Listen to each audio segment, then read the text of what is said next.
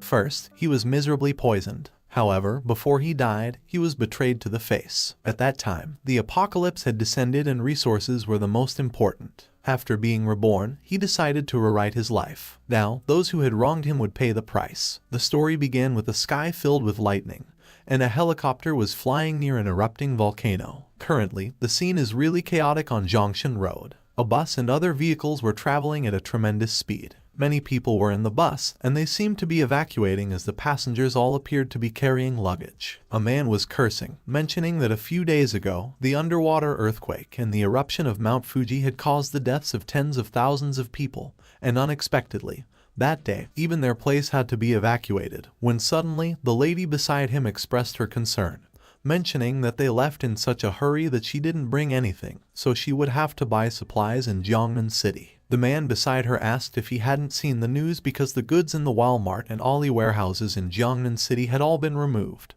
And another man chimed in, stating that it was old news because that day, Dongming Lake in Xingcheng dried up, and the Da Rundong warehouse was emptied too, which surprised the lady, and she said that the total value of those supplies was probably in the hundreds of billions. Suddenly, another person behind them chimed in, correcting the lady that it should be in the tens of trillions. A guy mentioned that the loss of supplies and various natural disasters were just the surface, so they should open their eyes to see because the end of the world was coming. The lady asked the man if it really was the end of the world, and the man beside her asked the guy if he was kidding because if it was really the end of the world, he was actually looking forward to it because that was when all living beings were equal. When the man heard the other man say that all living beings were equal, he pondered that even at the end of their world, there was no day of equality for all living beings. Recalling the disaster, the man realized that he knew it because he had personally experienced it. A huge monster emerged from the ground, and its mouth was filled with human bodies. The man recalled that in his last life, he was just an ordinary delivery man, and he looked so horrified when he saw that scene and asked what it was. The apocalypse had descended because, due to the abnormal release of solar energy,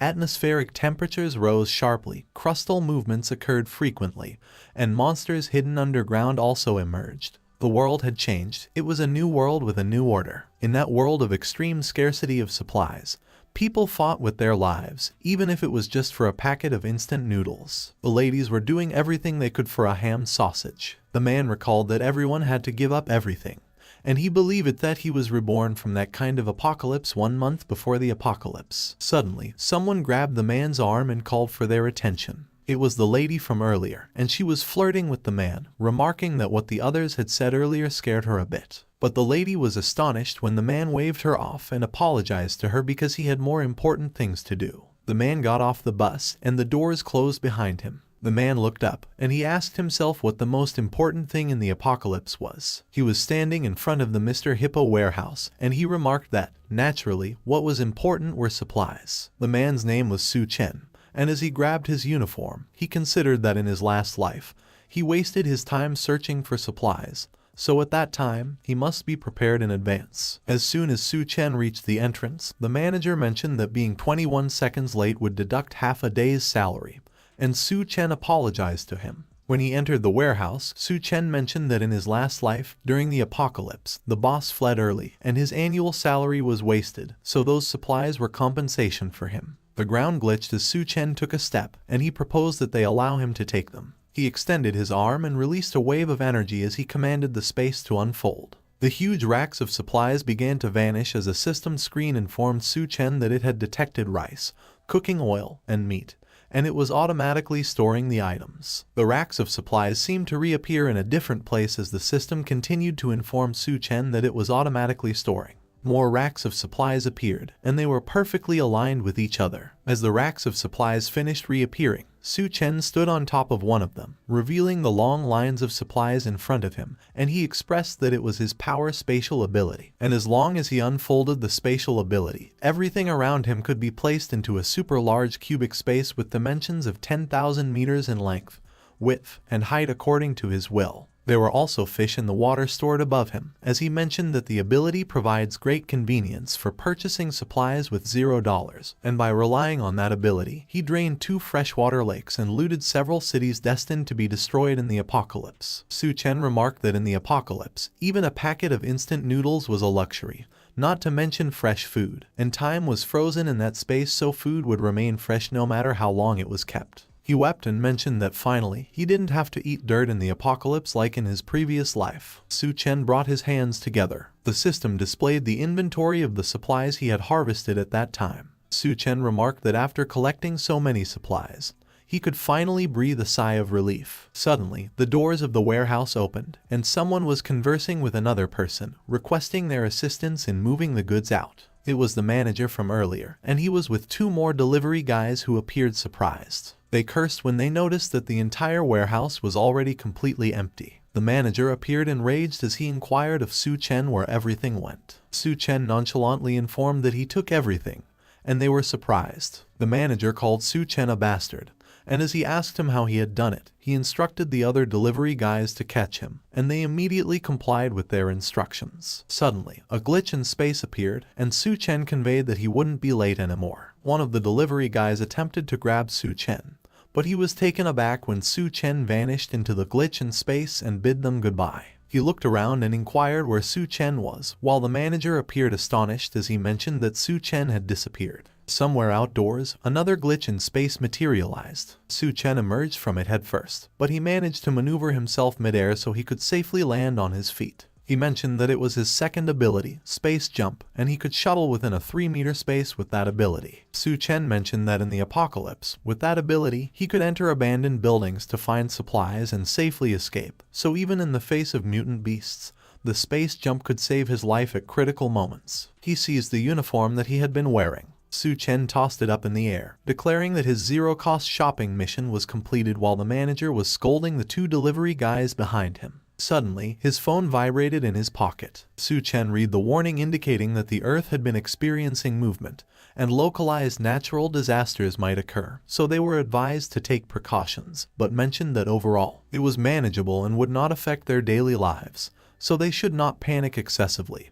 And he added that the official statement was to prevent panic, and he questioned if they were aware that the end was approaching. His phone grabbed Su Chen's attention when it vibrated again, but when he glanced at his phone, his expression suddenly turned dark. Someone named Jiang Xiaoqian was calling him. Su Chen let out a deep breath to calm himself down. As soon as he answered the call, Jiang Xiaoqian immediately accused him of playing disappearing with her, and even putting the house on sale with the real estate agent. And as she asked him why he was so naive, she interrogated him if he believed he could find a woman willing to be with him after selling the house. Jiang Xiaoqian was with another man, and as she questioned Su Chen about his responsibility as a man, she informed that although she didn't care about his house, he was still a woman, so if he didn't give her the house as a gift, she wouldn't feel secure with him. Su Chen simply asked Jiang Xiaoqian if there was anything else that made her question him about his attitude, and she informed that she would give him another chance to come back immediately and transfer ownership to her, or he shouldn't consider marrying her. Su Chen conveyed that he was on his way back to Shandu, so they would talk when he got back, and he immediately ended the call. He appeared vengeful as he stated that in his last life, he and Jiang Xiaoqian spent 5 years in the apocalypse, and he searched for supplies everywhere to feed her, even brought her into a safe zone, and if it hadn't been for him, she would have starved to death in the apocalypse. Su Chen appeared regretful as he recalled what Jiang Xiaoqian had done. A man attacked him from behind, asking him why he had been coming back empty-handed lately, and if all the good things were hidden. Leaving Su Chen lying lifelessly on the ground, the man went to Jiang Xiaoqian, who was lying on the bed, and informed that Su Chen was already useless to them. Jiang Xiaoqian advised the man not to assume that she didn't know what he was thinking, and she mentioned that if Su Chen died, it was because he was incompetent. She slyly mentioned that whether he was incompetent or not would depend on his performance that night. With his body coldly left on the floor, Su Chen remarked that he had been truly wronged in his past life, as he had actually entrusted his trust and back to such a person. Su Chen expressed that at that time, he had wanted Jiang Xiaoqian and Wang Heiyu, who appeared to be the man who killed him, to pay the price. He looked so vengeful as he clenched his fist and conveyed that they wouldn't die easily because he wanted them to experience the pain he had endured 100 or 1,000 times. Su Chen was trembling as he continued to clench his fist, and he managed to calm down and release it. He let out a deep breath to calm himself down, and he expressed that the remaining things could only be bought with money.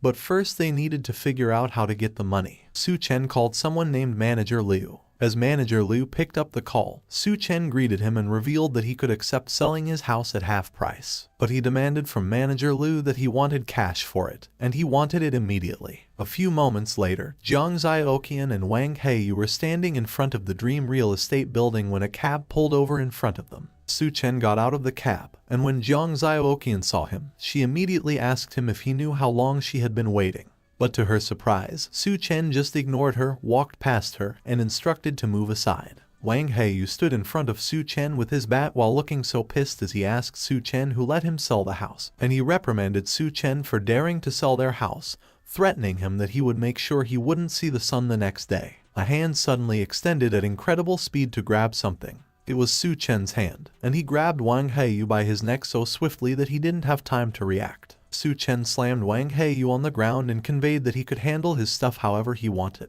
Jiang Xiaoqian was furious, and as she seized Su Chen's jacket, demanding that he release her, she inquired what he was doing, and she appealed for help, beseeching someone to rescue her and labeling Su Chen a murderer. But Su Chen swung his arms and struck her across the face. Jiang Xiaoqian collapsed to the ground, and she couldn't comprehend what Su Chen had just done. Meanwhile, Wang Heiyu was turning pale, and he was struggling to express to Su Chen to let go. Su Chen grinned menacingly at him, assuring him not to worry because he wouldn't die too quickly. He released Wang Heiyu, who hastily moved away from him while coughing. Su Chen proceeded to enter the Dream Real Estate building while Jiang Xiaoqian rushed toward the trembling Wang Heiyu to check on him. Jiang Xiaoqian immediately turned to Su Chen and demanded that he kneel down and apologize promptly while she was not yet angry. Otherwise, he could forget about marrying her in that lifetime. But to their surprise, Su Chen just gave them a menacing glare. Jiang Xiaoqian quickly began to run away, and Su Chen watched as Wang Heiyu ran after her, asking her to wait for him, and he called them worthless. A few moments later, a man politely handed over a drink to Su Chen.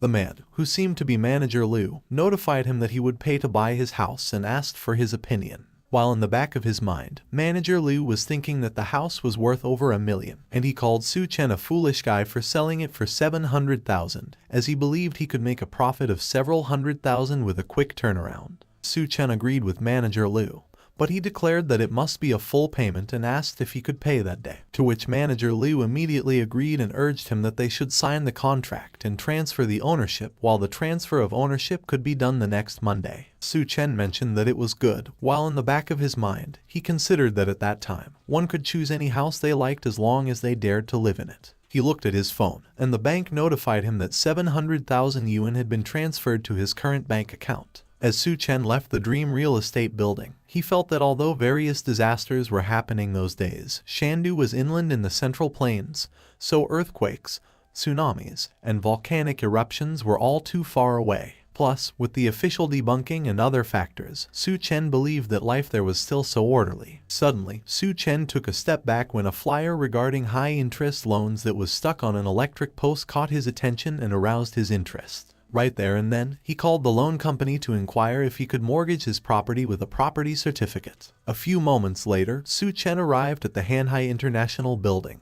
Inside the building was the Great Sea Loans Limited Company, and someone there complimented Su Chen's appearance while mentioning that his house didn't seem to be worth much. Su Chen seemed to recognize the guy he was talking to, and he asked him how much he could borrow over there. Su Chen recognized the man as Wang Heiyu's big brother, Wang Dahai, who had died in the mouths of mutant beasts in his last life, and Wang Dahai informed him that at most he could borrow 500,000, but he needed to leave the property certificate with him first. Su Chen strongly demanded that Wang Dahai add another 100,000, and while insisting that he wanted it immediately, he assured Wang Dahai not to worry because if he gave him a week, he would profit from it and immediately pay him back. Wang Dahai smirked, thinking that Su Chen was a gambler, so as long as Su Chen was involved in that, he was willing to sell even his own parents just to make a profit. But he considered him foolish for thinking that he could turn things around that day, and he informed him that as long as he could mortgage the property certificate with their company, everything else was negotiable. A few moments later, Su Chen checked his phone, and his bank notified him that 600,000 yuan had been transferred to his current bank account.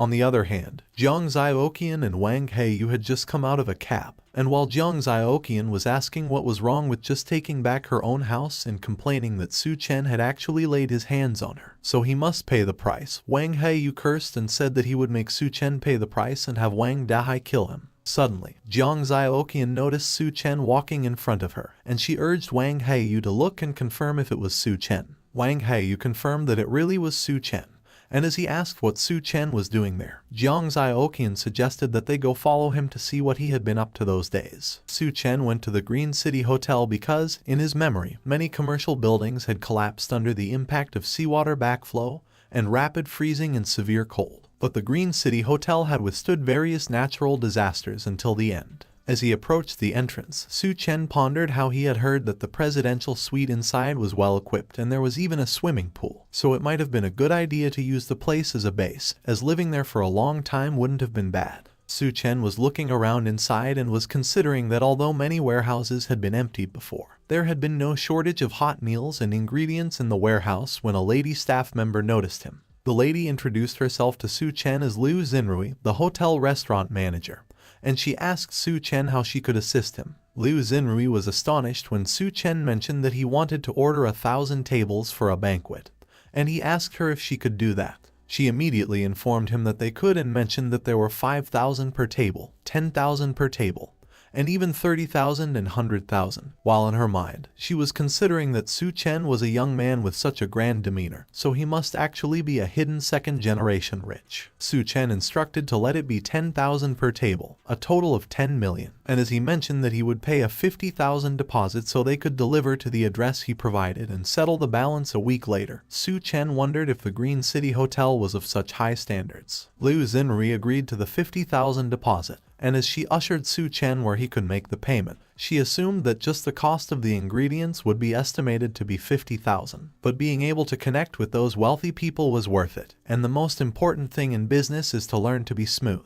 Liu Xinrui asked Su Chen how she should address him, and Su Chen gave her his name. She politely addressed him as Mr. Su, and asked him if he was getting married, to which Su Chen confirmed, and he asked her to help him book a presidential suite. A few moments later, Su Chen left the hotel building. Su Chen looked so happy as he contemplated the 10 million worth of dishes settled with a 50,000 deposit, and he laughed to himself because, as for the final payment, a block of ice could be worth billions in the scorching post-apocalyptic world. Liu Xinrui looked so happy as she remarked that Su Chen was booking the presidential suite for the honeymoon, so whoever marries him is truly fortunate, and she was unaware of the two figures behind her that were eavesdropping. It was Jiang Xiaoqian and Wang Heiyu, and as they approached Liu Xinrui, Jiang Xiaoqian politely asked her what Su Chen had been doing there earlier, but instead of answering Jiang Xiaoqian's question, Liu Xinrui politely asked her who she was. Jiang Xiaoqian immediately gave Liu Xinrui Su Chen's name and said that he was her boyfriend. Liu Xinrui informed her that she was truly fortunate to have a boyfriend like Su Chen because he just ordered a banquet of 1,000 tables from them and paid a 50,000 deposit. While in her mind, she was considering that Jiang Xiaoqian was only a 7 at best and her temperament surpassed even hers, so she wondered why wealthy people always like those types. Both Jiang Xiaoqian and Wang Heiyu were surprised, and as Jiang Xiaoqian mentioned that it couldn't be, she asked Liu Xinrui if Su Chen had the money to order a 10 million banquet. Liu Xinrui mentioned that wealthy people loved to play the game of hiding their identity because they were afraid that their partners might be after their money, so they revealed it only on the day of the wedding. Jiang Xiaoqian asked Liu Xinrui if those people would also suddenly disappear and resort to cold violence before getting married, while Wang Heiyu asked if the bootlicker Su Chen was really that wealthy. Liu Xinrui assured that Su Chen definitely was, and both Wang Heiyu and Jiang Xiaoqian were astonished when Liu Xinrui showed them the phone and mentioned that Su Chen had just transferred the 50,000. A few moments later, on a bench outside the hotel, Wang Heiyu pointed out that it was a 1,000-table banquet at a 5-star hotel and asked Jiang Xiaoqian who Su Chen had invited, to which Jiang Xiaoqian asked him back if he didn't understand it, explaining that of course Su Chen wanted to introduce her to their wealthy circle and reveal her identity. Wang Heiyu was drooling and was about to grope Jiang Xiaoqian's chest while asking her what they should do, but Jiang Xiaoqian slapped his hand and informed him that she needed to take the initiative and create opportunities for the bootlicker Su Chen. Jiang Xiaoqian imagined herself as a rich lady, and her eyes twinkled as she mentioned that she had never imagined such a scenario in her life, and unexpectedly, it had to happen with the bootlicker Su Chen. Looking at his phone, Su Chen revealed that he sold the house for 7, taking out a high-interest loan of 600,000, and spending 500,000 on the banquet. But during the zero-cost purchase, which was stealing, many essential items were not bought. So even if only the deposit was paid, the remaining 800,000 is not much. Su Chen laughed sinisterly as he commented, at that point, if he didn't take out an online loan, it would be a waste. Next, Su Chen downloaded more than 80 apps at once and took a selfie 30 times, and the loan amounts ranged from 30,000 to 30 yuan. Su Chen let out a sigh as he released his phone, and it had a notification from his bank that the current balance on his account was 977,000 yuan. He looked so pleased as he lay on his bed, and he admitted that he had finally managed to get 970,000 yuan in loans. However, Su Chen suddenly sat back up and insisted that there was no time to waste as there were still many things to buy. Swiping on his phone, Su Chen stated that fireplaces, ice makers, ice blocks, and smokeless coal are not available in supermarkets, but fortunately, he could buy them online, and delivery is fast. Su Chen mentioned that after the extreme heat and severe cold, whether he could get through it or not depends on whether he has enough of those two. He called someone and asked what the current rate of smokeless coal was, and when he heard that it was 2,501 yuan per ton, he declared that he needed 2,000 tons of smokeless coal, and that the price was okay, but he would pay them a deposit of 500,000 yuan first, and the remaining amount would be paid after receiving the goods. Su Chen called the ice factory and announced that he would like to order ice blocks, and he agreed with the person on the phone and confirmed that he would come for a face-to-face discussion. A few moments later, when Su Chen came out of his apartment, a lady recognized him. Su Chen recognized her as Lai Na. Jiang Xiaoqian is with her, and she observed that it has been a long time since they saw each other, and Jiang Xiaoqian has been missing him those days. But Su Chen critiqued that he was criticizing his close friend behind back, as it was her who allowed Jiang Xiaoqian to occupy his house. Su Chen frankly asked Lai Na what she was missing him for and if it was for his house. Lai Na looked upset, and she explained that Jiang Xiaoqian was just testing him before,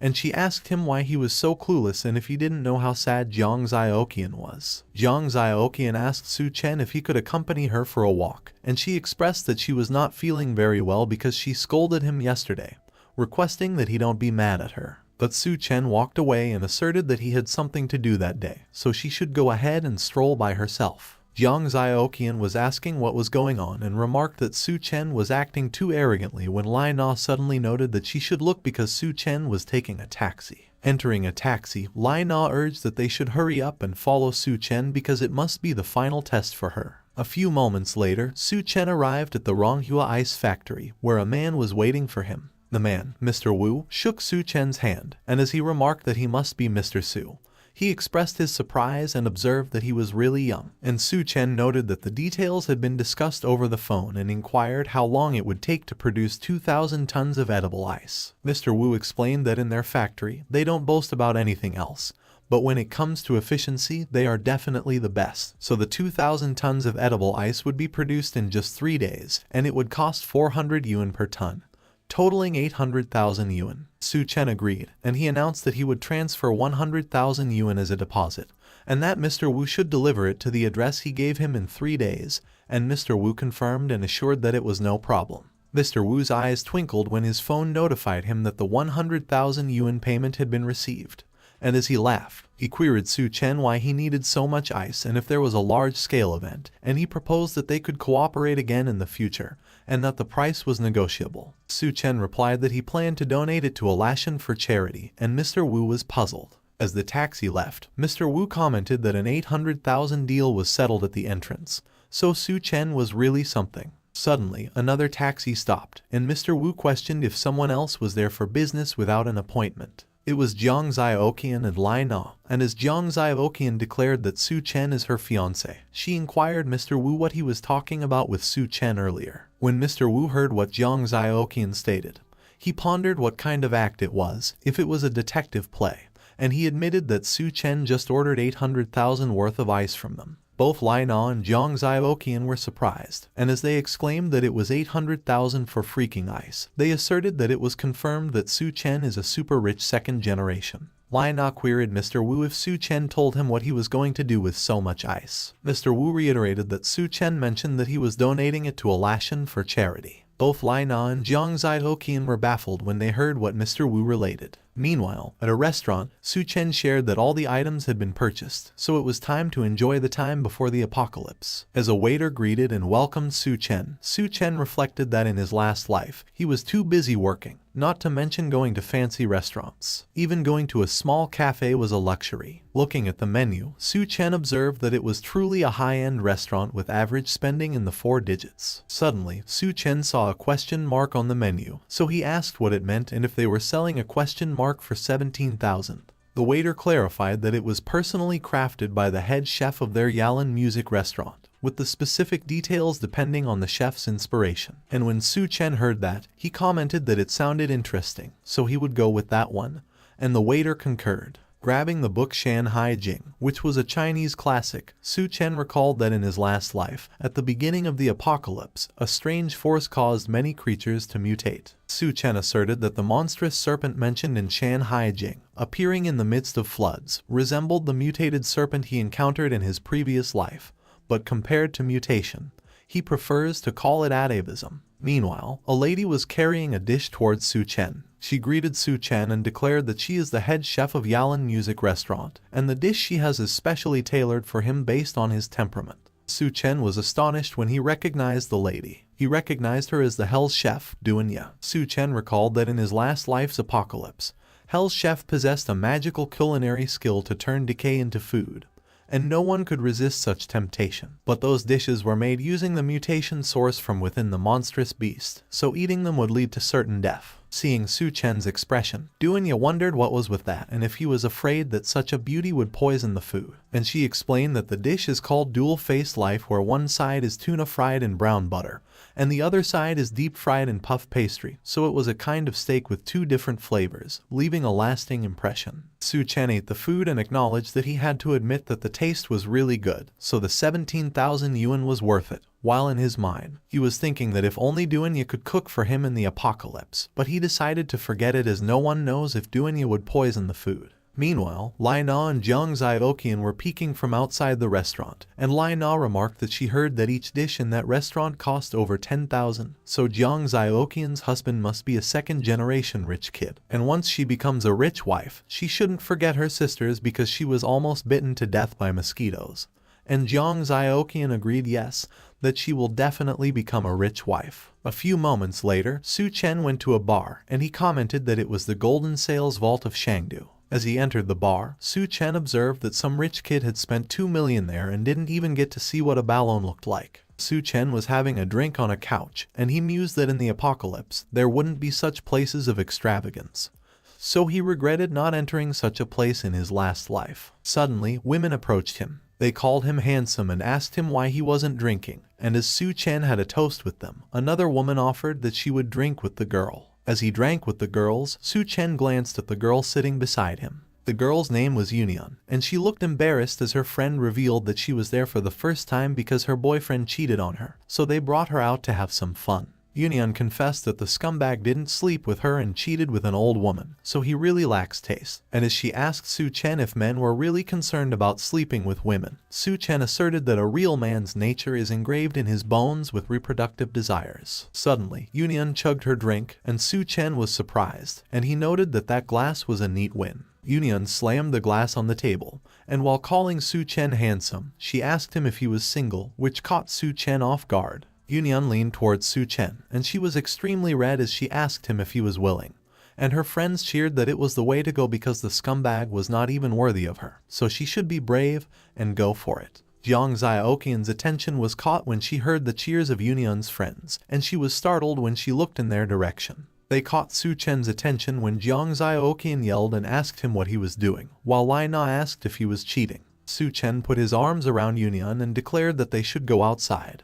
And Yunian exclaimed that he was so manly. He grabbed Yunian's hand, and as he ran, he proposed that they should go upstairs. Lai Na and Jiang Zioqian ran behind them, and Jiang Zioqian demanded that Su Chen should stop. Su Chen quickly entered one of the rooms, and he pulled Yunian in. He quickly closed the door behind him. With Yunian in his arms, he apologized to her and was about to mention something about Lai Na and Jiang Zioqian, but he trailed off. Yunian looked so embarrassed as she confessed that it was her first time, and Su Chen was taken aback. Su Chen asked Yunian if she was drunk, and he advised that she should wake up while flicking her forehead, which made Yunyan whine in pain. He suggested that Yunyan shouldn't go out those days and stock up on food at home, and Yunyan agreed, but as she was about to articulate something else, she was cut off. Su Chen opened the door and asserted that love-brained people shouldn't come to places like that, and he was about to mention the future, but he concluded that Yunyan should just forget it as there is no future. As Su Chen left the room, he remarked that it was rare to have such an opportunity, so leaving like that was really such a waste. Jiang Zioqian kicked a door open and accused that she knew that Su Chen was in there while Lai Na was knocking on doors and insisted that he couldn't treat Jiang Zioqian like that. And when Su Chen saw them, he lamented that with those two around, that night's chance was gone. Su Chen was at a warehouse where huge trucks arrived. One of the drivers asked Su Chen where the 20 large fireplaces should be placed. Another driver mentioned that the warehouse doesn't have a refrigerated room and asked him if he was not afraid that the ice would melt. And as Su Chen instructed to move the fireplaces and ice makers to the innermost part in order not to block the entrance and to put the ice blocks there and that they should keep moving. Another man arrived and announced that he was there to deliver coal. Wang Heiyu arrived, and he told Jiang Zioqian that Su Chen rented a large warehouse in the suburbs and bought a lot of large machines that were currently being moved into the warehouse.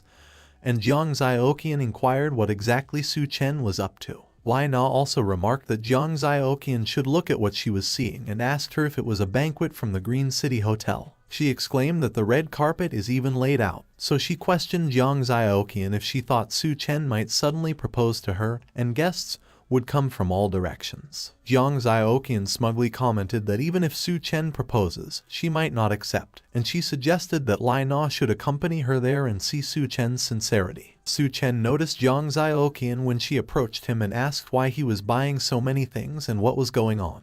But instead of answering her question, he inquired if Jiang Zioqian could help him move things, and he promised that he would tell her after they were done. Jiang Zioqian was taken aback when she heard Su Chen's request, and she exclaimed that he shouldn't joke around because she was going to become a rich lady, so there was no way she could possibly do such rough work. Noticing her reaction, Lai Na nudged her and suggested that it must be a test for her to see if she qualifies to become a rich lady. Jiang Zioqian awkwardly agreed and declared that she is not that kind of delicate woman. With all her might, Jiang Zioqian carried one of the boxes, and she declared that in order to become a rich lady, one must be well-rounded, so as long as she could withstand the test, Su Chen would definitely marry her that day. Lai Na seductively suggested to Su Chen that she would help too, and she was thinking that there was no second-generation rich that wasn't lustful, so as long as she showed a little, even if she couldn't become a rich lady, she could at least have a sip of soup. Meanwhile, Su Chen smirked, and he stated that he couldn't let the free labor go to waste because, with 1,000 tables of food and 2,000 tons of ice, even if the hotel and supplier sent people, it would still take a long time to move everything. It was already afternoon, and someone exclaimed that they had finally finished moving. It was Jiang Zioqian, and while she was shaking and dripping in sweat, she declared that Su Chen is really too much because they have been moving things from morning to evening without even a meal. So if she was going to be a rich lady, she would definitely make all his money hers. Lin Na was as exhausted as Jiang Zioqian, and as she called Su Chen a jerk, she complained that he actually made them move such heavy things and that those ice blocks weigh over 100 pounds each. Jiang Zioqian remarked that the test was over, and as she asked if Su Chen shouldn't announce that she was the bride at the moment, she mentioned that the wealthy guests should be appearing, and Lai Na agreed, and she commented that the food is getting cold yet the guests don't seem to mind. So rich people are really strange. On the other hand, Su Chen was thanking the delivery drivers for all their hard work that day, requested that they accept that small token of appreciation, and declared that he would settle the remaining funds within a week according to the contract. And the delivery riders were astonished as they exclaimed that the thickness of the red envelope was at least 10,000. They enthusiastically thanked Su Chen and called him boss. Suddenly, Jiang Zioqian came and asked Su Chen if he had something else to tell her. Su Chen remembered to thank her for helping him with work, but Jiang Zioqian was horrified when he revealed that there was no pay so she could leave. Jiang Zioqian argued that Su Chen shouldn't joke around because he must have a surprise and guests must be coming, so they should get married and have a good life. When Su Chen heard about living a good life, he confessed that he wished that, but currently, not only did he sell the house, but he also owes a ton of debt, and he asked Jiang Zioqian if she would still be willing to be with him. Lai Na chimed in, and she insisted that it was impossible because there is no way Su Chen could be broke with over 10 million on that banquet. tens of thousands in restaurant expenses, and all those things. When Su Chen realized what they were talking about, he explained that there was a big boss who wanted to do a good deed, so he helped out as they wanted to bring people to the Alashan Poverty Alleviation Project. Jiang Xiaoqian looked so grim, and she gritted her teeth when she realized what Su Chen was explaining. She quickly charged towards Su Chen, called him a jerk, and accused him of having been lying to her all along. But Su Chen easily dodged Jiang Xiaoqian's attack, and he inquired what he had lied to her about. Jiang Xiaoqian called Su Chen a scoundrel, and she asserted that he was not a second-generation rich person at all, so he can forget about marrying her. But Su Chen just glared at Jiang Xiaoqian and questioned who cared about a gold digger like her. Jiang Xiaoqian looked so terrifying, as she was enraged when she heard what Su Chen disclosed. She walked away, and as she called Su Chen a bastard, she warned that he should just wait as she would make him regret it. And Lai Na declared that he was totally finished. Su Chen called them idiots and predicted that in the apocalypse, they would be the ones regretting. He closed the doors of the warehouse. Su Chen announced that finally, all the supplies and resources are ready, so currently, they just have to wait for the apocalypse to descend. He used his skill, Space Unfold. Suddenly, there was a bright light inside the warehouse that could be seen from the windows. Evening came, and the crescent moon was shining over the Green City Hotel. Wang Dahai was there, and he suggested that in the future, Jiang Xiaoqian should follow Wang Heiyu. And he promised her a good life because in Shangdu, his words still carry some weight. Wang Heiyu stated that Su Chen treated Jiang Xiaoqian like that, so she should have dumped him a long time ago and should have been with him instead. And Jiang Xiaoqian expressed that she looks forward to Wang Heiyu's performance. Wang Heiyu remarked that Jiang Xiaoqian shouldn't worry and let Wang Dahai take care of Su Chen later, and also get revenge for her. And Jiang Xiaoqian commented that Wang Heiyu was actually not bad, and besides, Wang Dahai is quite wealthy in Shangdu, so being with him is better than being with the bootlicker Su Chen. Jiang Xiaoqian was startled when Su Chen, who was eating at one of the tables, mentioned that she really isn't picky. And Jiang Xiaoqian couldn't help but inquire what he was doing there. Wang Heiyu quickly told Wang Dahai that Su Chen was the guy earlier who laid hands on him. While Wang Dahai called Su Chen a punk, Su Chen was calmly eating his meal. Wang Dahai revealed that he was planning to find Su Chen, and he didn't expect he would dare touch Wang Heiyu, so he got some nerve. And when Wang Heiyu heard what Wang Dahai declared, he questioned him if he knew Su Chen. Wang Dahai disclosed that Su Chen mortgaged his house to him before to borrow 600,000, with tomorrow as the repayment day. And when Wang Heiyu heard that, he suggested that it looks like they could settle old and new scores together. Jiang Xiaoqian and Lai Na looked at Su Chen with disgust, and Jiang Xiaoqian noted that Su Chen even dared to borrow money from Wang Dahai, so she was afraid that he wouldn't be able to clear the debt in his lifetime. And luckily, she didn't get involved with him. And Lai Na observed that Su Chen really doesn't know his place for borrowing money like that. Su Chen sighed and expressed that he can't even enjoy a good meal. Wang Dahai leaned towards Su Chen and cautioned that he had to repay the money by tomorrow at any cost. Yet he was there enjoying himself in the hotel. And as he questioned him if he looked like a joke to him, he stated that he shouldn't bother even if he could arrange 600,000 by that night. Wang Heiyu looked so enraged as he argued that Su Chen won't be able to get a damn thing. So Wang Dahai shouldn't waste time with him because that useless guy dared to lay hands on him, so they should go finish him. Suddenly, Liu Xinrui chimed in, inquired what was going on there, and proposed that they should talk it out. When Wang Dahai heard what Liu Xinrui voiced, he concurred and directed that she should make Su Chen kneel down and apologize to him and his brother, and they could consider the matter settled. Liu Xinrui looked worried, and she queried Su Chen what was going on there, and Su Chen assured that it was nothing. Just a few pests. Wang Dahai was enraged when he heard what Su Chen articulated, and as he slammed his hand on the table, he announced that he has been giving Su Chen face. But that day, he is finished because even if the heavens come, they won't be able to help him. Suddenly, a man arrived and inquired Wang Dahai what they were doing. He looked annoyed as he challenged Wang Dahai, who allowed him to cause trouble there. Both Wang Dahai and Su Chen recognized the man as Gao Qiang.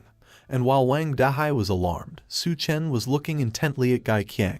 Wang Dahai's attitude quickly changed as he queried Gai Qiang what he was doing there, and Gai Qiang indicated that he had important matters to attend to that day, so he shouldn't cause trouble there, otherwise, he should blame him for not giving face. Wang Dahai looked anxious as he knew that Gai Qiang is a well-known entrepreneur in Shangdu on the surface, but he has a wide network in the underworld, and there are many people under his command, so being on his bad side is not a good idea. So he agreed with Gai Qiang and asserted that he should go ahead as he would come to toast him later. Meanwhile, Su Chen recognized Gai Qiang as the Skull Crusher, and he recalled that in the previous apocalypse, Gai Qiang was a major force in Shangdu, and the Hell's Chef was also under his wing. Su Chen was astonished when he recalled that he heard before that the Green City Hotel was the first place to experience atavistic mutations after the apocalypse, and at the moment, it seems that Gai Qiang's ability to become a skull crusher was due to the early appearance of atavistic mutations there, so in that case, he was sorry. Gai Qiang turned to look when he noticed something. Meanwhile, Su Chen was glaring at Gai Qiang as he declared that his opportunity was currently his. Gai Qiang noticed Su Chen,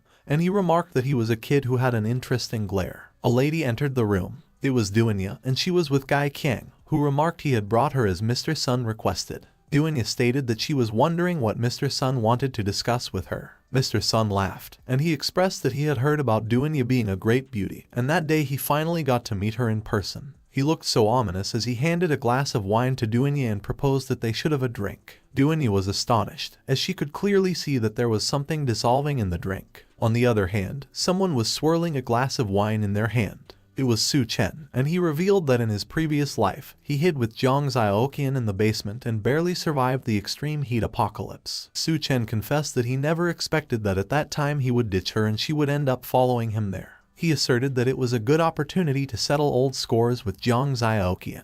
While enjoying his wine, Su Chen was watching Wang Dahai and Wang Heiyu, and Wang Dahai inquired of Wang Heiyu if he felt like it was hotter at night than during the day, and Wang Heiyu concurred and suggested that it was why he suggested going to the pool to cool down as the girls will come out in swimsuits later. Both of them laughed sleazily, and as Wang Heiyu questioned Wang Dahai if thinking about it gets him excited, Wang Dahai commended that it was well done and he was quite clever. A few moments later, Jiang Xiaoqian and Lai Na arrived, and Lai Na observed that Jiang Xiaoqian should look at how bright the moon is, as it was almost like the sun, and Jiang Xiaoqian agreed, and she remarked that it was unusually bright. Suddenly, someone grabbed Jiang Xiaoqian's hand and queried her if she saw that. While the moon was shining brightly in the sky, the person proclaimed that their love for Jiang Xiaoqian shines as brightly as the moon. It was Wang Heiyu, and he declared that it was the witness of their love, but Jiang Xiaoqian ignored what he mentioned and complained that it was too hot, so he should hurry and take her to the pool. Meanwhile, Su Chen laughed and joked that their love was about to explode. Su Chen raised his glass and welcomed them back to the apocalypse. Suddenly, the moon turned red, and it began to rumble. Wang Dahai and the others were horrified when they felt the rumbling of the ground. Suddenly, all of them began running, and while Wang Dahai, who was left behind, yelled to the others to wait for him, Lai Na wondered why the moonlight suddenly felt so hot. Jiang Xiaoqian cried out in pain and exclaimed that her skin was burning, and Wang Heiyu urged that they don't have time to go to the pool, so they should run back to the hotel. Meanwhile, one of the guys inside the hotel pondered why it suddenly became so bright outside. Another guy questioned if Wang Dahai and the others would be okay, and another guy responded and noted that they were just flirting with girls and he didn't understand their boss's happiness. Suddenly, they saw Wang Heiyu and the others burst through the door and red steam was coming out of them. While one of the guys was engrossed in his cards, another inquired what Wang Heiyu and the others were doing, and another asked why their skin was turning red. Jiang Xiaoqian and Lai Na were frantically asking for help, and they kept on screaming that it was too hot, while Wang Heiyu was frantically looking around, searching for where the water was. Wang Heiyu suddenly declared that there was water when he saw a huge fish tank ahead. The three of them quickly ran towards the fish tank and dove into it. Wang Heiyu looked so relieved as he announced that something was coming back to life, while Lai Na instructed that he should move aside, and Jiang Xiaoqian warned that he should get out of the way as the water is hers. One of the guys inquired them what they were doing, and the other questioned them where Wang Dahai was. Wang Heiyu's eyes turned bloodshot when he remembered Wang Dahai, and he also asked where he was. As if right on cue, Wang Dahai arrived at the door seeking help. He was full of burns and steaming, and while one of the guys queried him if he was okay and the other frantically urged that they should get the burn cream, Wang Dahai asserted that Wang Heiyu should go to hell, and Wang Heiyu apologized to Wang Dahai and promised that he wouldn't leave him again. Meanwhile, Mr. Sun was questioning Duanya why she wasn't drinking. Gai Qiang suddenly interjected, and he revealed that he had prepared for a banquet, and as he was about to suggest something to Mr. Sun, he was cut off. Mr. Sun cut him off and proclaimed that in Shangdu, nobody dares not drink the wine he pours, so it was none of Gai Qiang's business. Looking at how Gai Qiang quickly backed off, Duanya muttered in her mind, and she accused that for trying to climb up to Sun Debiao, Mr. Sun's full name. He even set her up. Duanya looked so anxious as she confessed that Sun Debiao thought he was invincible in Shangdu, harming many women, and that day he was targeting her. She was looking at her drink, and she suspected that there must be something wrong with it, so she absolutely couldn't drink it, but she didn't know what she should do. Suddenly, the moon shone extremely brightly behind her, which blinded Gai Qiang and Sun Debiao, and while Gai Qiang asked what was happening, Sun Debiao complained about his eyes. One of them suggested that they should quickly close the curtains, and as they did so, one of them remarked that it was so hot. Gai Qiang observed that something seemed a bit off there, and Sun Debiao decided that they should go downstairs and see what was going on. Duanya let out a sigh of relief when she heard that. Meanwhile, Liu Xinrui was struggling as she pleaded everyone to calm down and stated that they have contacted the rescue team so they should wait there. But one of the guests argued that they have millions at stake every minute so he can't waste time there, and another guest concurred. Gai Qiang arrived downstairs, and he queried a man he called Old Mao what was going on, and Old Mao recalled that earlier. The moon suddenly brightened and the temperature rose. It was about 70 degrees outside at the moment,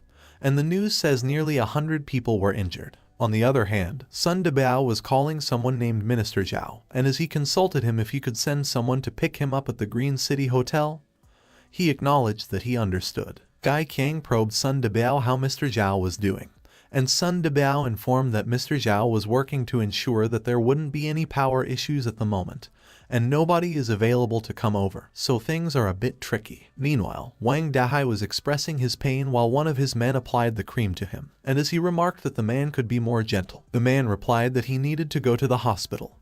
But Wang Heiyu inquired how they were going to get to the hospital with it being so hot outside at the moment. Wang Dahai assured that he shouldn't worry, as he will have Xiao Dao drive over to pick them up. A few moments later, Xiao Dao, who was in a minivan, was on a phone call with Wang Dahai, and he reported that he was currently in the underground garage, and when he was queried if it was hot, he responded that it does seem a bit. As Xiao Dao exited the underground garage, he advised that they should wait there as he was coming. Suddenly, he noticed the light, which made him ponder why it was daytime, and as he was about to comment on the temperature, he trailed off. The tire of the minivan he was driving exploded. The minivan stopped as its tires exploded simultaneously. Xiao Dao came out to check, and he couldn't help but question if it was for real that the heat blew out all the tires and what kind of crazy weather it was. He started running while he was on the phone with Wang Dahai, and he explained that all 4 tiers of the car blew out, so he couldn't get through at the moment and he needed to go back. Xiao Dao suggested that they should figure it out themselves when suddenly the soles of his shoes melted.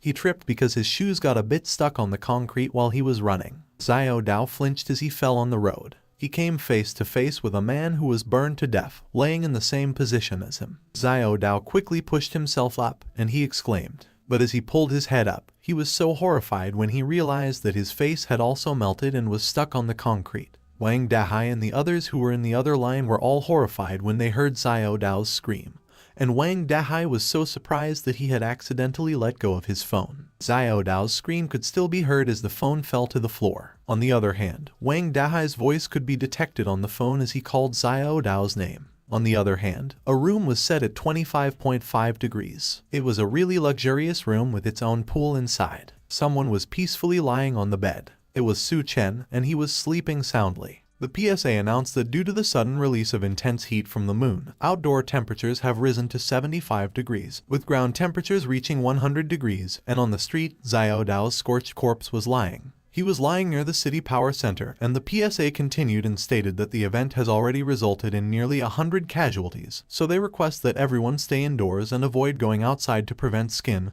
and respiratory burns. Suddenly, the electricity at the city power center started to overload, and it went haywire. A huge explosion occurred. Meanwhile, someone calling Xiao Dao got the default voice message that indicated that the number he had dialed was not reachable. It was Xiao Dao, and as he mentioned that it looked like Xiao Dao was no more, Wang Heiyu remarked that all other rooms in the hotel are fully booked and it was the last room available, so they will have to share. Jiang Zioqian was not pleased, and as she questioned what kind of joke that was and how she could share a room with a man, Lai Na agreed and asserted that they needed a separate room. Suddenly, the lights went out, which made Wang Dehai curse and ask what the heck was going on with that place and why there was no electricity. The men started removing their shirts, and as one of them noted that the air conditioning stopped and the temperature was rising rapidly, the other pointed out that the indoor temperature was probably over 40 degrees, so they would suffocate if they stayed there, so Wang Dehai emphasized that they needed to figure something out. Jiang Zioqian remembered that Su Chen's presidential suite has a pool so they could go and take over. On the other hand, Su Chen was swimming peacefully in his lavish swimming pool, and he recalled that last time, the city's electricity had hidden dangers due to improper maintenance. As Su Chen came out of the water, he remembered that no matter how much manpower was invested, the city's electricity still exploded. Grabbing a towel, Su Chen recollected that all users connected to the city's electricity were affected. While drying himself up, he stated that it was the reason why he specifically chose a room with a pool. Su Chen also prepared vertical air conditioners and large backup batteries to ensure room temperature. As he dressed himself, he added some ice as well. Su Chen was lounging on the sofa with a drink in his hand, and he commented that it was much better. Suddenly, Su Chen's stomach grumbled, and he noted that he was hungry. Su Chen pulled out a few foods from his space unfold. He grabbed a chopstick and remarked that on the first day of the apocalypse, he would just have a simple breakfast. As Su Chen started eating, he mentioned that he was wondering when Jiang Zioqian's opportunity would show up. Someone suddenly violently banged on Su Chen's door, called his name, and demanded that he should open the door because they knew he was inside. Su Chen opened the door, and the cool air immediately seeped out of the room. Wang Dahai's eyes were bloodshot due to surprise, as he felt that it was cool there and wondered if it was air conditioning. Su Chen stood by the door and asked them if they needed something. Wang Heiyu immediately noticed the ice in the room, and he called Wang Dahai and pointed out that there was ice, and that room not only has a pool but also electricity and food. Lai Na aggressively called Su Chen and argued that they were all about to roast outside, yet there he was enjoying the luxury, and Jiang Zioqian agreed and complained that Su Chen was being too selfish, so he should get out of that room immediately, and Wang Heiyu insisted that Su Chen should step aside on their own, and not force them to act. Wang Dahai grabbed Su Chen's door and reminded him that he borrowed money from him and it was time to pay it back, so he should give up the room to him and consider it the interest for those days. He stepped inside the room and declared that otherwise, he would just throw Su Chen out. But Wang Dahai was surprised when Su Chen suddenly fired a gun, and its bullet passed through his huge belly. Wang Dahai trembled in fear as he saw the bloodstains on his belly. With a menacing look in his eyes, Su Chen warned that if they take one more step forward, they are dead. Everyone was horrified, and as Jiang Zioqian exclaimed that Su Chen actually has a gun, Wang Heiyu asked where he got that from. Meanwhile, Wang Dahai was in so much pain, and he acknowledged that Su Chen even managed to get a gun, so he agreed that he was tough and he would give up. But to everyone's surprise, they heard another gunshot. Smoke was coming out of the gun that was just fired. Wang Dahai was screaming in pain and shouted something about his leg, as it had a gunshot wound in there. Su Chen commanded that they should get lost and asked them why they were wasting time and if they wanted to die. He declared that he would count to 3 and that they should better disappear from his sight, and he started counting. On the other hand, in the lobby, Gao Qiang was surprised, and as he inquired how their hotel could have no food, Liu Xinri bowed down and apologized. Liu Xinri explained that a few days ago, someone booked 1,000 tables for a banquet, so they had almost run out of ingredients, and the deliveries were scheduled for that day. Sun Debiao looked so menacing as he poured water on his body and demanded that they should bring all the food and water up to him. The people protested. One of them exclaimed that Sun Debiao was hoarding the bottled water, yet currently, he wanted to hoard all the food too, and they cursed and complained that it was not giving them a chance to survive. Another argued that just because Sun Debiao has money, it doesn't mean he could do whatever, and they asked him why he won't leave if he has money. Another insisted that the water and food should be shared among everyone and questioned why it should all go to Sun Debiao. But one of Sun Debiao's men threatened them, asking if anyone had a problem with that, while another declared that he would personally throw that person out immediately. And Sun Debiao called them a bunch of useless people and questioned them for daring to challenge him. Suddenly, Wang Dahai and his group burst into the room, screamed for help, and shouted that Su Chen was killing someone. Gao Qiang and the others examined Wang Dahai from a distance, and when Gao Qiang recognized that it was a gunshot wound, he remarked that there aren't many people who could get their hands on a gun. So it seems like there is a tough character living upstairs. While one of Wang Dahai's men asked how he was feeling, and Wang Dahai was just coughing in pain. Jiang Zioqian yelled and announced that Su Chen's room has electricity, air conditioning, and even a swimming pool. The people immediately gathered around Jiang Zioqian. One of them inquired if she was telling the truth. Another accused that she shouldn't lie to them. And Jang Ziokian confirmed that she saw it with her own eyes and that there were even ice cubes, lots of food, fried chicken, and alcohol. It was like heaven. They immediately get moving. One of them complained that he was sweating like he was in a sauna there, yet Su Chen was enjoying himself. Another one cursed and asked why Su Chen gets to have ice cubes and air conditioning while they suffer there. Another one insisted that they should go up there and make Su Chen give up the ice cubes and air conditioning while their son declared that they want fried chicken. And when Gao Qiang saw that, he ordered that his men should go up and figure out what to do and asked to confirm if they don't need him to teach them, and the man assured him not to worry. A few moments later, the people arrived in front of Su Chen's door, and as he opened the door to ask them if something was wrong, the cool air seeped out of the room again. Everyone was taken aback by the cold, and while a man mentioned that they had come there to discuss something with Su Chen, he remarked that it was so cool there that it felt like every pore was relaxing. A lot of people have gathered in front of Su Chen's door. One of them inquired if it wasn't an emergency situation and if Su Chen could let them in to cool off for a bit because in the whole hotel, only his room had air conditioning. An older man stated that young people should learn to respect their elders and care for the young. A lady commented that Su Chen was definitely a talented and helpful person while a child was peeking inside the room looking for fried chicken. The child yelled when he saw fried chicken on the table. He immediately went feral, charged inside while drooling, and shouted that he wanted fried chicken. The child took a step inside the room. Suddenly, someone kicked him in the stomach and blew him away. Everyone stepped aside so they didn't get hit by the child, and the parents were horrified and called their son. It was Su Chen who kicked the child, and he declared that the parents should control their kids, otherwise he wouldn't mind helping them manage. The people were enraged. One of them exclaimed that it was just a kid and questioned how Su Chen could even think of hitting him, and another accused that Su Chen was a murderer. Everyone charged forward and shouted that someone like Su Chen doesn't deserve to stay in that room, so they should kick him out.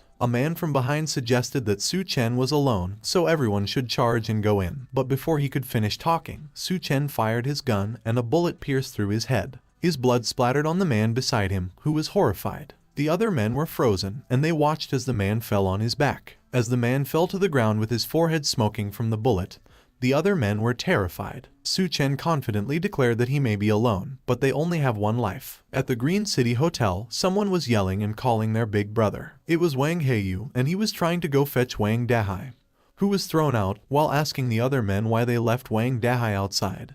But the men tried their best to stop Wang Heiyu, and one of them remarked that he should calm down because Wang Dahai was already dead because his wound was already infected and rotting, and with that temperature and no medicine, he couldn't hold on. Wang Heiyu yelled Su Chen's name, and he looked so enraged as he declared that it was all the bastard Su Chen's fault. Meanwhile, near CCTV, someone was calling Su Chen Brother Chen, and they mentioned that they knew he couldn't bear to shoot them as he was just scaring Wang Dahai, while another called Su Chen and asked him if he had forgotten how much they loved him. It was Zhang Zioqian and Lai Na, and Zhang Zioqian stated that Su Chen just let her in and she would do anything he wanted, while Lai Na expressed that if Su Chen let her in to cool off a bit, she was willing to accompany him and Zhang Zioqian that night. Su Chen opened the door, and with a smirk on his face, he commented that sisterly love sure runs deep, so they should come in. Both ladies were surprised, and as Zhang Zioqian exclaimed that she knew Su Chen wouldn't abandon her, Lai Na uttered that Su Chen was such a good person. Suddenly, Wang Heiyu charged forward, and as he bulldozed between Zhang Zioqian and Lai Na, he shouted that they should get the hell out of the way because he was going to kill Su Chen.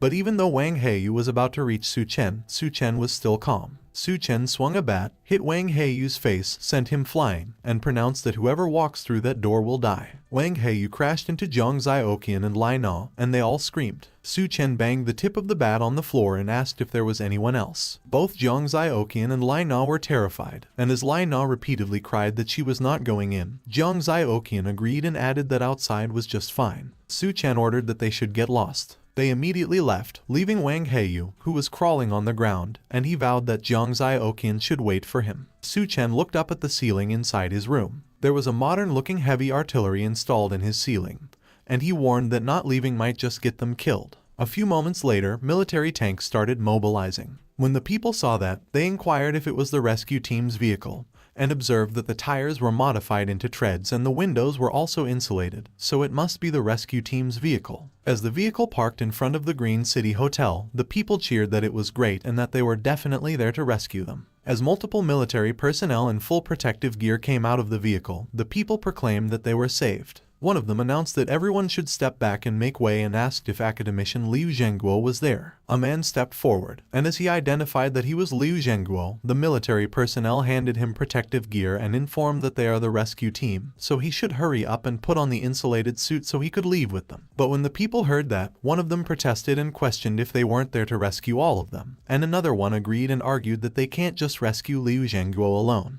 The military personnel explained that everyone should calm down because the authorities have already launched a rescue operation, and that midnight was the coldest time of the day, so that night they could make their way to Silicon Valley Plaza on their own. It was the nearest rescue point. The people rejoiced when they heard that. Even Gao Kang's face lit up, and as one exclaimed that there was a rescue operation by the authorities the next morning. Another remarked that it was great as the authorities haven't completely abandoned them yet. Suddenly, Sun Debiao aggressively approached one of the military personnel, and he declared that he is from Sun Group and that he will give him 1 billion to give him the insulated suites as he wanted to leave immediately. The military personnel easily restrained Sun Debiao and explained that academician Liu Zhengguo was their geological expert, and he would play an important role in that disaster, so he requested that Liu Zhengguo not obstruct their operation. But Sun Debiao was pissed, and as he called Gao Kang, he exclaimed that he was a useless guy, asked what he had kept him for, and ordered that he should go snatch the insulated suits for him. But Gao Kang and his men were completely helpless, as one of the military personnel was pointing a rifle at them, and the other military personnel announced that they were ready to go and retreat. Suddenly, Jiang Zioqian arrived and urged that they should wait because there is a murderer living upstairs. Lai Na agreed and warned that the murderer has a gun and has killed several people, and earlier, he almost got them. And another person chimed in and insisted that they absolutely cannot let that murderer go free, and another demanded that the military must make a decision for them. One of the military personnel, Xiao Feng, volunteered that he will stay behind, and one of his colleagues cautioned that it was a special situation, so he should not act impulsively. But Xiao Feng assured that he has discretion, so they should take the insulated suits with them first, and he will contact them after dealing with it.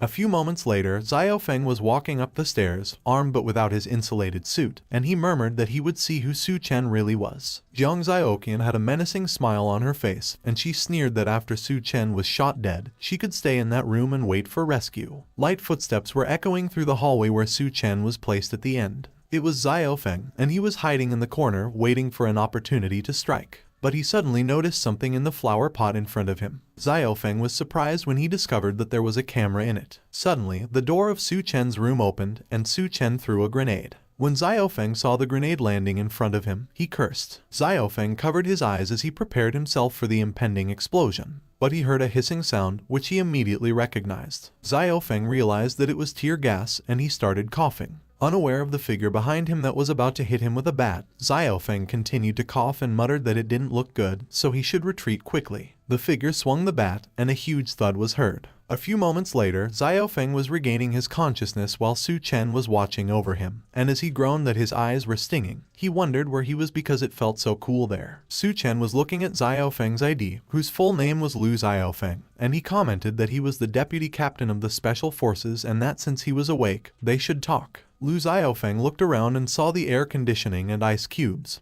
so he asked Su Chen who he was exactly and how he got the gun and flash grenades. Su Chen responded that he was just a recent graduate, and the gun and everything else were something he picked up during a trip to the Middle East. But Lu Xiao Feng questioned Su Chen if he was kidding him, and Su Chen replied that if he didn't believe him, there was nothing he could do. Su Chen asked Lu Xiao Feng if the government had set up rescue points or zones for citizens to go to the next morning. Lu Xiao Feng was startled, and he questioned Su Chen how he knew about that. Su Chen mentioned that it looked like Lu Xiao Feng knew about it just like in his previous life, and he explained that even though the temperature drops significantly in the early morning, staying exposed to the moonlight for more than 10 minutes could still lead to fainting, and many people will die on the way to the rescue. Lu Xiao Feng looked away from Su Chen as he commented that there was no other way because, although they have established safe zones, modifying rescue vehicles is difficult and many people couldn't hold on any longer, so they have no choice but to let residents go to the rescue points on their own the next morning. And in fact, thick blankets and heavy coats could also help isolate the temperature, so as long as they don't fall down, it should increase the survival rate. While tapping Lu Xiao Feng on the shoulder, Su Chen asked him if it was real, which made Lu Xiao Feng panic and reply that of course it was. Su Chen pointed a gun behind Lu Xiao Feng's head. Lu Xiao Feng panicked, and as he pleaded that Su Chen should wait a moment, he requested if he could tell the others about using thick blankets before he kills him, and he promised that he would just use the walkie-talkie, but he shouldn't worry because he won't call for backup. But suddenly, the ropes were cut down by a knife. Lu Xiaofeng was baffled when Su Chen untied him, so he inquired what it was. Still pointing his gun, Su Chen stated that he respected what Lu Xiaofeng was doing, so he wouldn't kill him that time. But he wouldn't tolerate his repeated provocations towards him, and Lu Xiaofeng questioned if Su Chen wasn't afraid that he would call for backup to deal with him once he left. When Su Chen heard Lu Xiaofeng's question about being afraid, he instructed that he should look up and see what was there, and Lu Xiaofeng looked terrified when he looked up. Lu Xiaofeng remarked that it was a surveillance turret with facial recognition cameras and machine guns, and he inquired where Su Chen got something like that. Su Chen proudly revealed that he told Lu Xiaofeng earlier that he got it from the Middle East, and that once that thing activates, no one in that room except him will survive. But Su Chen noted that in that situation, they probably don't have the time to deal with him either. Lu Xiaofeng looked worried, but he acknowledged that he understood. A few moments later, Lu Xiaofeng came back to the vehicle wearing his insulated suit, and when the people saw that, one of them asked if he just left like that.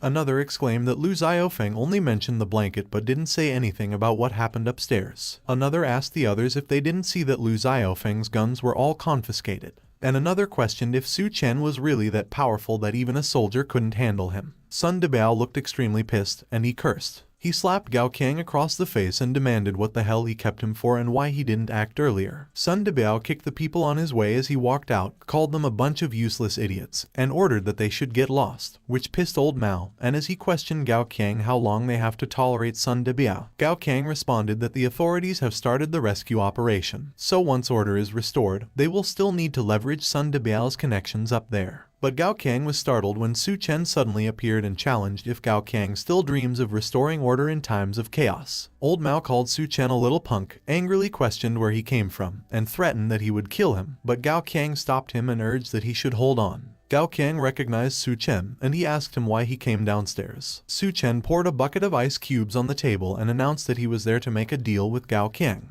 Both Gao Qiang and Old Mao were stunned when they saw the ice. Old Mao was surprised when he saw the ice cubes, and he exclaimed that there must be more good stuff in Su Chen's room, so they should kill him and take all his stuff. But Su Chen nonchalantly pointed a rifle at Old Mao's throat, and Old Mao immediately raised his hands in the air. Gao Qiang laughed awkwardly, and as he called Su Chen his friend, he suggested that Su Chen shouldn't mind Old Mao, and that they should just talk about the deal. A few moments later, someone was sucking on an ice cube, exclaiming their pleasure, and they declared that it was too awesome. Old Mao mentioned that he has been stuck there for 3 days, and it was the first time he has felt so good, so he couldn't even imagine what is in Su Chen's room. And Gao Qiang proposed that they should agree to Su Chen's demands first, find an opportunity to kill him because by then, the room will be theirs. Suddenly, Sun Debao arrived, and he kicked Gao Qiang in the stomach and called him a sneaky bastard for hiding ice cubes. Sun Debao stomped on Gao Qiang's head while he was kneeling on the ground, and he warned that next time, if he doesn't voluntarily bring out the good stuff, he's dead meat. Gao Qiang looked so enraged by what Sun Debao had done. Sun Debao took the bucket, started to suck on an ice cube,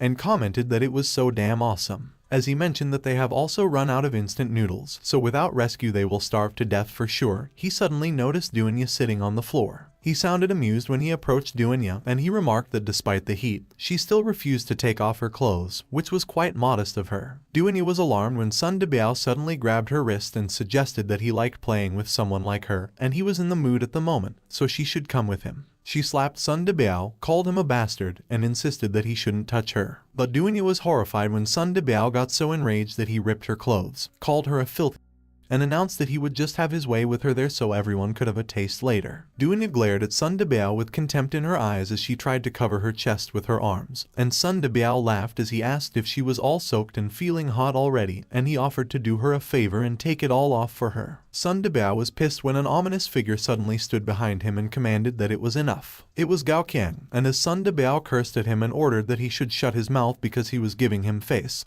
Sun Debao asked Gao Qiang if he knew who he was talking to. But Sun Debao was stunned, and he fell silent when Gao Qiang stabbed him in the neck. The people repeatedly exclaimed that someone had been killed when they saw Sun Debao kneel on the ground, and Gao Qiang affirmed that Su Chen was right that it was already chaos, so Sun Debao might as well die along with it. Gao Qiang declared that the place was under his command, so everyone else either goes to the rescue point or dies there. Duanya was stunned by what she just witnessed while Su Chen was observing from the balcony, and he seemed casual about it. Su Chen noted that it seems his words were effective, and since Gao Qiang was the boss there in his past life, if he accelerates the process of that matter, he wonders if Gao Qiang's opportunity would come earlier as well. Sun Debiao's corpse was thrown out of the Green City Hotel right beside Wang Dahai. A few moments later, in a room, Jiang Zioqian and Lai Na were kneeling in front of someone holding an ice bucket, and as Jiang Zioqian called the person a strong brother, she pleaded that he should give it to her as she wanted it, while Lai Na promised that he should give it to her as she would do anything for him. It was Gao Qiang, and he chugged the water inside the ice bucket. He threw his leftovers at Jiang Zioqian and Lai Na and remarked that since they wanted ice water, they should follow him as he will have to do whatever he wants. As Old Mao asked Gao Qiang if they were not going to the rescue point, Gao Qiang declared that it was doomsday, so if they wanted to survive, they had to rely on themselves. And while he mentioned that the rescue point is a kilometer away, so it was not certain if they could even make it there alive, Jiang Zioqian and Lai Na were fighting over the bucket of ice. And as Jiang Zioqian exclaimed that Lai Na shouldn't grab it from her, Lai Na retorted that Jiang Zioqian should leave some for her. Looking at them, Old Mao asked Gao Qiang why they were still taking those few freeloaders when they were low on supplies, and Gao Qiang inquired if Su Chen wasn't planning to keep those few people and noted that it just happened that they needed a few cannon fodders too. Midnight came, and as they wrapped themselves in huge blankets along with other people, Jiang Zioqian expressed that they were finally leaving that damn place, and Lai Na commented that they only got a little bit of snacks on those 2 days, so when they get to the rescue point, she is going to eat meat and drink cola. But suddenly, Old Mao grabbed Jiang Zioqian's blanket away, and as Jiang Zioqian questioned what they were doing, Old Mao asserted that Gao Qiang gave them all the ice water yet they wanted to leave and asked them if that wasn't unfair. Jiang Zioqian screamed when Old Mao ripped her clothes, asked her to confirm if she didn't say that she would do anything, and demanded that she should just hang out with him for a while. Meanwhile, the other people started traveling under the scorching heat of the moon, and one of them cursed in his mind and complained that since Gao Qiang took control of the supplies, they hadn't been given any water or food.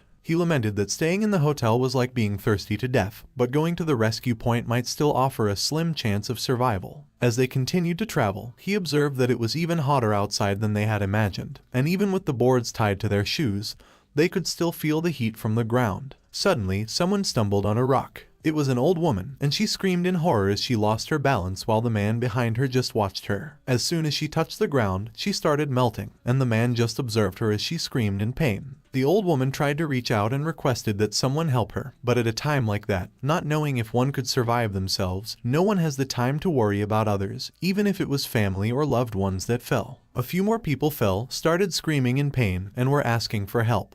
But the rest of the people just continued to walk forward because, in the apocalypse, they must focus on surviving first. On the other hand, Wang Dahai and Sun Debiao's corpses started to light up. Wang Dahai suddenly opened his eyes, and they were entirely red. Meanwhile, Su Chen was still on the balcony, watching the things unfold, and he recounted that in his previous life, he went to the rescue point like them. But at that time, no one reminded him to bring a blanket, so even though it was only a short kilometer, he didn't know how many lives were sacrificed. On the other hand, Jiang Zioqian implored that Old Mao should wait up, and as Old Mao asked her what was wrong and called her a nagging woman, Jiang Zioqian proposed that they should go to the room and have some fun instead of staying there, and Lai Na agreed and suggested that they would go along with him. Old Mao laughed and asked if the two sluts were getting shy, what they were afraid of, and if they were afraid of ghosts. Suddenly, huge, scorching hands with sharp claws shattered a glass. It was Wang Dahai and Sun Debiao's corpses, and they broke through the glass window. They looked so menacing as they charged forward, and as the people inside the Green City Hotel asked what that was, someone screamed and yelled that it was zombies. Wang Heiyu, Gao Qiang, and Old Mao were alarmed as the corpses were charging towards them, and Wang Heiyu inquired if they would turn into zombies if those corpses bit them. Gao Qiang grabbed Wang Heiyu by the neck and demanded why he wouldn't go and find out. Wang Heiyu screamed and repeatedly exclaimed that it was so hot as Gao Qiang pushed him against Sun Debiao's corpse. Gao Qiang abruptly let go of Wang Heiyu, and as Old Mao asked him if he was okay, he replied that Sun Debiao's body temperature was so high. Suddenly, someone stepped forward. It was Su Chen, and while holding a sword, he commanded that they should move aside. Old Mao couldn't help but ask if Su Chen wanted to deal with those things. Gao Qiang insisted that they should let Su Chen kill those, and they would kill Su Chen. As he faced the scorching corpses, Su Chen explained that in the apocalypse, corpses exposed to sunlight would mutate. But they were not zombies and wouldn't spread the virus because they were more like the drought demons described in the classic of mountains and seas. Su Chen mentioned that he also referred to them as drought demons. Su Chen was facing the drought demons. He was calm, and he stated that those drought demons actually retained some memories or attachments from their previous lives. As Sun Debiao's corpse walked past Su Chen, he remarked that in his previous life, it was likely that Gao Qiang killed Sun Debiao, which led him to hold on to the desire for revenge against Gao Qiang and become the first drought demon. demon. Su Chen saw Wang Dahai's corpse charging towards him, and he mentioned that Wang Dahai became another drought demon because he killed him. He dodged Wang Dahai's attack effortlessly while he was still thinking. Su Chen began to attack as he thought about Gao Qiang's opportunity. He swung his sword behind Sun Debiao's corpse as he declared that Gao Qiang's opportunity was there. Su Chen sliced Sun Debiao's head in half. As Sun Debiao's head split into two, a dark crystal came out of it, and when Su Chen saw it, he observed that it was the crystal nucleus that could bring about superhuman physique. While Wang Dahai's corpse was roaring fiercely and charging towards Su Chen, he grabbed the crystal nucleus and proclaimed that it now belonged to him. Su Chen jumped off the ground. He jumped to dodge Wang Dahai's attack, and as he kicked Wang Dahai towards Gao Qiang and Old Mao, he instructed that the rest was up to them. Su Chen calmly walked up the stairs and commented that they should have fun, while Gao Qiang gritted his teeth and cursed. Suddenly, someone grabbed Wang Heiyu, who was barely conscious on the ground, called him useless trash, and demanded that he should get up. Wang Heiyu screamed in pain as Gao Qiang used him as a meat shield. Gao Qiang managed to push the drought demon away with Wang Heiyu towards the water bottles, and he cursed and ordered that they should grab the weapon and kill it. Meanwhile, Su Chen was pouring alcohol on a glass with the crystal nucleus on it, and he explained that in the apocalypse, occasionally, crystal nuclei like that appeared in the skulls of drought demons and mutant beasts, and they were extremely rare that perhaps there's not even 1 in 100. As he grabbed the glass, Su Chen advised that he should clean the crystal nucleus thoroughly and swallow it directly. Su Chen chugged the drink in his hand. His eyes immediately turned red, and he revealed that just by doing that, the body would absorb the energy from the crystal nucleus. Su Chen screamed in pain as the heat surged through his body, and it was so powerful that it ripped all his clothes apart. A lot of his veins were popping out and showing on the surface of his skin. Su Chen lost his consciousness and collapsed into a block of ice. On the other hand, Gao Qiang was kicking the drought demon, which was lying on all the wasted water, cursing and shouting that it should just move. But as the drought demon stayed still and it seemed like it had been extinguished, one of Gao Qiang's men noted that it was their last water source, yet it was all gone. Suddenly, someone cursed and yelled that a woman was trying to run, so if she moved, he would chop off her legs. It was Old Mao, and she was grabbing Lai Na, who pleaded that without water, they would all die of thirst, so she could tell them a way to deal with Su Chen if they let him go to the rescue point. And Old Mao threatened that she should speak quickly because if she tried to trick him, she would be dead. Lai Na disclosed that Jiang Zioqian is Su Chen's fiancé, so if they attacked her at Su Chen's doorstep, he would definitely open the door so they could ambush him, which horrified Jiang Zioqian, while Old Mao laughed and expressed that he couldn't believe that there was such a thing, which was indeed a good plan. Jiang Zioqian offered that she could cooperate with them, but she's hungry, so they have to give her food first, as she wanted meat. But Old Mao scoffed at her, asked her if she wanted meat, and sneered that the meat in the electric fridge has already been spoiled, yet she still wants meat. Gao Qiang suddenly chimed in, and he asked Jiang Zioqian if she wanted meat. While Gao Qiang's men were restraining Lai Na, everyone was startled when he handed Jiang Zioqian a knife and remarked that it was up to her. Jiang Zioqian's eyes were wide in surprise as she questioned Gao Qiang if he meant Lai Na's flesh. Lai Na looked horrified when Jiang Zioqian's expression turned dark as she gazed at her. Gao Qiang was still holding the knife. Jiang Zioqian suddenly grabbed it from him. As Jiang Zioqian started walking towards Lai Na with the knife in her hand, Lai Na questioned her what she was planning and what she meant by that. And as she exclaimed that Jiang Zioqian shouldn't come near her, she reminded her that they were sisters, so she couldn't do that.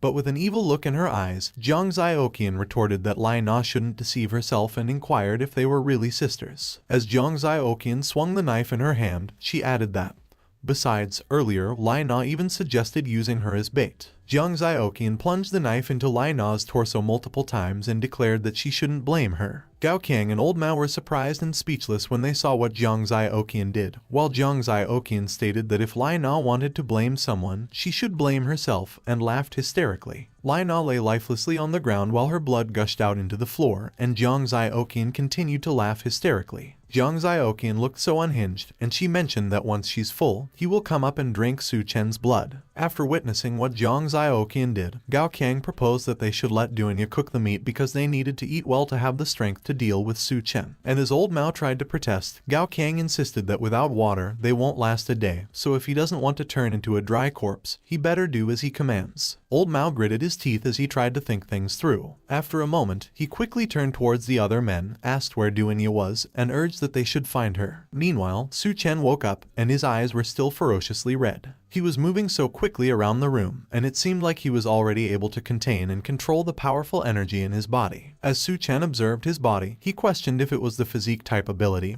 and noted that he felt like his heat resistance had improved. He smashed a block of ice into pieces and exclaimed that his muscles and strength had also increased. Suddenly, Su Chen noticed the surveillance footage outside his door, and he observed that someone else was there. It was Dunya who was in front of Su Chen's door, and as she wondered if they were all going crazy like Gao Qiang, she remarked that downstairs was no longer safe, so it was her only hope, and luckily, she still had some leverage. Without dressing himself, Su Chen opened the door, stood in front of Dunya naked, and inquired if everything was okay. Dunya was looking down at that moment, and she was surprised and immediately turned red. She screamed and called Su Chen a scoundrel, and Su Chen immediately apologized to her and explained that it was an accident, and they entered the room, leaving the hall empty. A few moments later, Su Chen had already dressed himself, and as he awkwardly cleared his throat, he mentioned that his resources are limited and they only just met, so he asked Dunya to confirm that he couldn't just take her in because she's pretty. And in his mind, he thought that based on his knowledge from the previous life, Dunya is a very strong-willed woman, and she had a cooperative relationship with Gao Qiang.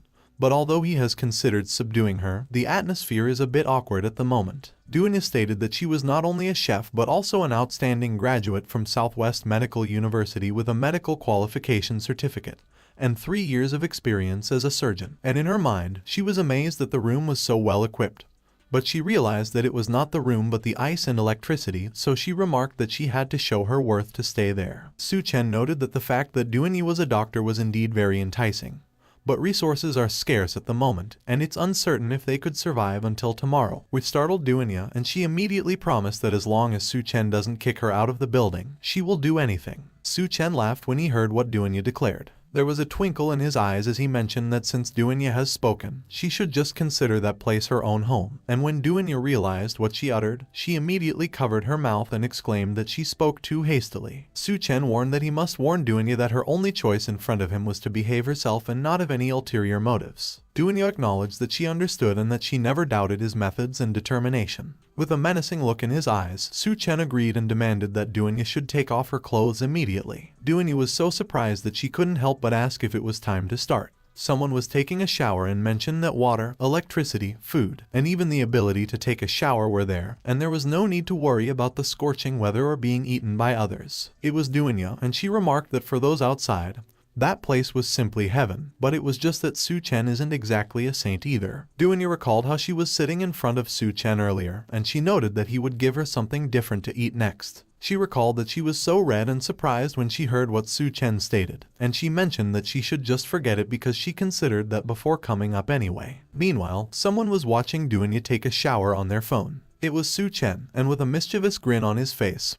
he commented that he was doing it not to peek but just to prevent Dunya from doing anything improper. A few moments later, Dunya stepped into the room in heels. Dunya was wearing a lewd nurse outfit, and she asked Su Chen if the outfit wasn't too small. With a straight face, Su Chen replied that it was not small but absolutely perfect, and while checking the outfit, Dunya asked him if it was real. Suddenly, someone was knocking on the door, asking Su Chen for help, and they exclaimed that he should open the door to come out and save her. It was Zhang Xiaoqian, and while grabbing her head, Gao Qiang stated that if Su Chen didn't come out soon, he would break down the door, and Su Chen remarked that it was happening again as expected. Dunya immediately stopped Su Chen and warned that they couldn't open the door because those people had already eaten Lai Na. Su Chen was alarmed, and he asked Dunya if she meant that they ate someone. A few moments later, Gao Qiang and his men's veins were popping out into the surface of their skin. And when Su Chen opened the door and urged that they shouldn't be so quick to break down the door because it was going to be troublesome if it was damaged, Zhang Xiaoqian called Su Chen and pleaded that he should save her. Gao Qiang and his men all looked so different, and with their red eyes, they smiled sinisterly and asked Su Chen if he was finally coming out. Someone was hiding outside the door holding a knife while Su Chen opened it. The man quickly swung the knife towards Su Chen's throat and demanded that he should die. But Su Chen managed to grab his arm and stop the attack. Su Chen quickly maneuvered the man's arm and dug the knife he was holding into his own neck. Gao Qiang and his men were all surprised when they saw that. Zhang Xiaoqian suddenly pleaded that they should let her go, and without anyone restraining her, she quickly ran towards Su Chen. She called Su Chen and pleaded that he should save her. But Su Chen grabbed Zhang Xiaoqian by the throat, and it revealed that her face had also transformed. Just like the others, Su Chen glared at Zhang Xiaoqian and explained that once they have eaten human flesh, their bodies will mutate and fangs will grow in their mouths. So at that moment, Zhang Xiaoqian was no longer human, and Zhang Xiaoqian coughed vigorously as Su Chen tightened his grip. Gao Qiang asserted that it was the end of the world anyway, so it didn't matter if they ate people as long as they could survive. With her head bent backwards, Jiang Zioqian showed off her tongue as she laughed and boasted that the meat was so delicious that after eating, her body was filled with strength. Jiang Zioqian suddenly charged at Su Chen and exclaimed that she couldn't wait to taste his flavor. But Su Chen kicked Jiang Zioqian in the face and sent her flying like a soccer ball, which surprised everyone. The window at the end of the hallway was shattered as Jiang Zioqian was thrown out of it. But Jiang Zioqian still managed to grab the edge of the window and prevent herself from falling. Jiang Zioqian was hanging onto the edge with all her might, and she declared that she wouldn't let Su Chen off so easily. But suddenly, Jiang Zioqian noticed something behind her. It was the heat waves, and she screamed in pain as she exclaimed that it was so hot. Meanwhile, Gao Qiang's men cursed as they charged forward and shouted that they should attack Su Chen together and not give him a chance to draw his gun. Su Chen was unfazed, and he scoffed and asked if he really needed to waste a bullet on them. One of Gao Qiang's men jumped over Su Chen and warned that he shouldn't underestimate him too much. But suddenly, Su Chen pulled out a gun, and as he mentioned that he likes wasting, he put a bullet through the man's head, who was not able to finish what he was saying. Old Mao quickly ordered that everyone should spread out as they charged towards Su Chen. While Su Chen was busy shooting the other two, Old Mao managed to get behind Su Chen, and he noted that they were not just stronger, even their reaction and speed had improved. Old Mao was about to attack Su Chen from above and remarked that in a situation where he was on guard, he couldn't even hit them. He looked so menacing as he prepared to deliver his punch at Su Chen. But to his surprise, Su Chen suddenly appeared in front of him, grabbed his head, and asked him if he was done talking. Su Chen smashed Old Mao's head into the floor and commanded that he should go die. Suddenly, one of the men holding a knife charged at Su Chen. But Su Chen managed to catch his arm before he could plunge the blade into his neck. Su Chen grabbed the knife and used it to slit the throats of the two men around him. Gao Qiang suddenly screamed as he charged towards Su Chen to deliver a punch, but he was surprised when Su Chen grabbed him by the throat. Su Chen slammed Gao Qiang on the wall so hard that the wall cracked. While Su Chen was still holding Gao Qiang by the throat, a drought demon suddenly came up by the window. Su Chen was surprised when he saw that. It was Jiang Zioqian, and she had grown a tail. She managed to jump from the ground and land in the hall successfully. Su Chen questioned if it was Jiang Zioqian. Looking into her glaring eyes, Su Chen observed that she mutated so quickly into that state, so it seems like her attachment was quite deep. Su Chen broke Gao Qiang as he proclaimed that Jiang Zioqian wouldn't disappear. He looked so menacing as he dropped Gao Qiang into the floor and threatened that he would just kill Jiang Zioqian again. Jiang Zioqian roared ferociously in response. Peeking through the door, Duanya mentioned that Su Chen is amazing, as he single-handedly took down the whole gang of Gao Qiang. But when she saw Jiang Zioqian, Duanya exclaimed that that monster gave off a very dangerous feeling. Duanya confessed that she had to think of a way to help Su Chen because if she wanted to stay by his side, she couldn't become a burden to him. Suddenly, Duanya noticed something. A few moments later, Duanya called Su Chen, who turned to look at her. Duanya found a whip, and she suggested that Su Chen should let her help him defeat that monster. Su Chen was unamused when he heard what Duanya stated, and he remarked that not being scared and hiding was good, but she was only going to distract him like that. Duanya was puzzled, and she asked how come, but she turned red when she looked at her outfit and realized. Meanwhile, Jiang Zioqian was growling. She roared ferociously, and she looked so pissed. Jiang Zioqian suddenly charged at Su Chen at an incredible speed. Su Chen was alarmed when he noticed that Jiang Zioqian was charging towards him. Jiang Zioqian was so fast that Su Chen was not able to dodge her attack, and she managed to claw at his torso. Duanya got worried, and she called Su Chen. But Su Chen managed to use his superpower berserker mode in time, and he didn't receive any scratches from Jiang Zioqian's attack. Jiang Zioqian looked at Su Chen, and she got more enraged. She quickly moved and jumped at Su Chi from behind. Jiang Zioqian opened her mouth very wide, and she was extremely focused on biting Su Chen's shoulder. But as she bit down on Su Chen, her fangs were not able to pierce through his skin. Jiang Zioqian looked so disappointed when Su Chen asked her if she couldn't bite, and if those fangs were just for show, and he declared that it was already his turn. Su Chen grabbed both of Jiang Zioqian's arms. Without letting Jiang Zioqian go, Su Chen jumped behind her. Jiang Zioqian was shaking as Su Chen landed on her back. She was puzzled when Su Chen suddenly asked her if she was ready. Su Chen ripped her arms off, and while ripping Jiang Zioqian's arm, Su Chen kicked her so hard that she crashed on the floor and created cracks in it. Jiang Zioqian was squirming in pain on the floor. On the other hand, Su Chen landed on the floor a few meters away from Jiang Zioqian, and he was still holding her arm that he ripped off of her. Throwing Jiang Zioqian's arms on the floor, Su Chen proclaimed that he had planned to let her suffer more in the apocalypse, slowly tortured to death, but currently he has to kill her earlier. But suddenly, Su Chen noticed something. Jiang Zioqian wrapped her tail around the body of one of Gao Kang's men. The flesh at the corners of Jiang Zioqian's mouth started to rip as she tried to open her mouth so wide. Using her tail, Jiang Zioqian put the man's corpse in her mouth and devoured him whole. Jiang Zioqian's tongue slowly wrapped around the man's foot as she slowly devoured him. Suddenly, her arms started to squirm and grow. Jiang Zioqian roared loudly as her arms completely grew back. She glared at Su Chen menacingly. Su Chen was so surprised that he asked Jiang Zioqian if she could generate severed limbs. Meanwhile, Duanya looked so horrified, and she asked how that was possible. But Duanya was surprised and confused when Su Chen commented that it was great. Su Chen grinned as he hunched his back and explained that if Jiang Zioqian could regenerate, it means that she is not so easy to kill after all. He smiled evilly as he noted that it also meant that he could tear Jiang Zioqian apart many times over. Jiang Zioqian roared ferociously in response to what Su Chen articulated. But before Jiang Zioqian could react, Su Chen had already tapped her by the shoulder and grabbed her arm, which surprised her. Su Chen taunted that Jiang Zioqian should let him see just how many times her body could regenerate. He declared that they would start with the left hand, and as he ripped off Jiang Zioqian's arm, she roared in pain. Su Chen grabbed Jiang Zioqian's other arm and announced that next was the right hand, which horrified Jiang Zioqian. Jiang Zioqian roared in pain again when Su Chen ripped her other arm. Su Chen stated that next were the tail and both legs, and as he threw those parts in the air, he stepped on Jiang Zioqian, who was lying helplessly on the ground. When Jiang Zioqian's limbs started to grow, Su Chen proclaimed that it was just the first round.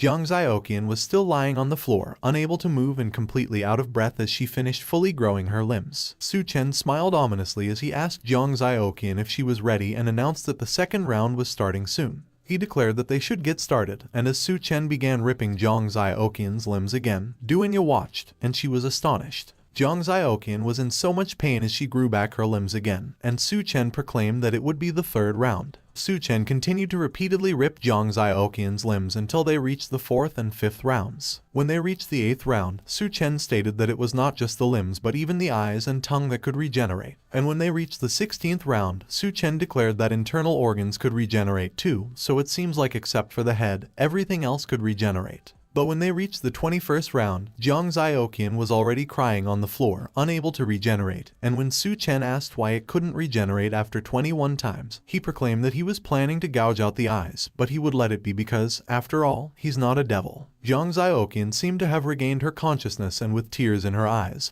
She tried so hard to speak, and she asked Su Chen for the reason he was doing such a thing. Su Chen glared at Jiang Zioqian when he heard that she was asking why. The events of what happened in his previous life and how he died flashed through Su Chen's mind. Su Chen declared that, of course, it was for revenge, and Jiang Zioqian looked horrified when she saw that Su Chen's foot was about to step on her. Su Chen mercilessly stepped on Jiang Zioqian. Duanya suddenly called Su Chen, and she asked him if he was okay. But instead of answering Duanya's question, Su Chen turned to look at her and asked if she was ready. Duanya was surprised, and she was so puzzled that she asked Su Chen what she should be ready for. Su Chen suddenly hugged Duanya from behind and proclaimed that he was so heroic earlier, and as he asked her if she shouldn't be ready to reward him, Duanya stuttered, and she asked Su Chen if she would reward him in that place. At the rescue point, someone mentioned that the outside temperature seemed to be normalizing. The person raised their hand to feel the air, and they inquired if it could be that the apocalypse was ending. It was the captain, and Lu Xiaofeng looked so anxious as he called the captain. Lu Xiaofeng reported that there were a lot of people approaching the rescue point, and the captain looked in the direction where Lu Xiaofeng was looking.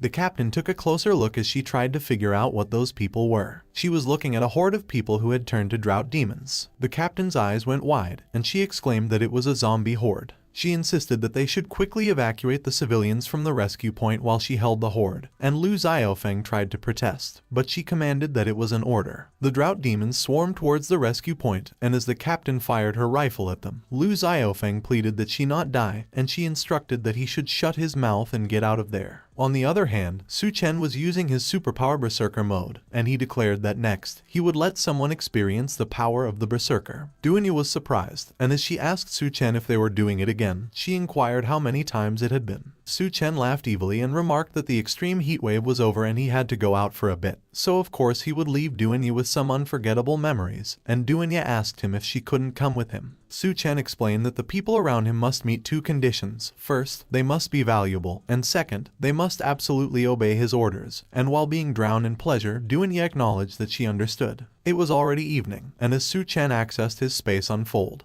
he observed that it seems that Duenya has completely submitted to him. Su Chen was summoning a vehicle, and he noted that he must hurry back before the seawater surges in. As Su Chen drove away, he recalled that many of the zombies in his previous life, who were driven by the obsession to reach the rescue point, eventually formed a tidal wave attacking it, and many civilians and soldiers died in the tidal wave attack. While he recalled that that incident also led to a large amount of military weapons being scattered, and it was how various factions formed, Su Chen drove past a madman who was shooting other people while laughing. A few moments later, some people with weapons blocked the road, and the leader, who was holding a gun, demanded that the person should stop the car for him. They were blocking Su Chen, and he looked so unamused as they questioned if they were crazy, and how dare they order to stop the car and even rob it at that time. Su Chen immediately stepped on the gas pedal. The people blocking the road cursed when they saw what Su Chen was doing, and some of them tried to run away. But it was already too late, and Su Chen ran over the three of them. Su Chen continued to drive, leaving those men unconscious on the ground.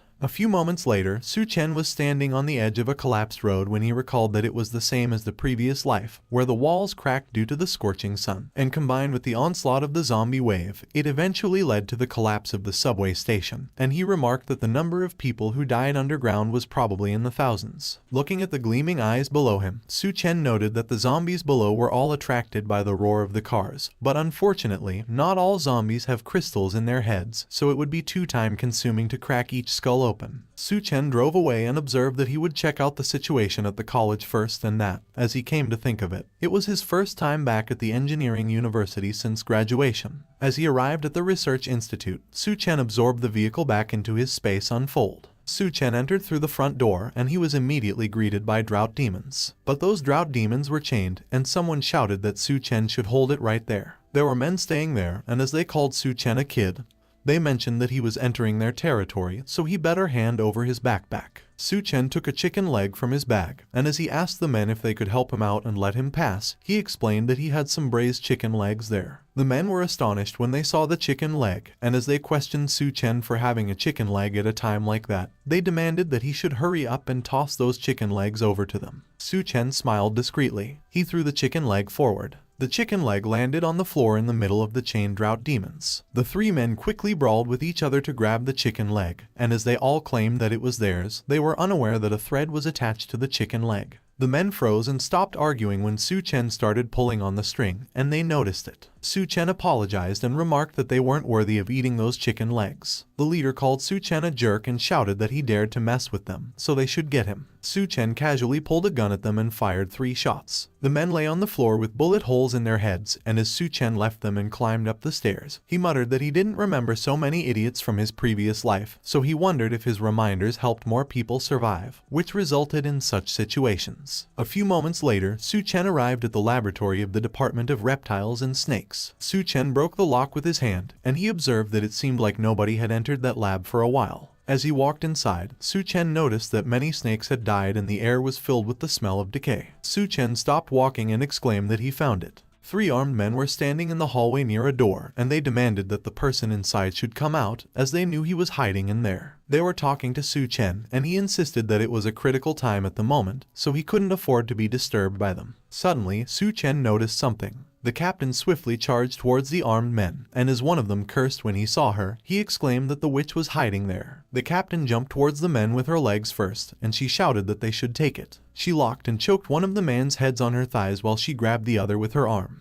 The captain quickly eliminated the 2 men, and as the last man insulted her by saying that she was a witch, she quickly jumped on his shoulder and grabbed his head. Before the man could react, the captain twisted his head and broke his neck. But suddenly, someone pointed a gun behind her head and remarked that those moves were not bad. The captain quickly hit the gun with her elbow to deflect it. She quickly flipped and raised her leg in the air, which startled Su Chen, who was the one pointing the gun at her. The captain sat on Su Chen's face and tried to twist his head, but she was surprised and asked why she couldn't twist it. Su Chen was speechless for a moment at the compromising position they were in, and he requested that the captain should wait and asked what she was doing. A few moments later, someone was pointing a gun while they were asking another person who they were. The captain was tied up on a chair, and she asked what was going on in there. She introduced herself as Bai Kang, the captain of the Azure Tiger Special Operations Team, and she demanded that Su Chen behave himself and let her go. Su Chen asked if Bai Kang knew someone named Lu Xiaofeng from the Special Forces team, and Bai Kang asked him if he knew Lu Xiaofeng.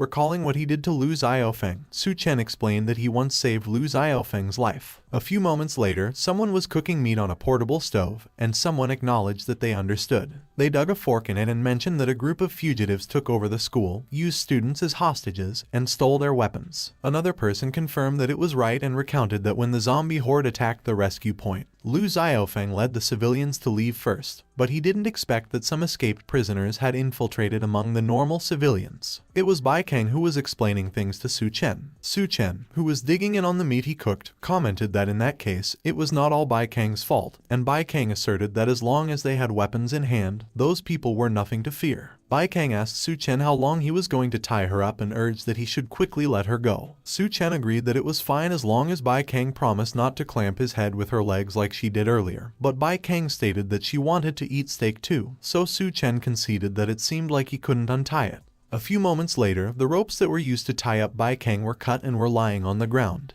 Handing out a rifle, Su Chen explained that he has his own things to deal with, so he can't help Bai Kang too much. He could only provide her with some firepower support. Su Chen suggested that Bai Kang should hurry up and leave and not bother him, and Bai Kang revealed that she plans to sneak attack their stronghold because only by retrieving the looted goods could the people trapped in the college survive. Bai Kang predicted that it might be the only time they meet.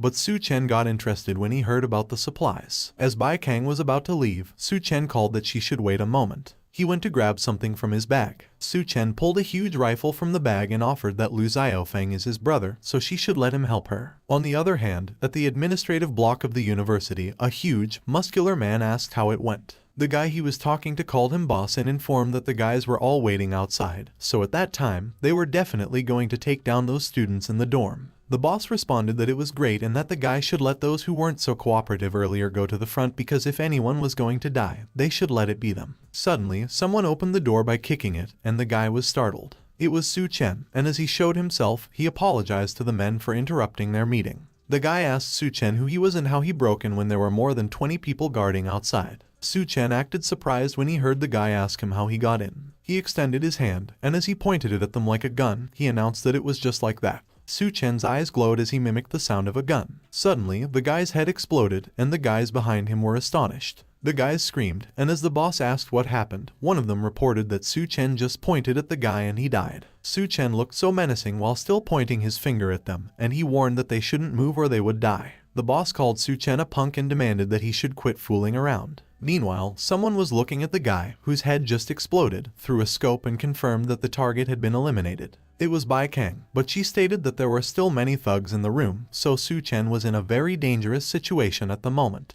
Bai Kang maintained that she would still insist that Su Chen's plan to lure the enemy alone was too risky. She recalled what happened earlier when Su Chen gave him the sniper rifle and instructed that she should take it to the roof of the opposite building while he would lure the enemy. She should shoot whoever he pointed out. Back in the present, Bai Kang expressed that she couldn't believe she agreed to Su Chen's absurd plan. Suddenly, Bai Kang noticed that the curtains were being closed. Through her earpiece, she inquired why the curtain suddenly closed and how it was going on Su Chen's end. Bai Kang was horrified when she heard that the boss on the other line laughed, and as he called Su Chen a little brat, he boasted that Su Chen shouldn't think that he could do whatever he wanted just by setting up a sniper outside. She quickly ran back and exclaimed that, as expected, she had been spotted. Bai Kang was rushing to go down the stairs, and as she called Su Chen, she urged that he should find a way to stall the time as she would be there to rescue him right away. But she heard that the boss had ordered that they should kill Su Chen for him, which made her curse and get agitated. Bai Kang ran forward with all her might, and she continued to curse. As soon as she entered the room, she pointed her rifle, called Su Chen, and proclaimed that she was there to avenge him.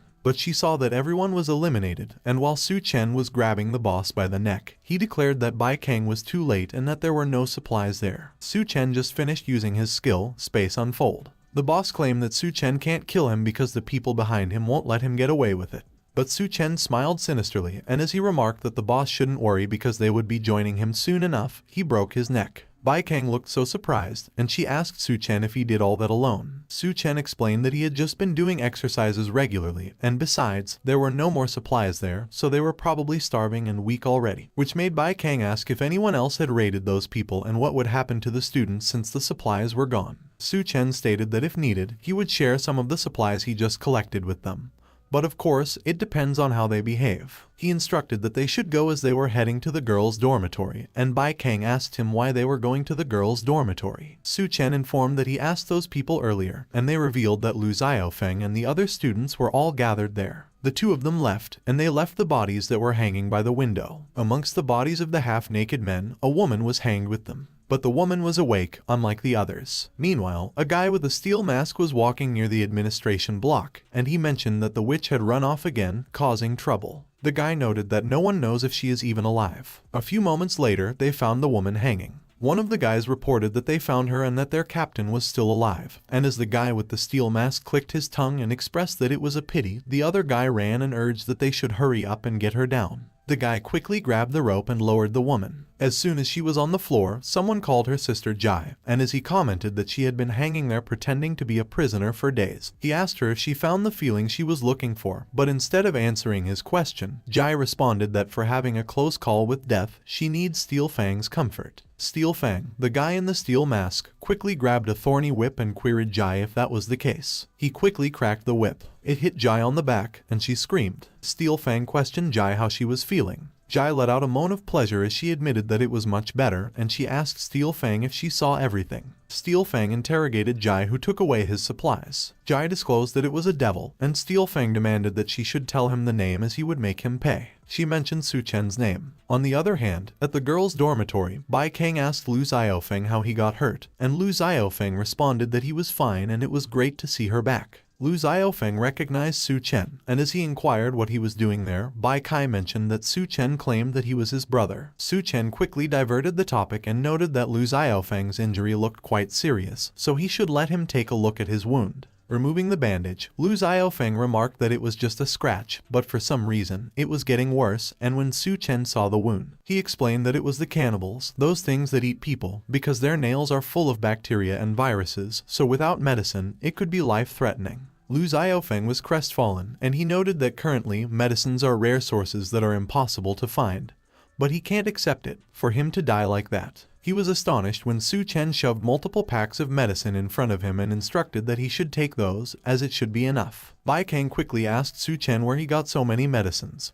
But instead of answering her question, Su Chen just stated that he mentioned before that Lu Xiaofeng is his brother. Su Chen explained that in his previous life, there was a man in the military whose combat power was comparable to a humanoid nuclear bomb, known as the God of War, and if that person was Lu Xiaofeng, his investment wouldn't be for nothing. Lu Xiaofeng noted that he owed Su Chen a favor, but he knew that he didn't come there just to deliver medicine, so he should state what he wants. With a serious look on his face, Su Chen disclosed that the Great Flood is coming soon, so they need to evacuate quickly. Su Chen noted that the extreme heat has already caused the glaciers to melt rapidly, resulting in seawater flooding, and by then, the entire land will be submerged in floodwater, which made Lu Xiaofeng and Bai Kang worry. Suddenly, a female student chimed in and dismissed that it was nonsense. She asked Su Chen where the flood was coming from and remarked that she thinks that he just wanted to drive them away and monopolize the school's resources. Su Chen recognized that it was Fang King, his classmate, who was a second-generation rich, famous female boxer at the university, and she likes to create gender divides. Fang King noticed that Su Chen was holding a bag, and she quickly asked him if he had any food in it. She demanded that he should bring it to her and let her see it as she attempted to grab the bag.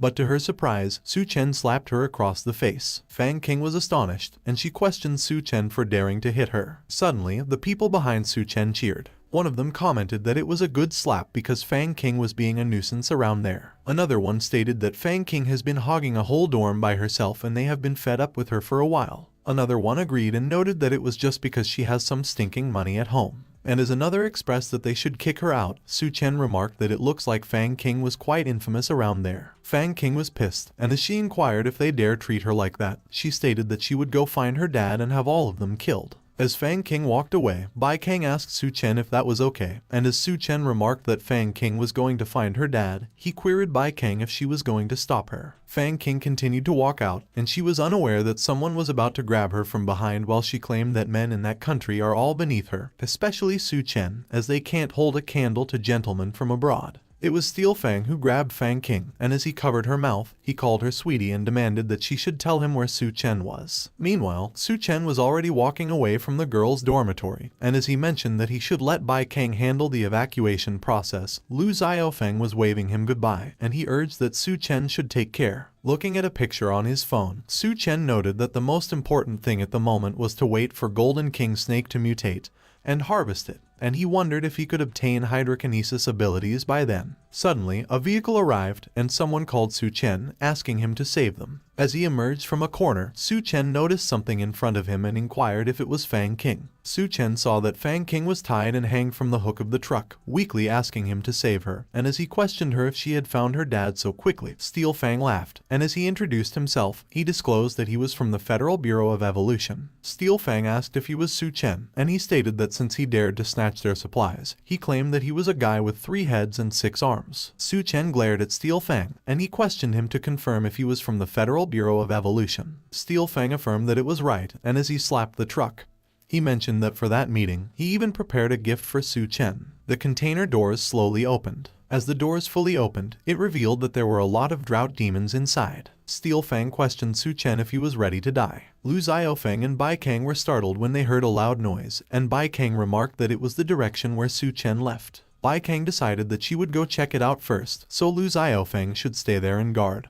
But Lu Xiaofeng refused and declared that he was coming with her. Meanwhile, Steel Fang was laughing hysterically. Steel Fang questioned Su Chen if Fang King is his classmate, and as he suggested that he would give Su Chen a chance to be a hero and save the beauty, he declared that if Su Chen kneels and begs him, he will let Fang King go. Su Chen responded that saving Fang King actually isn't impossible, and when Fang King heard that, she questioned Su Chen if it was real, and when she exclaimed that it was great, she urged that Su Chen should hurry up and kneel down to save her. But Su Chen countered that there was a problem. Fang King demanded Su Chen to explain the problem and if he didn't declare that he was going to save her, and she reminded Su Chen that he just promised that he would save her. She was furious as she emphasized that Su Chen vowed to save her and asked how he could go back on his word and if he was even a man. Su Chen asserted that, of course, he is a man, but he is not worthy of saving Fang King, so he suggested that he help her contact those foreign gentlemen and see if they were willing to save her. When Fang King heard that, she insisted that it was the reason. It was just because she called Su Chen inferior, and she questioned Su Chen if he was taking revenge on her like that over such a small thing.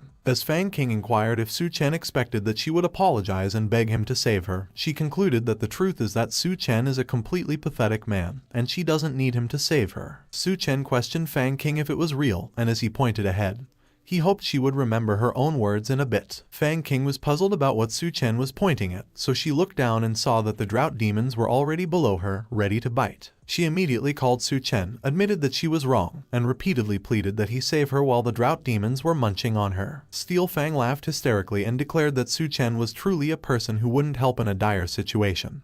But it was okay anyway, as he will soon be joining Fang King as he will show him the technology of their Federal Bureau of Evolution. As he applied a black powder to his face, Steel Fang explained that he just applied it to himself, and those monsters would obediently listen. Su Chen remarked that applying ashes to himself would indeed make the drought demons think that he was one of them. Steel Fang was surprised when he heard that the powder was ashes. He quickly started spitting vigorously, and he exclaimed that it was disgusting. Steel Fang cursed, and he commanded the drought demons to get Su Chen and tear him to shreds, and the drought demons did as instructed. As the drought demons charged at him, Su Chen prepared himself to fight and crossed his arms. Su Chen quickly summoned 2 swords, one from each of his hands. He quickly moved past the drought demons while slashing them. As Su Chen landed on the ground, he returned his swords into his space. After he finished spitting, Steel Fang cursed Su Chen as a bastard who dared to play with him before dying, and he turned to check on Su Chen. Steel Fang was startled when he saw Su Chen standing in front of him, and he asked how Su Chen got there. Meanwhile, Lu Xiaofeng and Bai Kang just turned around the corner and saw what was happening. Bai Kang quickly got alarmed when she saw Su Chen. She exclaimed that Su Chen was surrounded. On the other hand, Steel Fang cursed, and he commanded the drought demons to attack, but they didn't move, so he questioned them about what they were standing around for. Su Chen remarked that Steel Fang shouldn't bother shouting, as it was pointless. Steel Fang was astonished, and he questioned Su Chen about what he meant. Those slashes Su Chen made on the drought demons became visible, and Su Chen confirmed that it was because he was already done with them. Steel Fang was surprised, and he questioned how that was possible. Su Chen suddenly entered his space. He used his skill, Space Jump, and as he got transported behind Steel Fang, He stated that he never wanted anything to do with the Federal Bureau of Evolution. Su Chen grabbed Steel Fang's mask and demanded to know who ordered him to come and kill him. When Steel Fang didn't respond, Su Chen declared that he couldn't spare his dog life, which made Steel Fang panic, and he questioned Su Chen about what he was up to. Steel Fang pleaded with Su Chen to stop, but Su Chen just smiled menacingly. Steel Fang's eyes turned red, and he was screaming in pain. Suddenly, the muscles on his neck started to tear, and it exposed his bones. Su Chen pulled out Steel Fang's head along with his spine. When Bai Kang saw that, she was astonished, and as she remarked that it was resolved in an instant just like before, so it was definitely not something that could be achieved through training, she wondered what kind of monster Su Chen was. Meanwhile, Su Chen was grabbing Steel Fang's head, and he remarked that he should restrain a bit when dealing with those small fries, and he wished that there was a capable assistant. On the other hand, at the Green City Hotel, the surroundings were quiet. Inside the room, Duanya was arching her back as she pleaded with someone not to do it. Duanya opened her eyes and called Su Chen's name. She jolted herself into sitting down, and she exclaimed that Su Chen shouldn't leave her behind. When she came to her senses, Duanya was panting, and as she confirmed that she had dreamed about Su China again, she questioned why he hadn't returned yet. Suddenly, Duanya heard a loud noise, and she quickly looked around the room. She recalled when Su Chen questioned what qualification she had to stay by his side if she was useless, and she declared that she absolutely wouldn't become a burden to him. Duanya picked up a gun and determined that she wanted to be Su Chen's right-hand man. As she moved towards where the sound was coming from, she quickly entered and pointed her gun. But to her surprise, the room was empty, and she remarked that it was weird because the voice clearly came from there. Duanya suddenly heard the noise, and she quickly looked behind her. Her eyes widened in surprise when she recognized what it was. Duanya was standing so close to a drought demon, and she looked so horrified as she wondered when it appeared behind her. As Duanya wondered when the drought demon appeared behind her, she took a step away from it. But she bumped into the table behind her. Duanya was alarmed, and as she glanced behind her, she exclaimed that she was blocked by the table. She realized that she was holding a gun, but as she was about to raise it, it bumped against a chair. Duanya was astonished when the gun flew towards the table behind her. The drought demon roared ferociously. Duanya closed her eyes, and she lamented that she was doomed, but suddenly, the drought demon bit the chair beside her. She wondered what was going on and what the drought demon was doing. Duanya noticed that the drought demon had been sniffing around, so she wondered if it could be that it couldn't see. She remarked that he got lucky that time, but currently, the drought demon was too close, and if she made any sound, it would attack, so she wondered what she should do. Duanya remembered the gun, and as she reached out to grab it, she wished that she could just reach it. Her hand was getting close to the gun, and she muttered that it was just a little more. But Duanya suddenly slipped and slammed her body on the table. She quickly turned to look at the drought demon, who was alerted by the sound, and she cursed in her mind. The drought demon roared and was about to attack Duanya. Duanya suddenly recalled when Su Chen mentioned that his resources are limited, so he can't keep her just because he was pretty. She also recalled that Su Chen explained that finding the crystal core in a monster's head will grant her abilities. And she remembered when Su Chen declared that he doesn't allow useless people around him. Duanya was pissed, and she asserted that she was not useless. She used her heel and dug it into the drought demon's eyes. The harp heels went through the drought demon's skull. Duanya gritted her teeth as she wriggled her feet to dig her heels deeper. She pulled her heels out. But suddenly, the drought demon grabbed her leg.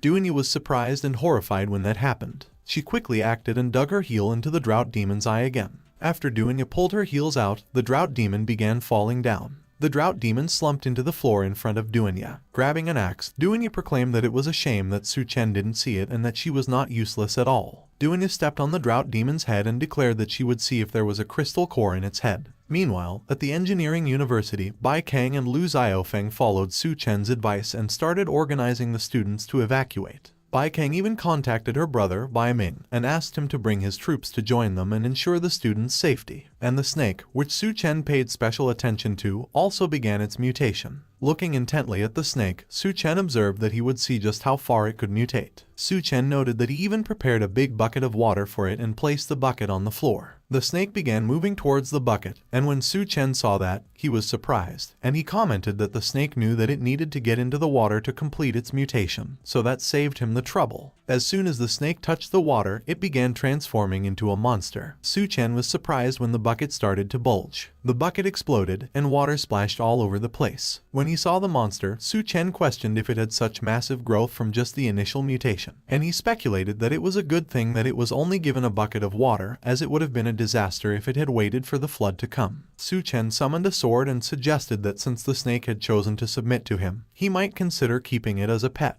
Suddenly, the snake flew towards the window, and when Su Chen saw that, he asked it if it wanted to run away and remarked that it looked like it had really grown some intelligence. As the snake escaped through the window, Su Chen quickly jumped and chased after it. Su Chen raised his sword, and as he identified if it was the snake skinwalk, he lamented that unfortunately it was not fast enough. He plunged his sword into the snake, but instead of stabbing it, the sword broke in half. Su Chen looked disappointed, and he questioned if the scales were actually that hard. The snake roared, and it turned to attack Su Chen. Su Chen lunged towards the snake's head, and he proclaimed that if the blade didn't work, he would just use his fist to smash it to death. He punched the snake's head and smashed it towards the ground. Su Chen was alarmed when he saw that the snake's body started to gather around him. As the snake successfully wrapped itself around Su Chen remarked that it was trying to entangle him, and it was quite cunning. The snake loomed over the restrained Su Chen, and as Su Chen admitted that the attack earlier was just a feint, he asked if it was its true goal. The snake opened its mouth widely, and it was about to devour Su Chen. Meanwhile, on the streets, someone asked another person if they were still watching. It was Bai Ming, and he also teased Bai Kang if she couldn't bear to part with the handsome guy named Su Chen. But Bai Kang retorted that if Bai Ming doesn't speak, no one will treat him like a mute. Bai Ming observed that Bai Kang really likes Su Chen,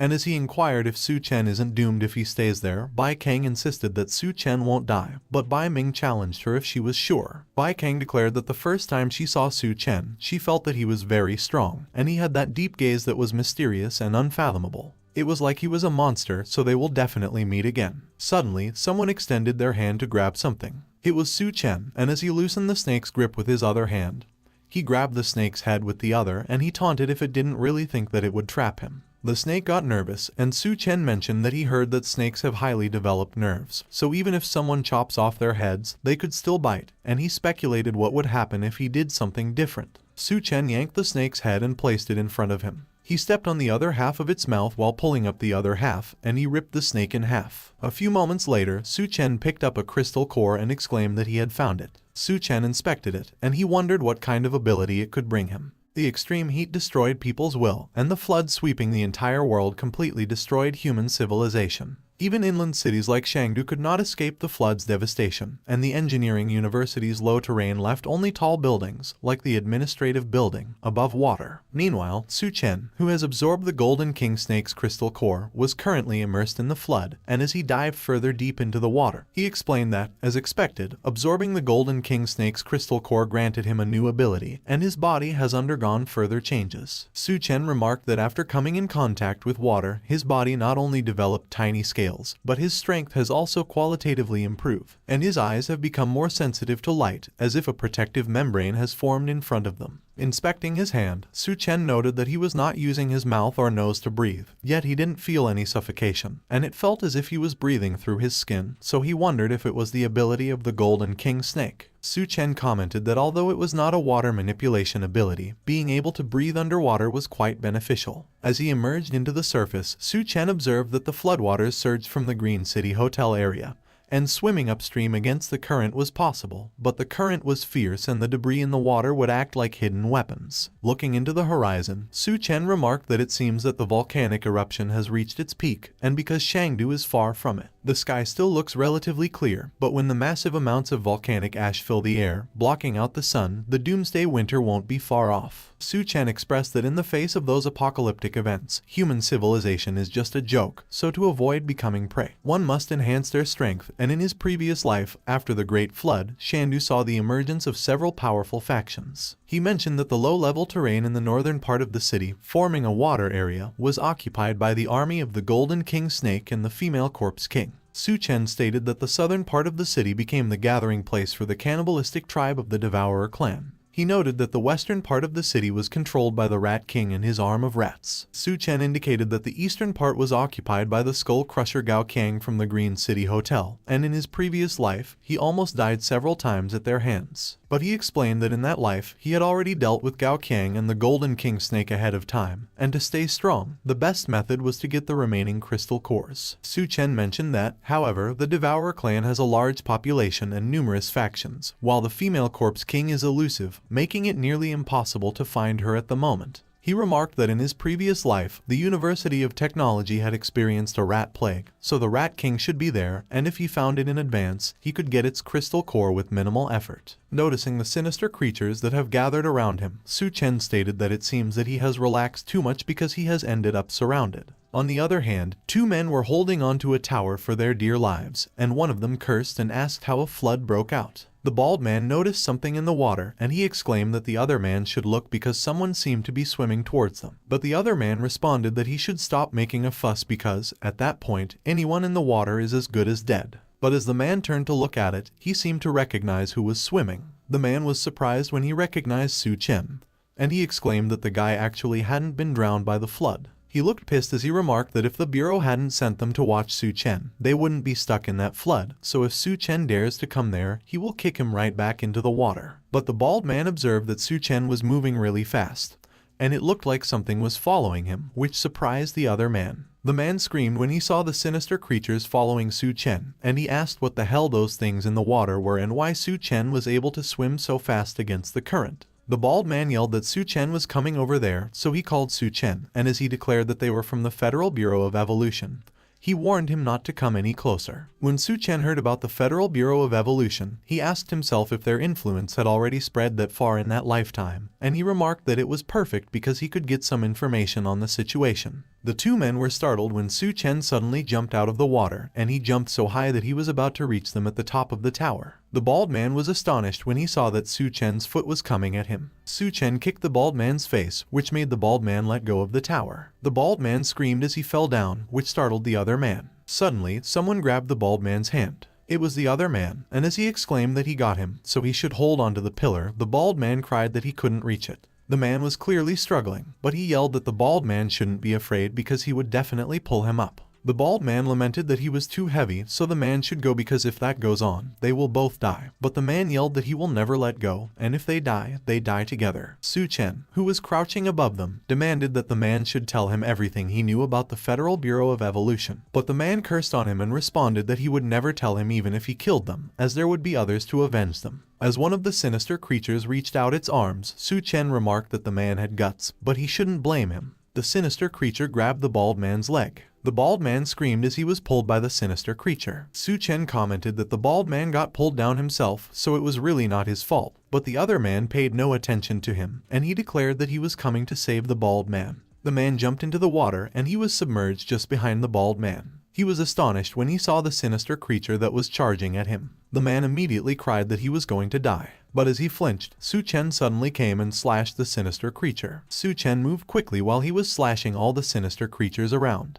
When the man saw that, he wondered if Su Chen was really human, and he exclaimed that he was too strong. A few moments later, the three of them were on top of the tower. One of the men remarked that he did owe Su Chen one so he would tell him what he knew, and he revealed that they were actually sent by the Federal Bureau of Evolution to monitor him. The man stated that the Federal Bureau of Evolution is located at the Technology University, led by Chief Liui and a team of researchers, and they were just doing what they were told. Whatever orders come from above, they follow. Su Chen remarked that last time, the rat disaster also erupted at the Technology University, so it seems like there is a connection between the rat disaster and the Federal Bureau of Evolution. So he asked the man if the lab there does research on rats. The man responded that only researchers are allowed into the labs, so they don't know much about what goes on inside. Su Chen declared that no matter what, he had to go investigate the situation there before the rat disaster. Meanwhile, Dunya, who was still in the Green City Hotel, luckily obtained a crystal core from the zombie's head. Her eyes were wide open. She also screamed in surprise. Dunya was out of breath, and as she looked at her hands, she asked if she had succeeded. She suddenly asked if the water had flooded to that floor when she noticed the water, but she didn't notice the tentacles that were lurking around her feet. Dunya suddenly noticed something. She noticed the tentacles that turned out to be huge worms, but they had already slithered around her body, and she asked what that thing was. The huge worms wrapped around her body, and she exclaimed that it was slimy and gross. Dunya was surprised when the mouth of a worm came up to her face. The worm opened its mouth, which contained multiple teeth, and it was ready to attack. It was ferocious, and it pounced towards Dunya. Dunya closed her eyes, but she managed to catch the worm with her hands. But the worms wrapped themselves around her arms, which made her let go of the head, and she was alarmed. Dunya was bent over while the worms slithered around her body, and she cried that she was completely entangled and couldn't move at all. The worms faced Dunya, and she exclaimed that there were many of them. Dunya cursed, and she groaned that she didn't even have time to get used to her ability. She remembered when Su Chen mentioned that as long as she could find and consume the crystal core, she could obtain its ability, but many monsters look ordinary, and she can't tell what ability the crystal core holds just by their appearance. As Su Chen materialized an apple, Dunya asked how she could use it if she didn't even know what ability she had. Su Chen handed the apple to her and instructed that she should feel it, feel her body, feel the environment, feel every change, and try to master and control it. Back in the present, Dunya grinned sinisterly as she muttered that she could feel it. Dunya saw that there was something glowing in the worms' bodies, and she asked if those were their little brains. Her eyes lit up, and she demanded that they should stop immediately. The worms were alarmed, and they were frozen in place. When they let Dunya go, she complained that it was annoying because she was already all sticky and gooey. Dunya grabbed the axe and threatened that the worms should just wait. She declared that she was going to cut them all down like tofu. Dunya swung the axe and vowed that she would cut them all down. A few moments later, a lot of blood was splattered on the walls. Dunya was walking away, and she grumbled that she was all dirty, so she needed to take a bath, unaware that someone was standing behind her. The person asked Dunya if he could join her, and she was startled. Dunya held onto the axe firmly as she turned and demanded who it was. It was Su Chen, and he commented that it was not bad because Dunya even thought of grabbing a weapon for protection. Dunya was surprised when she recognized Su Chen. She quickly lunged to hug him, and she exclaimed that it was great that Su Chen was finally back because she was worried. Dunya noticed something, and she asked Su Chen what he was pressing against her. When Dunya realized what it was, she quickly pushed herself away from Su Chen, and as she questioned him why he wasn't wearing any clothes again, Su Chen laughed and explained that the water was too dirty, so he took off all his clothes as he would go take a shower right away. A few moments later, someone was in a bathtub, and they sighed that it felt so good. It was Su Chen who was in the bathtub with Dunya, and he commented that only when one goes out do they realize that home is still the best. Dunya was massaging Su Chen's shoulder when Su Chen remembered to ask her if she had awakened an ability. She asked Su Chen if he saw it, and Su Chen admitted that he didn't see it, but he could feel it through the temperature of her mouth. Dunya was flustered when she heard what Su Chen remarked, and she asked what kind of temperature there could be in her mouth. Su Chen asked Dunya what her ability was, and when Dunya revealed that it seemed to be a type of mind control ability, he questioned her if that mind control ability could be used on food. Dunya confessed that she didn't know, and she asked if she should practice on Su Chen first. Su Chen asked Dunya how she would practice. Suddenly, Su Chen's iris lit up. Dunya used her ability on Su Chen to make herself look different in his eyes, and as she called him master, she asked his opinion on that kind of practice. But she was startled when she saw a huge monster behind Su Chen, and she wondered what it was, if it was Su Chen's mental power. Dunya was astonished, and she admitted that if it weren't for Su Chen's consent, she might have collapsed the moment she tried to influence him. Su Chen had that sinister glow in his eyes as he laughed, and he commented that he could see that it was quite a good ability. He declared that he was going to make Dunya practice until her legs went weak, and he laughed. The morning came, and the currents around the Green City Hotel had relatively calmed down. Suddenly, someone fired a gun. They were shooting some worms, and the worms' bodies exploded. Su Chen was teaching Dunya to shoot, and he instructed that she should focus her mind, control it with her thoughts, and set her aim. But Dunya asked if Su Chen wasn't going to the University of Technology and why he still had time to teach her shooting.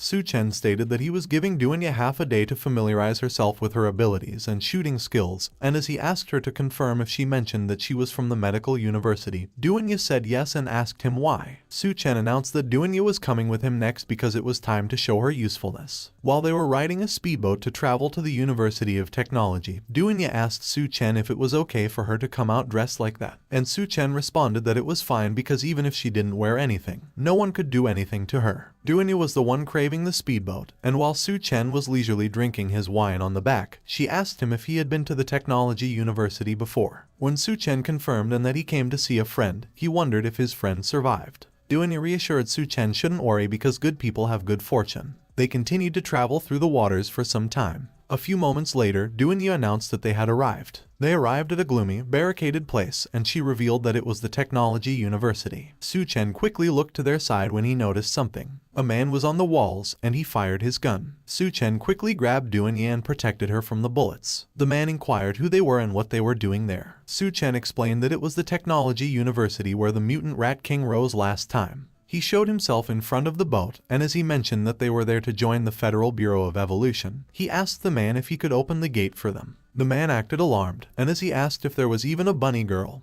he called Dunya sweetie and suggested that he would let her in if she spent the night with him, but as for the guy, he should go back to where he came from. Duenya smiled brightly, and as she showed the food to them, she requested if they could open the gate for them for the sake of that braised pork. The man was astonished when he saw the braised pork, and he exclaimed that it was real braised pork. He quickly called Lu Tao, the man below him, and he instructed that he should open the gate quickly because he hasn't seen meat in ages, which made Lu Tao reluctantly agree. The gates were opened, and the speedboat went inside. The man directed that they should park the boat by the side and give him the braised pork, and as he called Lu Tao, he ordered that they should take them inside. Lu Tao tried to protest about the braised pork, but the man commanded that he should shut up because it was all his, and they were unaware that Duenya was using her mind control ability on them. The man was unaware that he was holding a rotten hand, and he commented that it smells so good, so for the sake of that braised pork, he will let them in for the meantime, and they will send Su Chen to the lab later. Lu Tao went with Su Chen and Duenya, and he indicated that he would show them the way. He added that since they will all be living in the base from that point onward, it was only right that they help each other. Lu Tao explained that the lower levels are for the elderly, children, and other lowlifes, so he will take them upstairs to find a clean room when a kid suddenly bumps into him. He got annoyed, and as he asked the kid what was wrong with her and if she couldn't walk properly, the kid apologized and mentioned that she was feeling a bit dizzy. Duenya quickly checked on the kid, and as she observed that it looked like she was too weak from hunger, she asked the kid where her parents were, to which the kid answered and shared that they went to find food and haven't come back yet. Duenya commented that she had a piece of bread there, and as she handed it to the kid, she asked her if she wanted it. The kid was in pain, but she still asked Duenya, whom she called Bunny Sister, if she wouldn't be hungry if she ate the bread. Duenya was flustered when she heard what the kid called her when Su Chen suddenly chimed in and assured that the kid shouldn't worry because her bunny sister will never go hungry. The kid argued that Su Chen was lying because there was no one who didn't go hungry those days, which made Su Chen snicker. Su Chen stated that the kid could doubt his character, but she shouldn't doubt his strength, and he summoned something. As Su Chen summoned some food and proudly declared that they won't go hungry as long as someone is his woman, Lu Tao asked where that hot pot came from, and when the kid saw the hot pot, she expressed that she wanted to be Su Chen's woman too. Duenya quickly shoved the bread in the kid's mouth, who chewed on it with tears in her eyes, and advised that kids shouldn't talk nonsense, so she should eat up. Suddenly, Su Chen heard someone cursing and shouted that someone was cooking food there. 3 men arrived, and one of them, who seemed to be the leader, commanded that the bunch of lowlifes should get lost, and as he asked if they didn't know that hoarding food was against the rules, he mentioned that all materials must be handed over first and exchanged for contribution points. He stated that he didn't remember anyone exchanging food those past few days and asked who was breaking the rules. The kid got terrified, and as she clung to Duenya reassured that she shouldn't be afraid because she would make sure that those men spoke properly. Duenya glanced over to Su Chen and he nodded. The leader was startled when someone called for his attention. It was Duenya, and as she asked the men if it wasn't the food they were after all that time, she summoned some food and announced that those things were prepared for them. Her eyes glowed as she used her mind control ability, and she commanded that they should enjoy themselves to their heart's content. The men were amazed, and as one of them commented that it was much meat, the other stated that it smelled so good, while the other cursed and declared that it was all his before laughing hysterically. The 3 of them munched on the food like there was no tomorrow, and as one of them commented that the familiar feeling was making him want to cry, the leader remarked that it was delicious and good. The leader laughed and acknowledged that Duenya was quite a sensible girl, so he would punish her again that night. But he declared that the newcomer broke the rules and must be punished, which amused Su Chen, and he asked if they would punish him. The leader commanded that they should bring them out. They immediately brought out 2 chained men that didn't seem to be in their right minds, and the leader informed that the punishment is a life or death duel with those 2, either Su Chen kills them or be killed by them. Su Chen immediately recognized that they were the 2 brothers he had encountered before at the tower, and he wondered what was going on. Meanwhile, the kid took a peek, and she seemed to have recognized someone. She suddenly called those men her big brother and second brother, and as she asked what happened to them, Duenya was surprised, and she inquired the kid if they were her brothers. The kid was in tears as she called the men bastards and demanded that they should let go of her brothers while Duenya was holding her back, and she advised that the kid shouldn't go near them because they were not in their right minds. One of the men commented that those brothers messed up the mission and couldn't come up with contribution points, so they were sentenced to death, and the leader stated that killing them outright was such a waste and he couldn't allow that, so he kept them around for some fun. The leader admitted that he didn't expect them to know the brothers, so things just got more interesting, and he has decided that if Su Chen loses the duel, he will throw the little girl into the water with her brothers to feed the water ghouls. The leader stated that if Su Chen loses, he will throw those 3 siblings into the water to feed the water ghouls. Su Chen observed the 2 brothers, and he commented that they seemed to be in some frenzied state, so he wondered if they were injected with drugs. The leader suddenly declared that the duel would begin. The other men quickly let go of the chains after the signal was given. The bald man was ferocious as he quickly charged towards Su Chen. But Su Chen was unfazed. Su Chen raised his hand. He hit the other brother in the neck in one swift motion, while he slapped the bald man on the other hand. The two brothers were knocked out on the floor in an instant. The kid quickly called her brothers with worry, and as she was about to run to them, Duanya stopped her and mentioned that she shouldn't worry because they would be fine. The leader was surprised, and as he asked if it was finished already, he cursed and muttered that he wasted 2 doses of his medicine. But he should just forget it as those were just 2 useless pieces of trash anyway. He remarked that he was in a good mood at that moment, so if Su Chen handed over all their supplies, he would pretend that never happened. But Su Chen asked the man why he should hand over his supplies to him. One of the men questioned Su Chen if he was new there and noted that anyone entering the technology university must follow their boss Liu's rules to keep things in order and weed out freeloaders, which the leader, Boss Liu, confirmed and explained that they don't support freeloaders there, so if Su Chen wanted to stay, he needed to earn contribution points, which he could earn by handing over resources or finding supplies. When Su Chen heard about the contribution points, he commented that it was just like money, but obviously, it benefits those who make the rules, so Su Chen agreed, but he explained that their last bit of food was eaten by them, so they have nothing left. Suddenly, a huge man appeared, whom Boss Liu nervously referred to as Captain Guo, and he invited Su Chen to work for him if he wanted contribution points. Duanya was astonished by what she was seeing, while Su Chen looked a bit concerned. Men who have lost a lot of teeth were gagged and were biting on a wooden stick. They were wearing weird masks and carrying a huge log on their shoulders. Those men were carrying the huge Captain Guo, who was sitting on his throne, and he announced that free meals, accommodation, and high salary positions were available. Suddenly, one of the men stumbled. He fell to the floor and let go of the log he was carrying. Captain Guo glowered at the man. He suddenly grabbed a wooden pole. Captain Guo threw a spear at the man on the floor, and the man screamed in pain as it pierced through his back. Both Duanya and Su Chen were astonished by what they saw. Captain Guo stated that, as they could see, they are short on people, so Su Chen was just in time to replace the man, and especially the bunny girl, Duanya. He would give her a can of lunch and meat and unlimited instant noodles every day. He mentioned that they should remember that it was already the apocalypse and industrial production had ceased, so he was making a big sacrifice for Duanya. And as he grabbed the lady by his side, Captain Guo lamented that no one knew that he would be so bored with those guys already. Boss Liu stated that their boss was giving them a generous offer, so he advised them to accept it, while the other man remarked that it was great because if Captain Guo gets a new woman, he will let them have fun with the previous ones. Suddenly, Captain Guo noticed a smell, and as he asked the men what they had been eating, the men were petrified.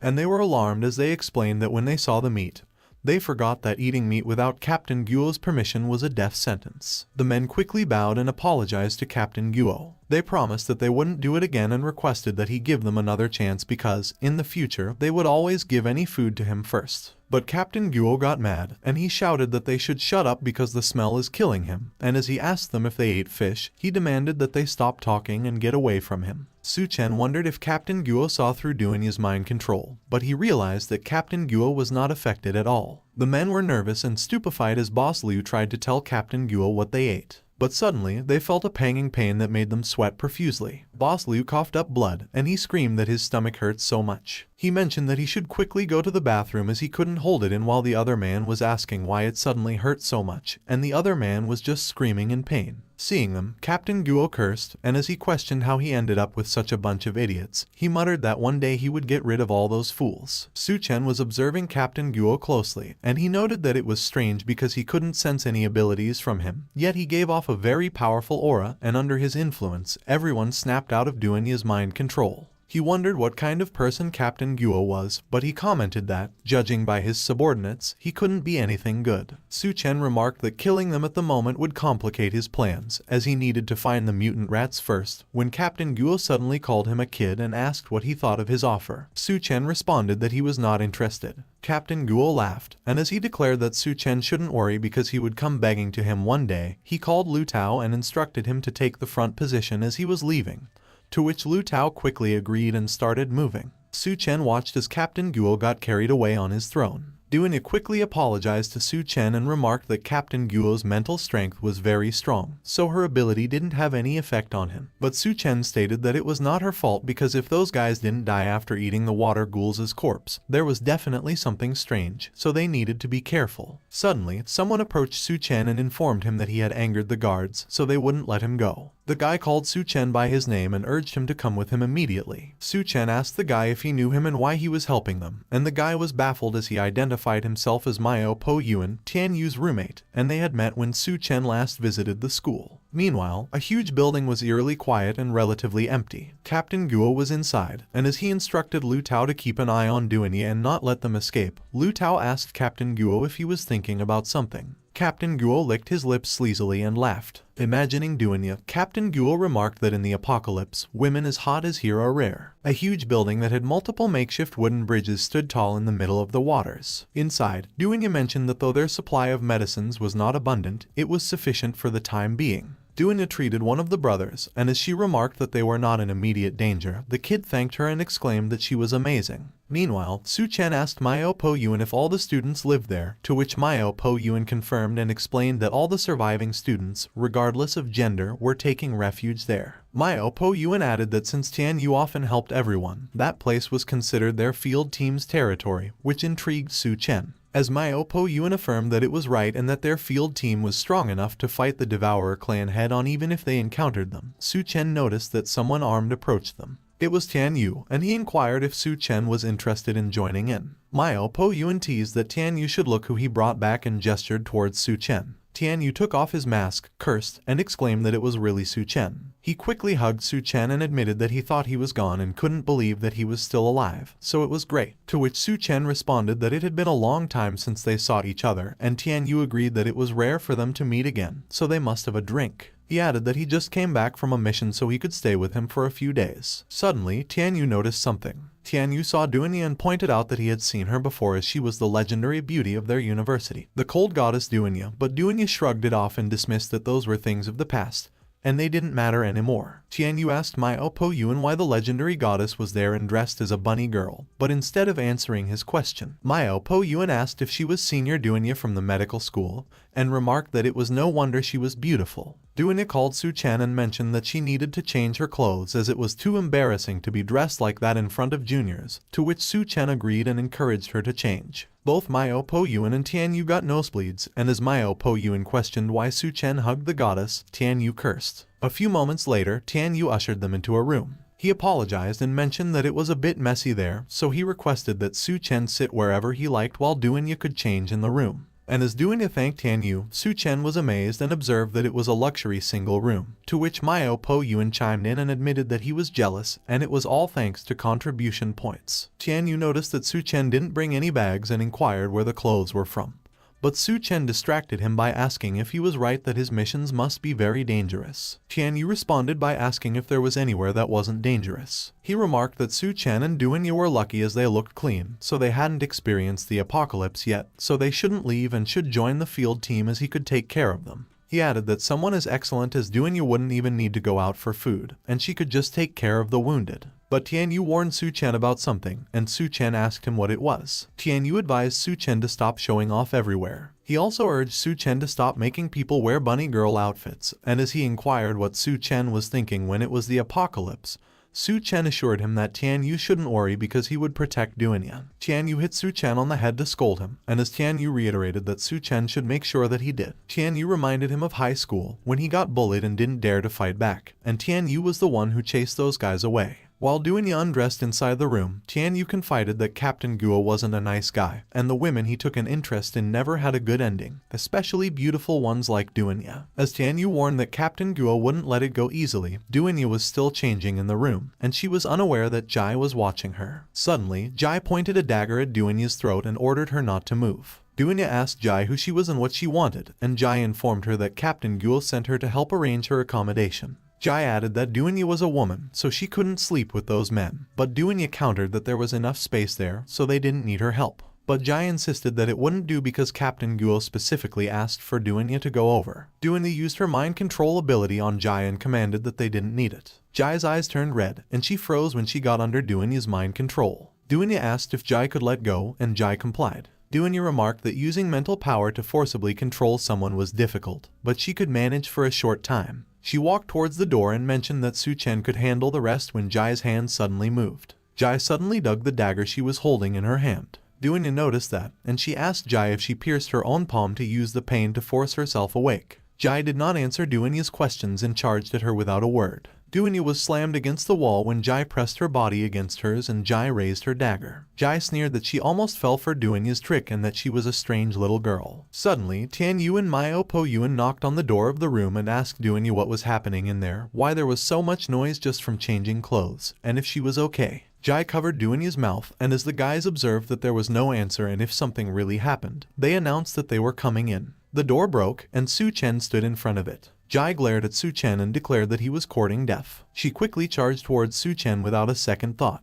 Jai got closer and closer to Su Chen's silhouette. Suddenly, Tian Yu appeared between them, and he warned Su Chen to be careful. Jai's eyes widened in surprise when she heard what Tian Yu uttered. At that moment, she saw Su Chen's face looking at her. Jai was astonished, and she immediately recognized him. She was horrified as she recalled the engineering university. As Jai remembered the one called Su Chen, she recollected Su Chen's sinister figure, who eliminated their guys with ease. She remembered how Su Chen choked the leader and muttered that he was the devil. Jai confessed that although she had killed many people, her instinct told her that if she made a move against Su Chen, she would be dead. Jai admitted that she must do something. She quickly went past Tian Yu and bowed in front of Su Chen. Duanya was baffled by what Jai did while Jai crawled in front of Su Chen and requested that her master punish her. Tian Yu was surprised when he heard Jai address Su Chen as master. On the other hand, Su Chen asked Jai who her master was. Jai asked Su Chen if he stated that her sincerity was not enough. She suddenly removed all of her clothes and asked him what he thought about it. Both Mio Po Yuan and Tian Yu were surprised and flustered by what Jai did, and Tian Yu asked Su Chen if he currently had such a heavy taste. Meanwhile, Jai's eyes looked cunning. Something suddenly exploded, and they exclaimed that it was not good because it was a smoke bomb.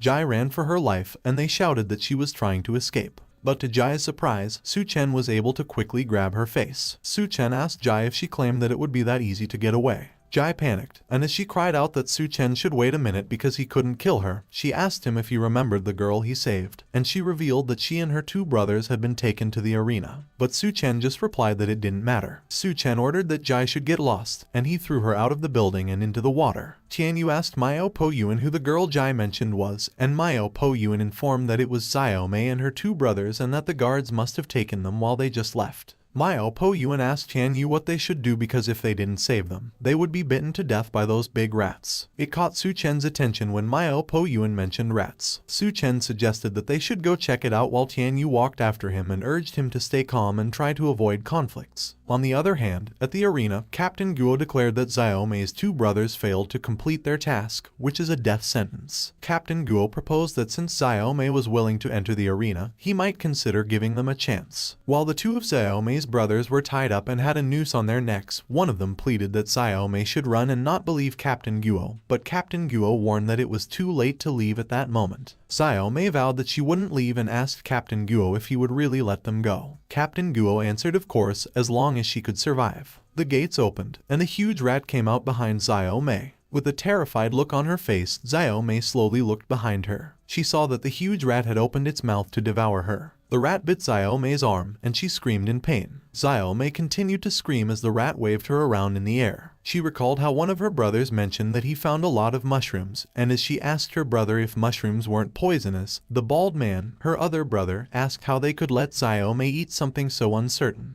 The bald man volunteered to try first, and if he didn't die, Xiao Mei could eat it, and the other brother asked him if he was crazy. A few moments later, the bald man's mouth started foaming, and as he gasped that there were many red umbrellas in the sky, the other brother panicked, and he yelled that they were poisonous, while Xiao Mei urged that he should quickly spit them out. Xiao Mei also recalled the time when her brothers were about to go on a task, and as one of them explained that once they completed the task, they would get contribution points, the bald man agreed and celebrated that they wouldn't have to starve anymore. One of her brothers advised that she should remember to be good and not run around, while the bald man reminded her to wait for them to come back and eat something delicious. Back in the present, her other brother insisted that Xiao Mei should run and not worry about them, while the bald man encouraged her to live well. Captain Guo commanded that they should shut them up. A guard kicked the log where the brothers were standing. The two brothers immediately groaned and screamed in pain as the noose began to tighten around their necks. Xiao Mei quickly called for her big brother and second brother with worry. But the rat was still biting her arm, so she gritted her teeth and prepared to attack. Xiao Mei screamed as she raised the wooden stick in the air. She dug the wooden stick into the rat's eye. The rat began squeaking in pain, and Xiao Mei fell to the floor when the rat let go of her. Xiao Mei quickly charged towards her brothers and cried that she was there to save them.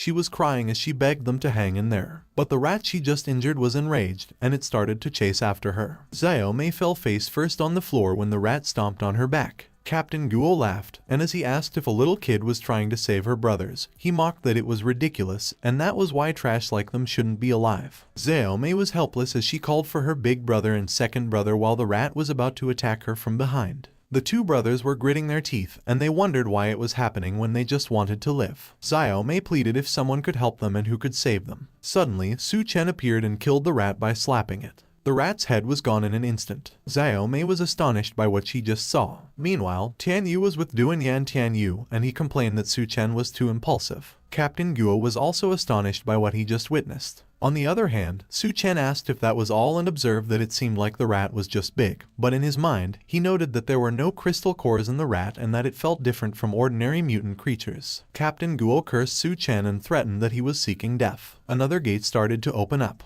There were more rats in there, and as they looked at Su Chen with their evil eyes, Captain Guo promised that he would fulfill Su Chen's wish. Tian Yu and Mai Po Yun helped the brothers while Duan Ye got Xiao Mei, and as Tian Yu suggested that they should rest there for a while, Xiao Mei asked her brothers if they were all right. The bald man replied that it was thanks to Xiao Mei and that she saved them. Xiao Mei responded that it was Su Chen who saved them. On the other hand, Jai walked around while she soaked wet, leaving puddles on the floor. Jai was with a doctor, and as he asked her if the man down there was the special research material that she mentioned, Jai confirmed yes and that utilizing his genes would definitely solve the instability of the doomsday genes. Watching Su Chen, the doctor inquired if it was real because those rats were created using the latest technology, making them bigger and more ferocious than before. The doctor remarked that if Su Chen died there, he didn't deserve to be his special experimental subject. But he was startled when he noticed something. Su Chen slashed the huge rats with his knife and eliminated them easily. The bald man asked if the rats were instantly taken down, while Tian Yu questioned if he was really the Su Chen he knew. Meanwhile, Captain Guo cursed Su Chen. On the other hand, Su Chen stated that there were no crystal nucleus there either. Suddenly, the doctor used the speakers and cleared his throat. While Su Chen was still in the arena, the doctor called for everyone's attention. He announced that Su Chen was the experimental material he needed, so Lao Guo, the captain, and Tian Yu should bring Su Chen up there for him. Lao Guo laughed and commented that the boss had spoken so Su Chen was done for, while Tian Yu was alarmed. The doctor declared that it didn't matter if Su Chen was alive or dead. Meanwhile, Mai Po Yun called Duan Ye and urged that they should leave quickly because the situation was dire, so if they didn't go immediately, they wouldn't be able to leave. But Duan Ye refused and said that she wouldn't leave because, as long as Su Chen was there, she wouldn't go anywhere. On the other hand, Lao Guo called Tian Yu and taunted that he heard that he and Su Chen were brothers, but they were only able to survive the apocalypse thanks to their boss, so he asked Tian Yu who he would choose and laughed maniacally. Su Chen asked Tian Yu what was going on.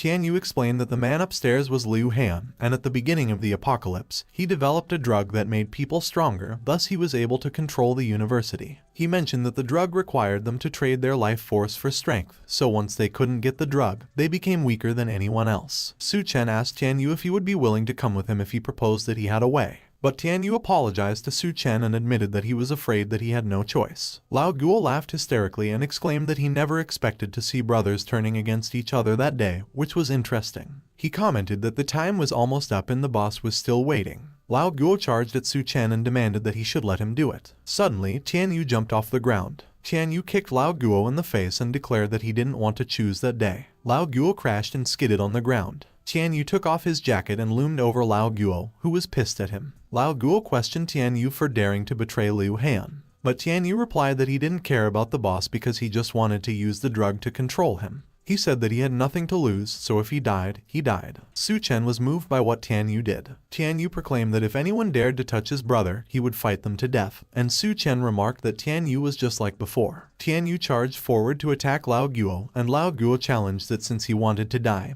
he would crush them all together. But Tian Yu retorted that with just Lao Guo, he was far from enough. He bombarded Lao Guo with punches. Lao Guo laughed and revealed that Liu Han knew that Tian Yu would betray him, so he gave Tian Yu the level 1 drug, and he used the level 2 drug. Tian Yu was astonished when he heard about the level 2 drug. Lao Guo raised his meteor hammers and boasted that his fat was the strongest defense, so no one could hurt him. He swung his meteor hammers to attack Tian Yu. Tian Yu managed to block Lao Guo's meteor hammers with his hands, but the force was strong that he coughed up blood. Seeing that Tian Yu was struggling, Lao Guo laughed. Lao Guo declared that Tian Yu should die. He clicked a button that was on his meteor hammer. When Tian Yu saw that, he exclaimed that it was not good because the meteor hammer was electrified. Tian Yu was horrified, and he prepared himself to be electrocuted. But suddenly, Su Chen kicked the meteor hammer away from Tian Yu. Lao Guo was astonished when he saw that his meteor hammer was flying towards him. While Su Chen stepped on Lao Guo's meteor hammers and dug them into his eye and chest, he mocked Lao Guo by asking if he was right that he heard no one could hurt him. Tian Yu was surprised with what he saw that his mouth was left wide open. Mao, Po Yuan and Duan Yu were surprised as well. Meanwhile, Liu Han looked upset with what he just saw. Lao Guo screamed in pain as he got electrocuted by his meteor hammers. Su Chen effortlessly landed back on the ground and left Lao Guo. Liu Han remarked that it was interesting and that he was getting more and more intrigued by Su Chen. He explained that he had spent all his resources and manpower there to find a way to evolve humans into perfect beings, leading to significant breakthroughs in his experiments. Liu Han declared that Su Chen's recent display of strength proved his value. He offered Su Chen an opportunity to join his experiment and become the first perfect human. But Su Chen asked him if he meant a rat when he mentioned the perfect human. Liu Han was amused and acknowledged that Su Chen managed to guess his primary research direction. He confirmed that Su Chen was right because rat genes are indeed the closest to human genes. He added that he would use rat genes to create an army of rat men and conquer the world, and in such a case, the apocalypse would be heaven for them. So he laughed and asked Su Chen if he was excited. Su Chen responded that he was not excited at all because it sounded really stupid. Liu Han was disappointed by Su Chen's response. While Jai was aiming a rifle at Su Chen, Liu Han pointed out that it seemed Su Chen didn't understand how great evolution could be, so he should show him. Jai fired the rifle. The rifle didn't fire a bullet but a syringe, and it went past Su Chen. The syringe hit Lao Guo. Lao Guo's body started to disfigure and his skin squirmed. Seeing what happened, Tian Yu asked if Lao Guo's body was mutating. Duan Yu inquired what kind of things those people were researching. As Lao Guo continued to transform, Liu Han commented that he was a sumo wrestler, and his fat made him resistant to hits. He turned into a disgusting monster, and Liu Han observed that Su Chen was no match for Lao Guo, who had combined with the level 3 drug he just injected, which enhanced strength and healed. Liu Han asked Su Chen if he could see the greatness of evolution. But Su Chen gave Liu Han the middle finger and retorted that he was just turning people into monsters. Liu Han retorted that Su Chen was an ignorant fool and ordered them to kill him and extract his genes from his corpse. Lao Guo roared loudly, and Su Chen immediately became vigilant of his movements. He rolled at incredible speed towards Su Chen, and Su Chen quickly took a step back. Duan Yu warned that Su Chen should watch out. Su Chen prepared to take Lao Guo head on, and he insisted that Lao Guo should give it to him. He grabbed Lao Guo and demanded that he should stop. Su Chen managed to grab the meteor hammer, and as he asked Lao Guo if he claimed that putting a couple of batteries in a weapon could kill someone, he ripped its batteries out. He vowed that he would let Lao Guo taste the batteries as well. Su Chen shoved the batteries into Lao Guo's mouth. The batteries started to produce sparks as they got crushed inside Lao Guo's mouth. Su Chen confidently turned his back, and a huge explosion occurred. Tian Yu asked if Lao Guo was dead, while Duan Yu just stood there, worried. On the other hand, Liu Han commented that Su Chen used the battery explosions to cause damage. But Liu Han pointed out that the level 3 drug had a strong healing capability, and Lao Guo began healing himself. As Lao Guo, who looked completely like a monster, stood back up, Liu Han declared that in the face of the power of evolution, Su Chen was utterly powerless, and he laughed maniacally. Su Chen charged towards Lao Guo and complained that it was annoying. He delivered a powerful punch to Lao Guo's face. Lao Guo was crushed on the ground, and Su Chen continued to bombard him with punches. Su Chen remarked that very few people knew about superpowers those days, so it would be best not to let others see how he used his. As the arena got filled with dust, Duan Yu commented that it was blocking the view. On the other hand, Liu Han wondered what exactly Su Chen was planning. Meanwhile, Su Chen jumped over Lao Guo, and he remarked that the guy kept recovering, so Liu Han's research was quite something. But Su Chen noted that his space didn't just contain supplies, and he used his skill, Space Unfold. Huge chunks of cement and metal bars were summoned, and they all fell towards Lao Guo. Lao Guo froze in place, and Su Chen boasted that he had prepared so many secret weapons. When Tian Yu heard those materials crashing on the ground, he asked what that noise was. On the other hand, Liu Han wondered what Su Chen was up to at that moment. As the dust began to dissipate, the mountain of debris was revealed, and Su Chen was sitting on top of it. Duan Yu, Tian Yu, and Mao Po Yuan were all surprised by what they saw. Tian Yu asked if it was a pile of cement and steel and if the fatty was buried underneath the debris. Meanwhile, Liu Han was enraged, and he cursed Su Chen. He declared that he didn't care who Su Chen was or where he got that pile of junk because he would make sure that Su Chen died without a place for burial for daring to provoke him like that. As the rats around the arena woke up, Liu Han warned that Su Chen should look around him because they were all dead meat for sure. But Su Chen merely commented that it was perfect because he wasn't planning on letting any of them go either. Duanya stated that they were surrounded. Tian Yu remarked that they were the ones who once went to the lab, and he asked if they had all mutated into rat men. Su Chen declared that his target was Liu Han up there because if they didn't deal with him, things would never end. Mao, Po Yuan and Duanya were taken aback when Su Chen mentioned that he would leave things to Duanya. Duanya remembered when Su Chen told her that she had no right to stay by his side if she lost her value, so she replied that Su Chen shouldn't worry because she would keep them under control. Su Chen walked away and instructed that if Duanya couldn't handle it, she should just call out to him loudly. Duanya took a step forward to take charge. She called everyone and announced that they should listen up. Duanya explained that she would control those guys, and in her mind, she thought that there were quite a lot of them, and she had never controlled so many at once, but she must do it. She directed that everyone should just focus on killing. Back in the building, Liu Han asserted that they were a few mere traitors, so they would become food for the rat men. Liu Han watched as the situation unfolded below him. Suddenly, one of the doctors reported and informed that Su Chen had taken down the security personnel in the building and broken into Yunyan's room, which surprised Liu Han. Liu Han questioned Su Chen for daring to break into that place, and he ordered that the doctors immediately inject the Doomsday gene. One of the doctors warned that the gene fusion was still unstable, so it was too risky, but Liu Han commanded that he should just do as he said. Liu Han vowed that he would personally deal with Su Chen. Meanwhile, Su Chen entered the room where Yunyan was, and the place was filled with huge cylindrical glass containers. Different kinds of monsters were enclosed in the containers. Suddenly, a container caught Su Chen's attention. Su Chen recognized that Yunyan was in the container and inquired how she was there. He noted that after their encounter at the bar, he never expected to meet Yunyan there. Su Chen decided that it was better to save Yunyan first. A few moments later, Su Chen managed to get Yunyan out of the container, and he carried her in his arms. Yunyan slowly regained her consciousness, and she asked if he was Su Chen. Su Chen confirmed that it was him and that Yunyan shouldn't worry because he would get her out of there. Yunyan mentioned that she was hungry. Su Chen asked Yunyan to confirm if she was hungry. Suddenly, Liu Han opened the door behind Su Chen and demanded that Su Chen should let go of Yunyan.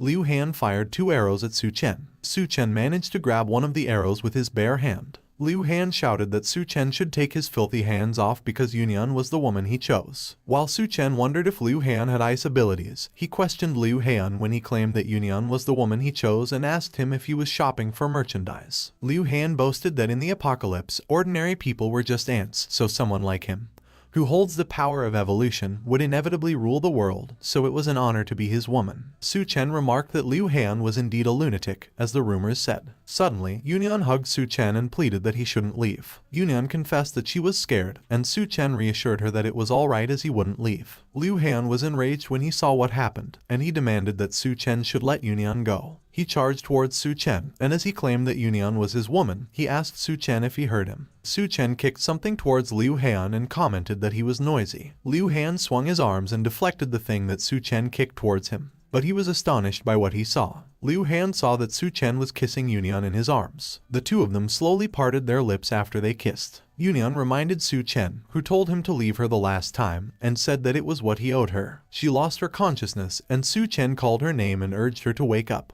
Liu Han was enraged as he questioned Su Chen for daring to do such a thing. He declared that in that case, all of them should go to hell together. Liu Han's face, body, and hands transformed. He became a monster and proclaimed that he would show Su Chen the power of a god. Su Chen challenged Liu Han to come on. Su Chen mentioned that Yunyan should rest there for a bit and eat the chocolate, and Yunyan agreed. Suddenly, Su Chen spotted Liu Han. Liu Han warned Su Chen that he was courting death for daring to be distracted at a time like that. But Su Chen simply swung his arms and easily destroyed Liu Han's body. Su Chen inquired if that was it. Meanwhile, Yunyan asked Su Chen if the people downstairs were his friends. Su Chen confirmed it and added that she was right. Yunyan remarked that she wouldn't eat Su Chen's stuff for nothing. She broke the window and declared that she would take care of the people downstairs. Yunyan recalled and reminded Su Chen that Liu Han wasn't that easy to kill, so he should be careful. She jumped out of the window. Yunyan fearlessly fell toward the ground that was filled with big rats. As Yunyan continued to fall, her size increased until she became a giant before crashing onto the ground.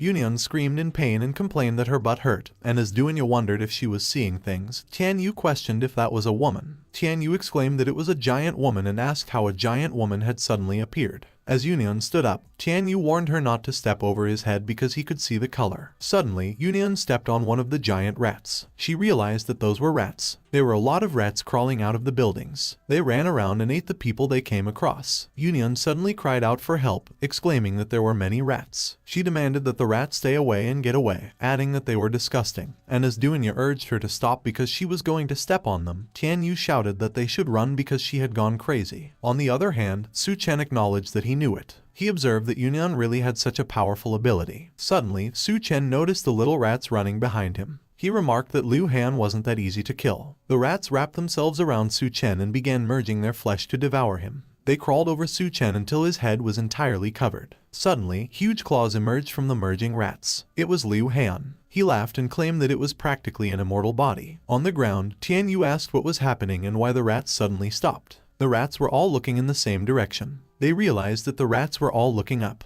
The rats were all staring at Liu Han. Tian Yu questioned if that monster was the Rat King. They observed that all the rats were kneeling, and they were worshipping the Rat King. Suddenly, Yunian grabbed the huge metal. She struck the rats with it and demanded that they get out of her way. Yunian called Liu Han a filthy rat and asked where Su Chen was, and Liu Han sneered that he was already gone. Liu Han threatened that with Yunian daring to talk to him like that, she was just asking for death. Yunian cursed as the rats started jumping on her arm. Meanwhile, the others were also fighting off the rats, and as Tian Yu questioned why those rats had suddenly gone berserk, Dunya advised that they should hold their position. But Yunian argued that there were too many and they couldn't hold them off. Liu Han laughed and boasted that with that rat army, he would rule. But he was cut off when Su Chen's hand suddenly emerged from his chest as Su Chen apologized and mentioned that it took a bit of time to find the crystal core. Liu Han, shocked, demanded to know what was going on because Su Chen should have been completely devoured by him. Su Chen emerged from Liu Han's body by ripping it in half. Liu Han, in disbelief, muttered that it was impossible. Su Chen declared that Liu Han's crystal core was now his. The rats were crazed and they tried to squeeze in between the railings. Some of the rats emerged from the narrow spaces between concrete and the drainage on the ground. They were fierce as they chased after Tian Yu and the group.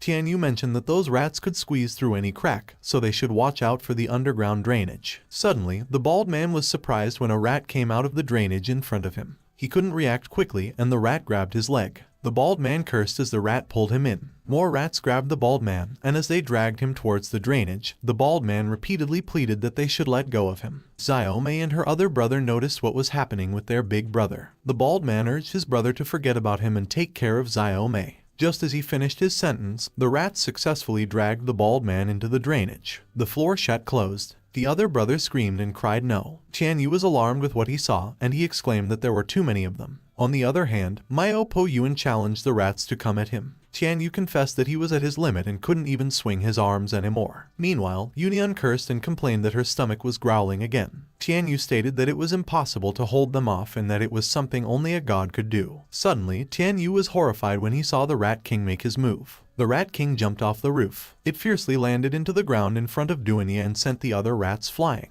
Tian Yu identified that it was the Rat King. The Rat King appeared ominous, exuding a very powerful, dark aura. The rats became nervous and they slowly moved away from the Rat King. The Rat King moved forward and the rats made way for him. Dunya wondered if Su Chen had failed. She was horrified when the Rat King leaned towards her. But suddenly, Su Chen spoke and reassured Dunya not to be afraid because it was him. Dunya immediately recognized that it was Su Chen's voice. Su Chen looked at his hand, which slowly turned back to normal. He explained that the consciousness within the crystal core was still trying to consume him. But Su Chen declared that, unfortunately, when it comes to mental strength, he wouldn't lose to it. Tian Yu confirmed that it was really Su Chen. Su Chen acknowledged that Tian Yu had worked hard. Suddenly, the rats, who were afraid earlier, changed their demeanor. They all charged towards Su Chen as he regained his human form. Tian Yu warned Su Chen to watch out. Su Chen glared at the rats and commanded them to get lost. The rats were terrified by what they saw. They quickly ran away from Su Chen. All the rats in the area quickly fled. The rats panicked, and some tried to squeeze through the metal bars. The others attempted to squeeze through the holes they could find. Some even tried to squeeze through the spaces between the ventilation fans. Myo Po Yuan asked what had just happened and why the rat swarm fled. Tian Yu explained that Su Chen simply ordered them to get lost and they all ran away. The group wondered if they made it through. Su Chen remarked that even though he was not the Rat King, the remaining power of the crystal core was enough to intimidate those rat men into retreating. Suddenly, Tian Yu began coughing aggressively. Su Chen inquired if Tian Yu was okay.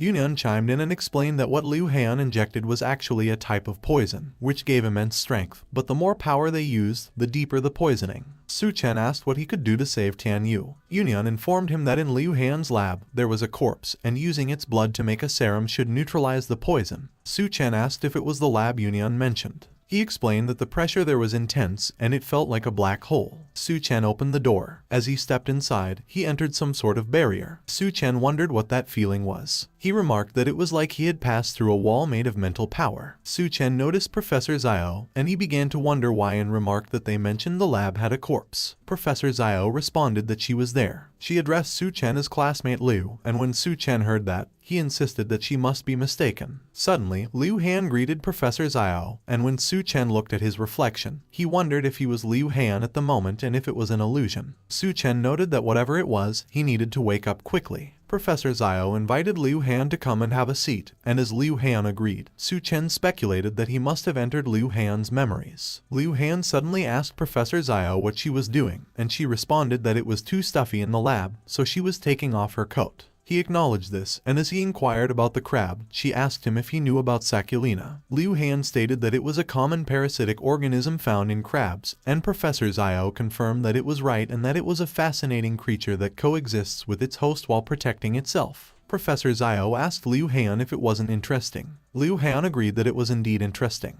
He was about to confront Professor Zhao about what she was doing, but she interrupted and remarked that she didn't expect him to not only excel academically, but also be in such good shape. Liu Han asked Professor Zhao if it was real. He expressed that it seemed like Professor Zhao was not really planning on doing experiments. Professor Zhao explained that she preferred hands-on experience over theoretical work, and Liu Han remarked that he better study hard. A few moments later, Professor Zhao pointed out that the moon outside looked strange. As the moon shone brightly, they screamed and exclaimed that it was hot and they should close the curtains quickly. A few moments later, Professor Zhao mentioned that it was hot, and as she asked when that would end, Liu Han observed that their food supplies were running low, so she should let him take care of what was left. But Liu Han was surprised when he noticed that the food supplies were consumed. He struck Professor Zhao, and as he called her a witch, he demanded to know how she dared to steal his food and asked her if she knew that those supplies were more valuable than her life. Professor Zhao apologized and explained that she was just so hungry that she couldn't resist. Liu Han suddenly grabbed a knife and announced that if he hurried up, there was still time.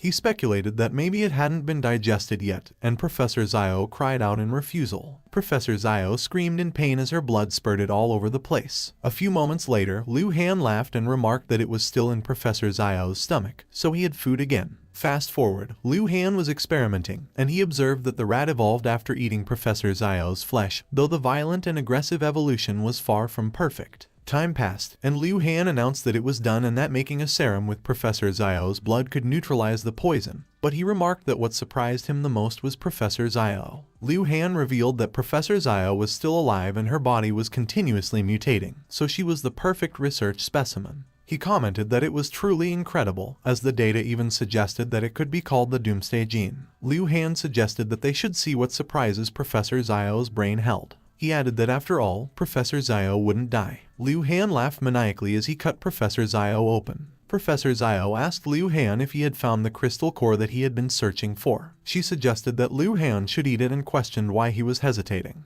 Professor Zhao asked Liu Han why he wouldn't eat it, and Su Chen suddenly remarked that it was because it was just a piece of rotten meat. Professor Zhao was amused, and she asked Su Chen how he figured that out. Su Chen explained that if it was the real crystal core in his hand, Professor Zhao would be dead by that time, and Professor Zhao questioned whether Su Chen actually broke through her illusion. Professor Zhao cursed and lamented that she finally found a suitable human, and she was close. Su Chen declared that he would have to open Professor Zhao's brain himself, and Professor Zhao begged him to wait. Professor Zhao pleaded that she was just a poor woman who had been hurt by others, and as she asked Su Chen if it wasn't her power that he wanted, she offered to give it to him if he spared her. Su Chen explained that when Saculina enters a host, it takes over the host's consciousness. He grabbed Professor Zhao's head, and she screamed in refusal and begged him not to do it. But Su Chen asked Professor Zhao if she promised that he would give her a chance, and her blood spurted all over the place. Su Chen observed that without the crystal core, the body was starting to disintegrate. He concluded that it seemed there was no problem that time.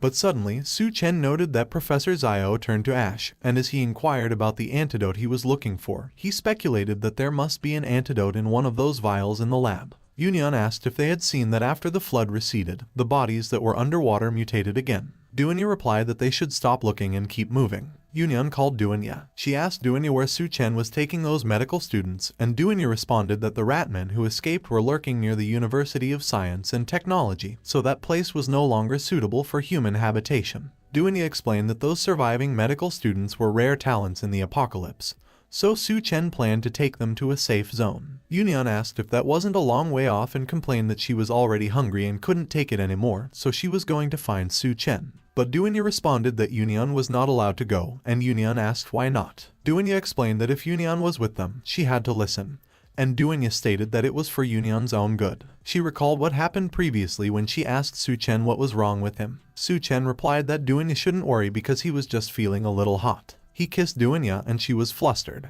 Duanya remarked that it was a night of violent storms. She wondered if that sudden aggression could be a side effect of the crystal core. On the other hand, Su Chen stated that after the flood receded, bacteria, viruses, and even plants would undergo major mutations, so major safe zones had fallen due to a lack of doctors, and at the moment, doctors were scarce resources, so if used well, they could help establish his own safe zone. Su Chen mentioned that if multiple forces emerged in the future, he would have the means to counter them, and on top of that, they had a good harvest at that time, and Yunyan found the methods to produce serum and recovery potions. He added that once Tian Yu and the others recovered, they could assist him. Su Chen explained that he also stored all the research equipment and supplies from the lab building in his space. He further mentioned that the Rat King's crystal core not only enhanced his berserker ability and increased his physical strength, but it also granted him ice abilities. Su Chen commented that although he could only form a small ice block at the moment, he could find ways to enhance it later, and there was Professor Zio's crystal core, who granted him 2 mental abilities, but unfortunately, he didn't get the illusion ability. Suddenly, Tian Yu asked what the noise was on his side. Su Chen replied that his first ability was mental perception, and that ability likely stemmed from the mutated corpse's instinctual thirst for blood. He explained that he could read the heat signals emitted by living creatures within a 30-meter radius,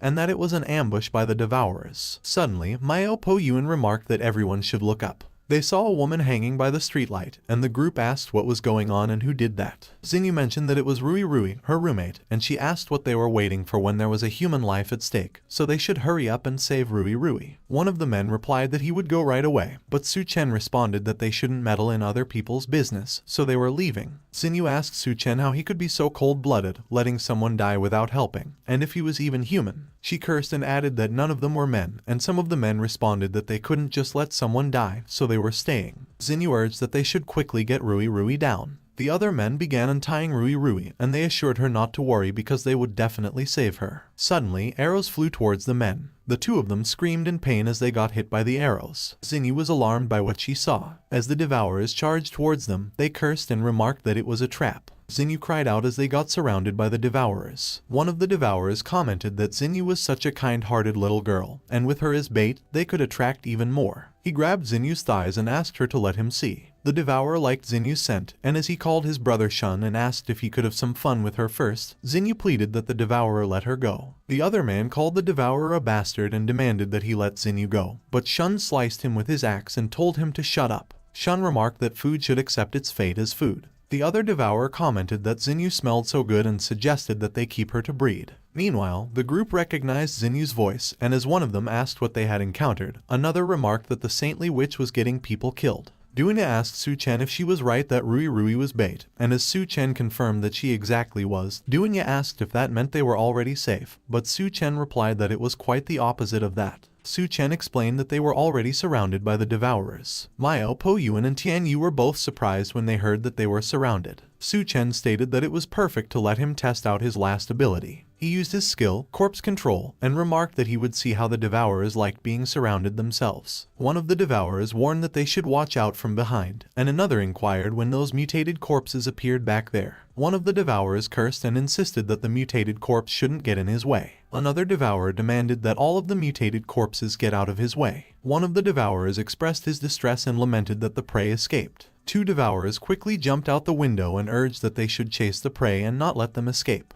Su Chen assured them that they wouldn't get away. One of the devourers pointed out that they should look because another one wanted to die, and the other suggested they kill Su Chen first. Su Chen remarked that it was too bad the devourers didn't have crystal cores, so he would let those mutated corpses play with them instead. The Devourers were surprised when they quickly found themselves surrounded by the mutated corpses. A few moments later, they reached the safe zone. Hecheng. Captain Sun questioned the group on who was there, and as he interrogated them for daring to trespass into Hecheng, Duanya explained that they were from the University of Science and Technology seeking refuge. Duanya and Union were startled when Captain Sun suddenly jumped above them. Captain Sun landed on the ground intimidatingly. He declared that they don't accept trash there, so all of them should leave. Duanya used her ability and questioned Captain Sun if it wasn't a safe zone and what gave him the right to deny them entry. Captain Sun was surprised when he felt Duanya's ability affecting him. He accused Duanya of using shady tricks. Captain Sun remarked that, just as he thought, they were useless trash, and Duanya was surprised to learn he was an ability user. Suddenly, Lu Xiaofeng intervened, urging them to stop.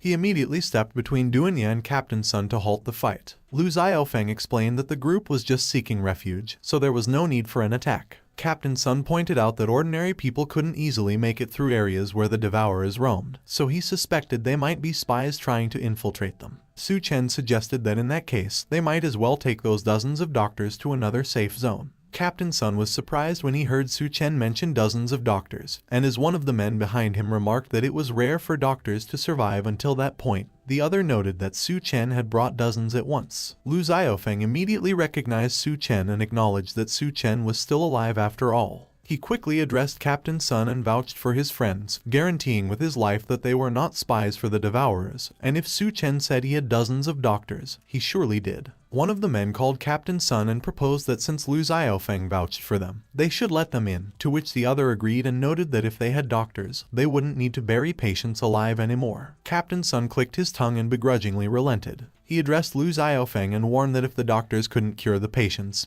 he would be responsible for the consequences. One of the men called everyone over and announced that the captain had agreed, requesting they come inside. A few moments later, Lu Xiaofeng assured Su Chen not to take it personally, as Captain Sun was just like that. Su Chen responded that there were no worries because there are always annoying people everywhere. Lu Xiaofeng agreed, remarking that all of them had arrived at just the right time. He explained that they had some strange patients there who urgently needed a doctor's help. A few moments later, Lu Xiaofeng pulled a cloth and revealed one of the patients. Union asked if those were mushrooms. Lu Xiaofeng admitted that they didn't know, but they had tried cleaning them off, and those things just grew back even faster, making the person weaker. Su Chen identified that the patient was infected with mutated fungi, and now that the plants were mutating, Lu Xiaofeng should warn the others to be careful not to get pricked by young plant shoots. Duanya asked if those mushrooms were using the person as nourishment, and as Su Chen confirmed they probably were, Union offered to find someone to analyze it and see if they could come up with some medicine. Su Chen stated that it was just the beginning because if those newly mutated plants weren't cleared out, they would quickly grow and start attacking humans. And when that happened, the Devourer tribes would seize the opportunity to attack the safe zones, turning many people into livestock for them. He added that the Devourer tribes growing stronger was definitely not in his best interest, so if he could use the safe zone as a base and prepare in advance,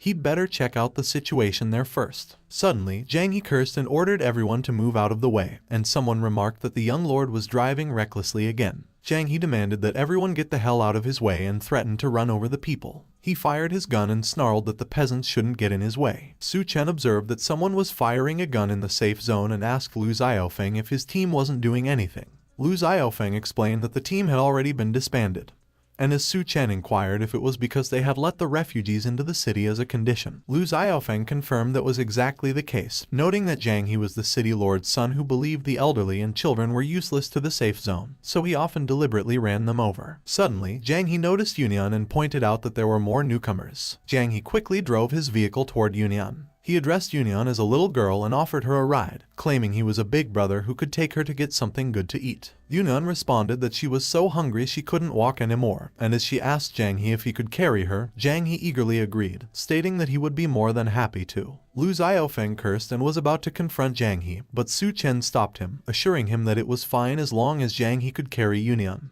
Zhang He beckoned Union to come, saying her big brother was ready. Union snickered mischievously. She quickly jumped off the ground and used the vehicle as a driving force to propel herself higher. Union declared that she was coming, and Zhang He responded enthusiastically. Suddenly, Union activated her ability and became gigantic. Zhang He screamed, and he quickly jumped off the vehicle before Union could squish him. Union crashed on the ground and squashed everything in her way. Zhang He continued to scream while Union slowly shrank. Meanwhile, Captain Sun inquired what was going on. On the other hand, Bai Kang queried what that noise was. Jiang He screamed and repeatedly mentioned something about his leg. Yunyan remarked that even given the chance, Jiang He was still useless. One of the guards called Jiang He and questioned if he was okay. Jiang He asserted that Yunyan is a monster as she turned into a giant woman and broke his leg, so they should get her away from him. Suddenly, Duan used her ability, mind control. One of the guards stated that Jiang He clearly fell off the car and broke his leg himself, to which the other guard agreed and pointed out that it was exactly what happened, and they all saw it clearly. But Jiang He insisted that all of them should shut up, and he already got it that they were all involved in that and were trying to set him up, so he would call his dad to kill them all right at that moment. He yelled as he called his dad and requested that he should help him. Captain Sun observed that it was going to be fun to watch. A black luxury car suddenly arrived.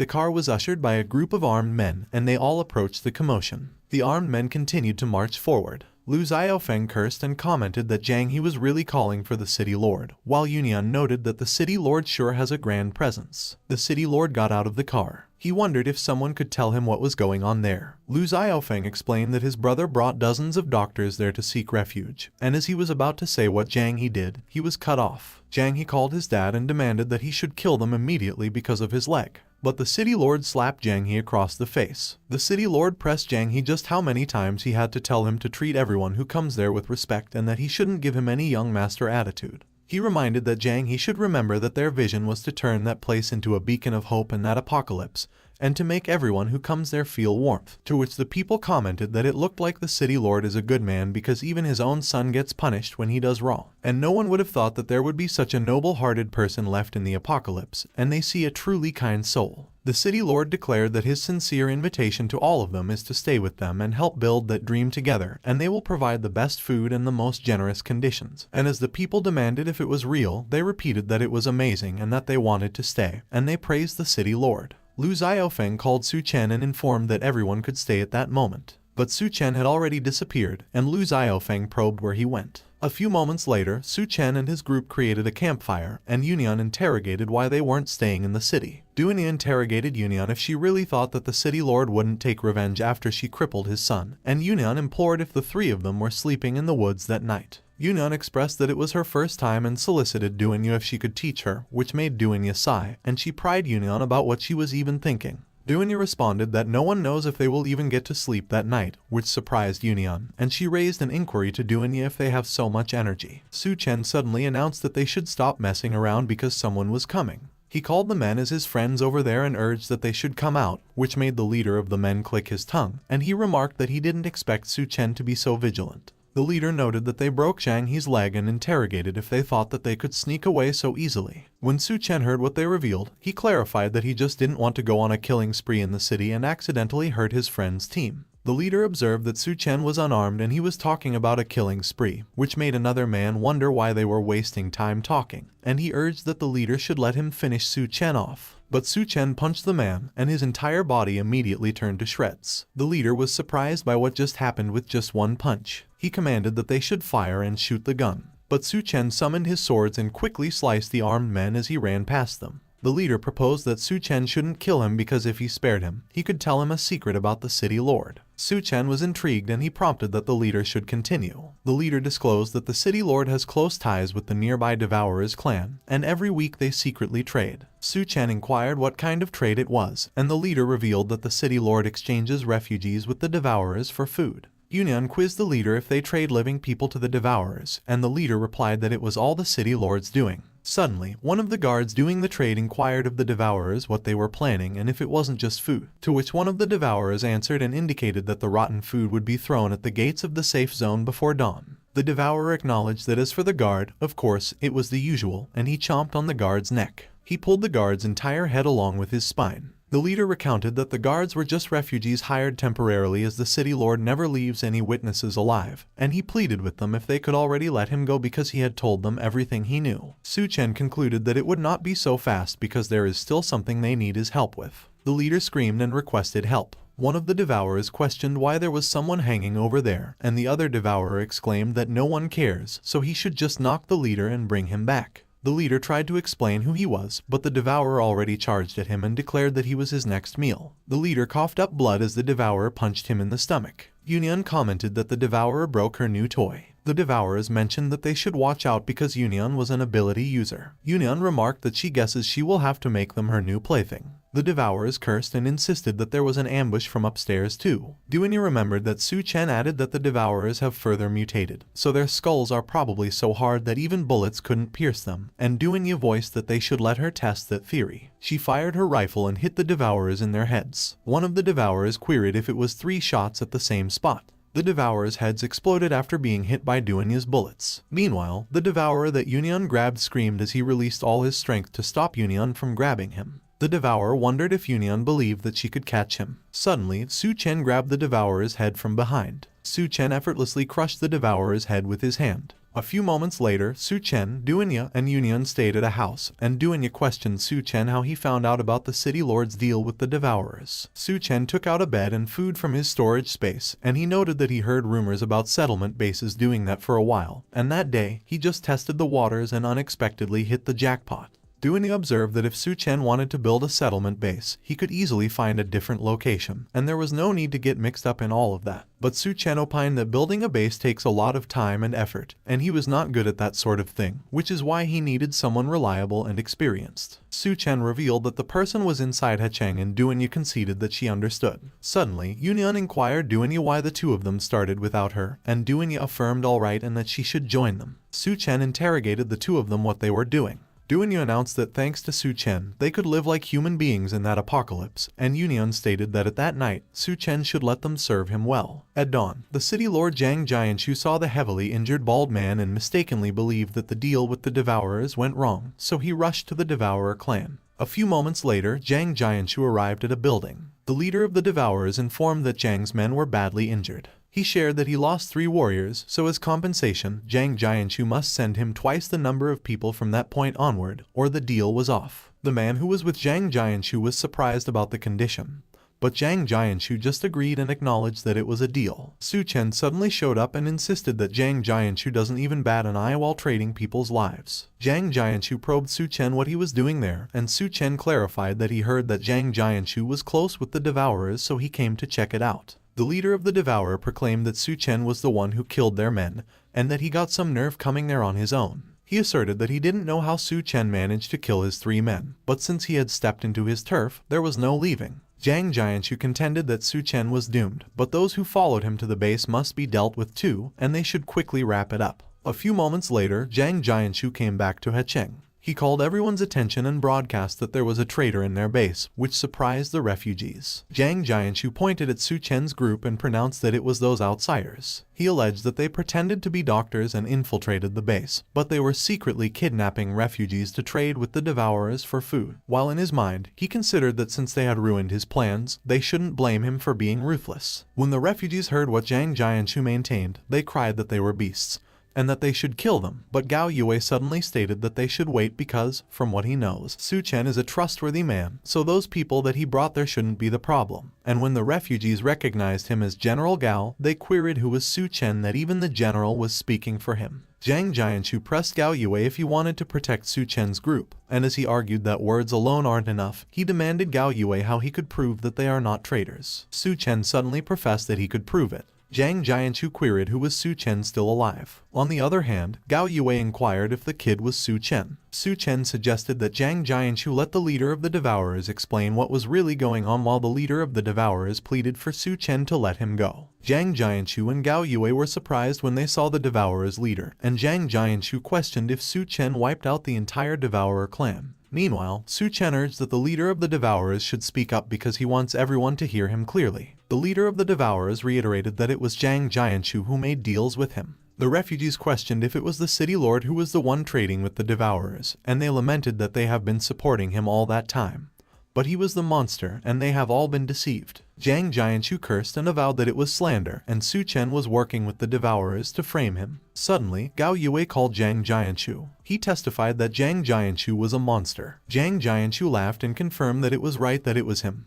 But it was the apocalypse, and any place with supplies was already controlled by the Devourers, and they were just waiting for them to fall into their traps. He rationalized that as long as a few worthless lives are sacrificed, he could feed many more people, so he was doing a good thing, and they should all be grateful. And he asked Gao Yue if he thought that he was righteous when he also ate the food he brought back and what right he had to judge him. Su Chen suddenly concluded that it was because Zhang Jianshu was a coward. He elaborated that in a world where the strong prey on the weak, trading lives for food isn't necessarily wrong. But it was just that it was the coward's choice and was no different from those devourers. Gao Yue was moved when Su Chen specified that they simply refused to be cowards. Su Chen called Gao Yue and proposed that they should build a new base together, a place that truly belongs to humanity and civilization. Su Chen recalled that in his previous life, he once traversed the ruins and eventually reached the safe haven, a utopian base, as there were no hackles of class, no cries of hunger, and everyone was well fed and had peace of mind. He believed that all that beauty stemmed from its creator, Gao Yue.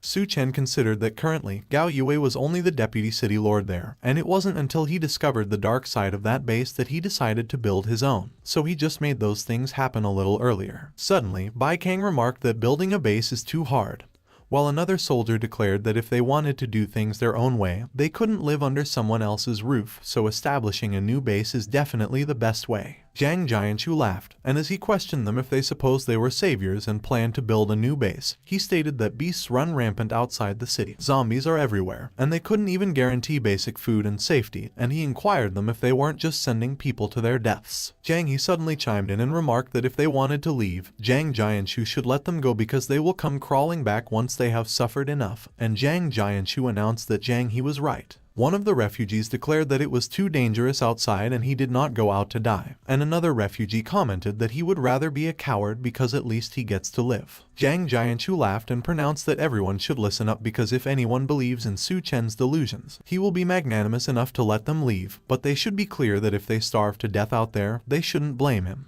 But Su Chen queried if he was right that it was just food and how that was a problem, which surprised the refugees, and they noted that Su Chen voiced it so easily. One of the refugees voiced that if Su Chen could bring out the Devourer clan's leader, he should be able to bring food too, and that they heard that he was an ability user and was very powerful. Zhang He questioned Su Chen if he assumed he was some kind of savior. He stated that Su Chen should stop trying to get attention and inquired if he even knew how much supplies a base needs, to which Su Chen responded and declared that his supplies aren't much, probably enough to support about 2,000 people for a month or so. Zhang Jianshu reckoned that it was about the same as what was in his warehouse, and he cursed in his mind as he wondered where Su Chen got those supplies. Meanwhile, one of Zhang Jianshu's men was puzzled when he noticed Yunian. Yunian jumped out, and as she inquired why Su Chen suddenly became so generous, the men queried who she was. Duanya remarked that Su Chen just emptied the warehouse of that base, and Yunian commented that it explains it. Yunian called Duanya and mentioned that she was hungry, but Duanya just questioned her,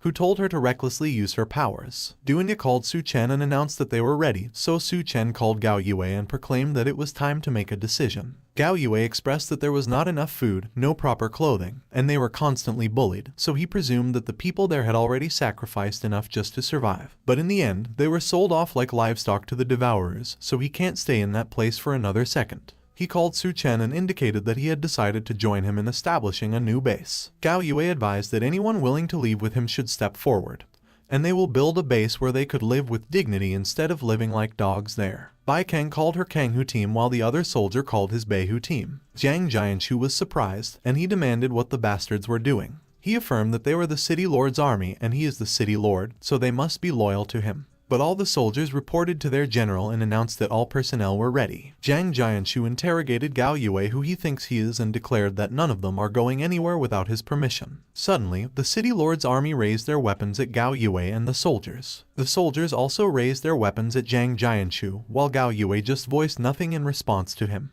On the other hand, Zhang Yi spat that Su Chen was a bastard and that if he hadn't brought people there, his leg wouldn't have been crippled, so he would kill him that day. Su Chen retorted that Zhang He was courting death. He moved swiftly towards Zhang He while dodging the bullets he fired. Su Chen immediately grabbed Zhang He by his throat. He called Zhang Jianshu and warned that he should order the city lord's army to drop their guns or he will snap Zhang He's neck. Zhang Jianshu gritted his teeth and he looked enraged. He demanded that everyone should drop their weapons. Su Chen instructed that Gao Yue should take his people and the refugees away while he will handle things there, to which Gao Yue agreed and affirmed that they will be waiting for him at Shangyan University. Meanwhile, Zhang Jianshu glanced at one of his men, and they seemed to be planning something. He called Su Chen and revealed that everyone was gone, so he should release his son. He notified that he would let Su Chen leave and suggested that they both take a step back. On the other hand, one of Zhang Jianshu's men was ready to fire his sniper rifle. Su Chen called Duanya and mentioned that the man was at the rooftop at 12 o'clock. Dunya acknowledged that she got it, and she cautioned that Yunyan shouldn't move. She fired her rifle. The head of the man on the rooftop immediately exploded as the bullet passed through it. Zhang Jianshu probed Su Chen if he arranged a sniper, and Su Chen just replied that it was right back at him. Su Chen remarked that he would accept Zhang Jianshu's proposal, and that he would return his son to him. He added that he had one more question. Su Chen inquired Zhang Jianshu how human flesh tastes. Zhang Jianshu was surprised, and he wondered how Su Chen knew. Suddenly, he let out a muffled cry, and Zhang Jianshu was surprised when he saw that a grenade was shoved in Zhang He's mouth. Zhang Jianshu's eyes went wide when the grenade began to explode. A huge explosion occurred. Zhang Jianshu transformed, and he held on to what remained of Zhang He, his arm. He roared that he would kill Su Chen. Su Chen realized that it looked like the rumors from his past life were true, that Zhang Jianshu is a devourer hiding among humans, but he just didn't expect him to be a level 2 devourer. He vowed that the next time they meet, Zhang Jianshu won't be so lucky. Captain Sun called everyone's attention and declared that up ahead is the supermarket where Su Chen's stated supplies are stored. He remarked that their objective was to eliminate the Devourer tribe inside and bring the supplies back to the new base. Captain Sun commented that everyone should attack. But the soldiers suddenly stopped in their tracks and they were surprised. One of the soldiers mentioned that it looked like all the Devourers had already been killed. A few moments later, one of the soldiers called Captain Sun and observed that the supplies are in the truck, the gas tank is full, and they have enough fuel to drive it back to their new base, while another soldier noted that Su Chen did not lie because there really is a truckload of supplies there. Captain Sun scoffed and asserted that he believed there would be a big fight.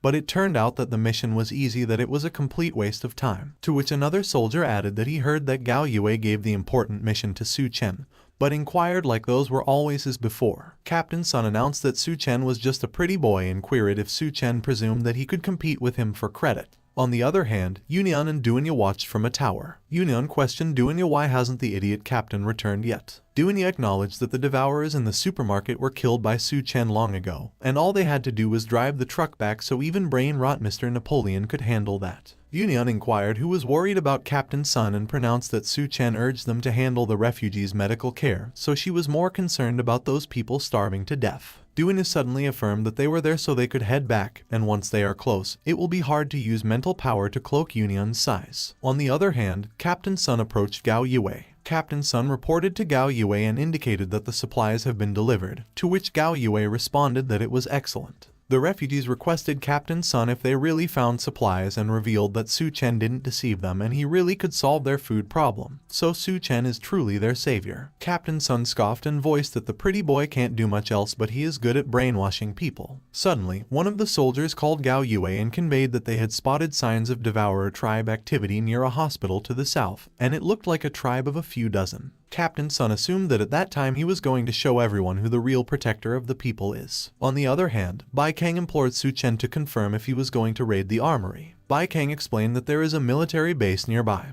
but the entrance has long been flooded, and it has probably become a death trap full of mutated corpses, to which Lu Xiaofeng added and expressed that even if they get in, it is just the 3 of them, and he posed how much they could carry out. Su Chen informed that they shouldn't worry about that and just take him to the armory, to which Bai Kang agreed and elaborated that she has been to the base before, so she will go with Su Chen, but first, they needed a vehicle because the armory is far from there. Su Chen proclaimed that getting a vehicle is easy. Bai Kang queried if it was magic and if it was Su Chen's power. Su Chen pointed out that they should stop talking, get in the car, and go. The 3 of them dive off towards the armory. On the other hand, one of Zhang Jianshu's men cursed and stated that no matter how much water they pump, it was never enough and that he refused to believe it. He reported that they should go pick a few useless items and throw them in as bait for those water ghouls, while he mused that the city's supplies have mysteriously disappeared, so if they don't bring something back, they are as good as dead, so they shouldn't blame him. The other men pushed refugees into the water while the refugees pleaded and begged for help.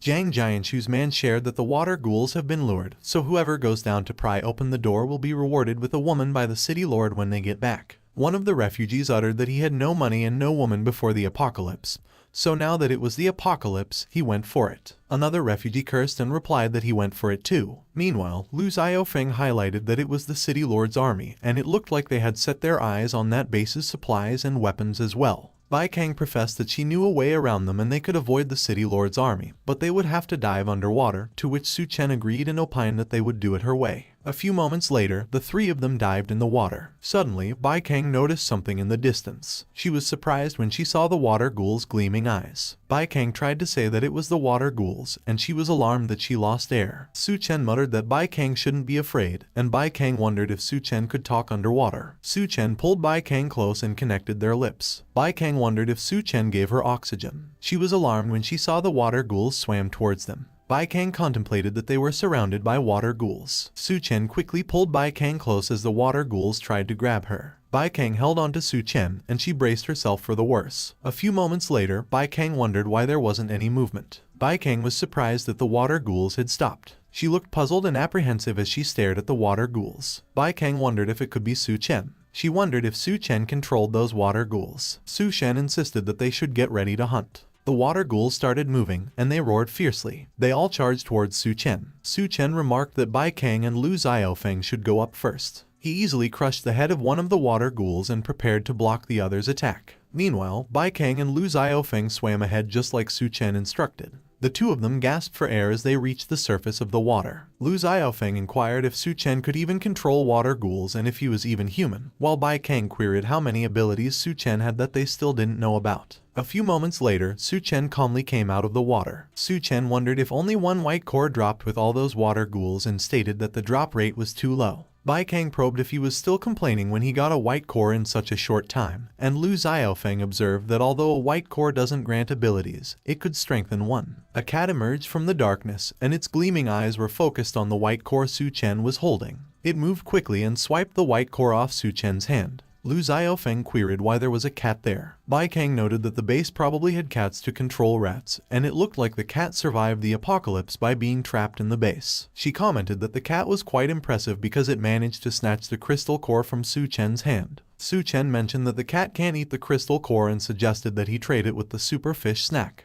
But instead of trading, the cat quickly moved and snatched the snack out of Su Chen's hand. Su Chen was extremely pissed while the cat quickly ran away. He interrogated if he had been outwitted by a cat twice and asserted that anything that survives the apocalypse is no ordinary creature. A few moments later, Bai Kang switched the power on. She declared that they were lucky that the power system was still operational. Bai Kang stated that they should go as the armory was just ahead. She mentioned that before the Great Flood, the survivors evacuated in a hurry. Bai Kang observed that there was no way the survivors had time to take all the supplies with them. She conveyed that they have arrived and that the arsenal is enough to arm a force of 500 people. Lu Xiaofeng remarked that if they find a tank, they might even be able to arm 1,000, and as Bai Kang cautioned that Lu Xiaofeng should be careful, he laughed and replied that Bai Kang shouldn't worry. Bai Kang affirmed that the problem at the moment was how they would take all of those things back. She maintained that the city lord's troops could show up at any moment, and going back for reinforcements is out of the question. They felt tremors, and Bai Kang wondered what was going on. Lu Xiaofeng called Su Chen and Bai Kang and declared that he found a tank. But he noted that there was a monster chasing him and requested help.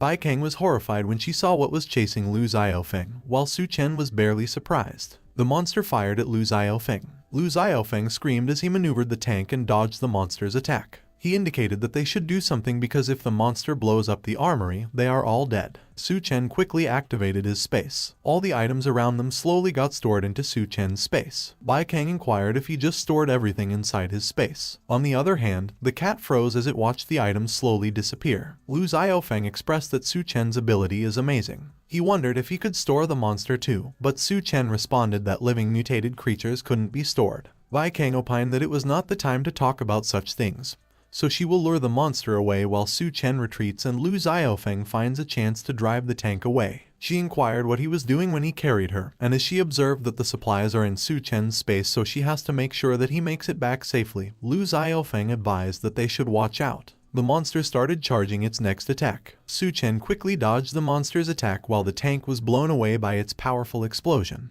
The tank crashed into the ground and was damaged. Su Chen maintained that Bai Kang should quit wasting time and that he will handle the mutated beast, so she should go check on Lu Xiaofeng. Bai Kang cautioned that Su Chen shouldn't dare die on her. As he faced the monster, Su Chen remarked that it was strange because he didn't remember hearing about a mutated beast like that in that area during his last life. but Su Chen concluded that it didn't matter because the beast's crystal core was his anyway. On the other hand, the city lord's men felt the tremors outside the base. One of them stated that it sounded like the explosion came from inside the base. One of the men called their boss and noted that the water level dropped rapidly, so the explosion must have cracked something below. The boss cursed and declared that it looked like someone got in before them and dared to play tricks under his nose, so his men should kill them for him. He inquired if they heard him, but one of his men mentioned that they saw a rabbit, and they haven't had meat in a while. The man suggested that they should eat the rabbit first before dealing with the ones inside the base. The boss queried if the rabbit looked like it smiled weirdly. The rabbit roared menacingly. The rabbit turned into a huge monster, and the city lord's men were horrified.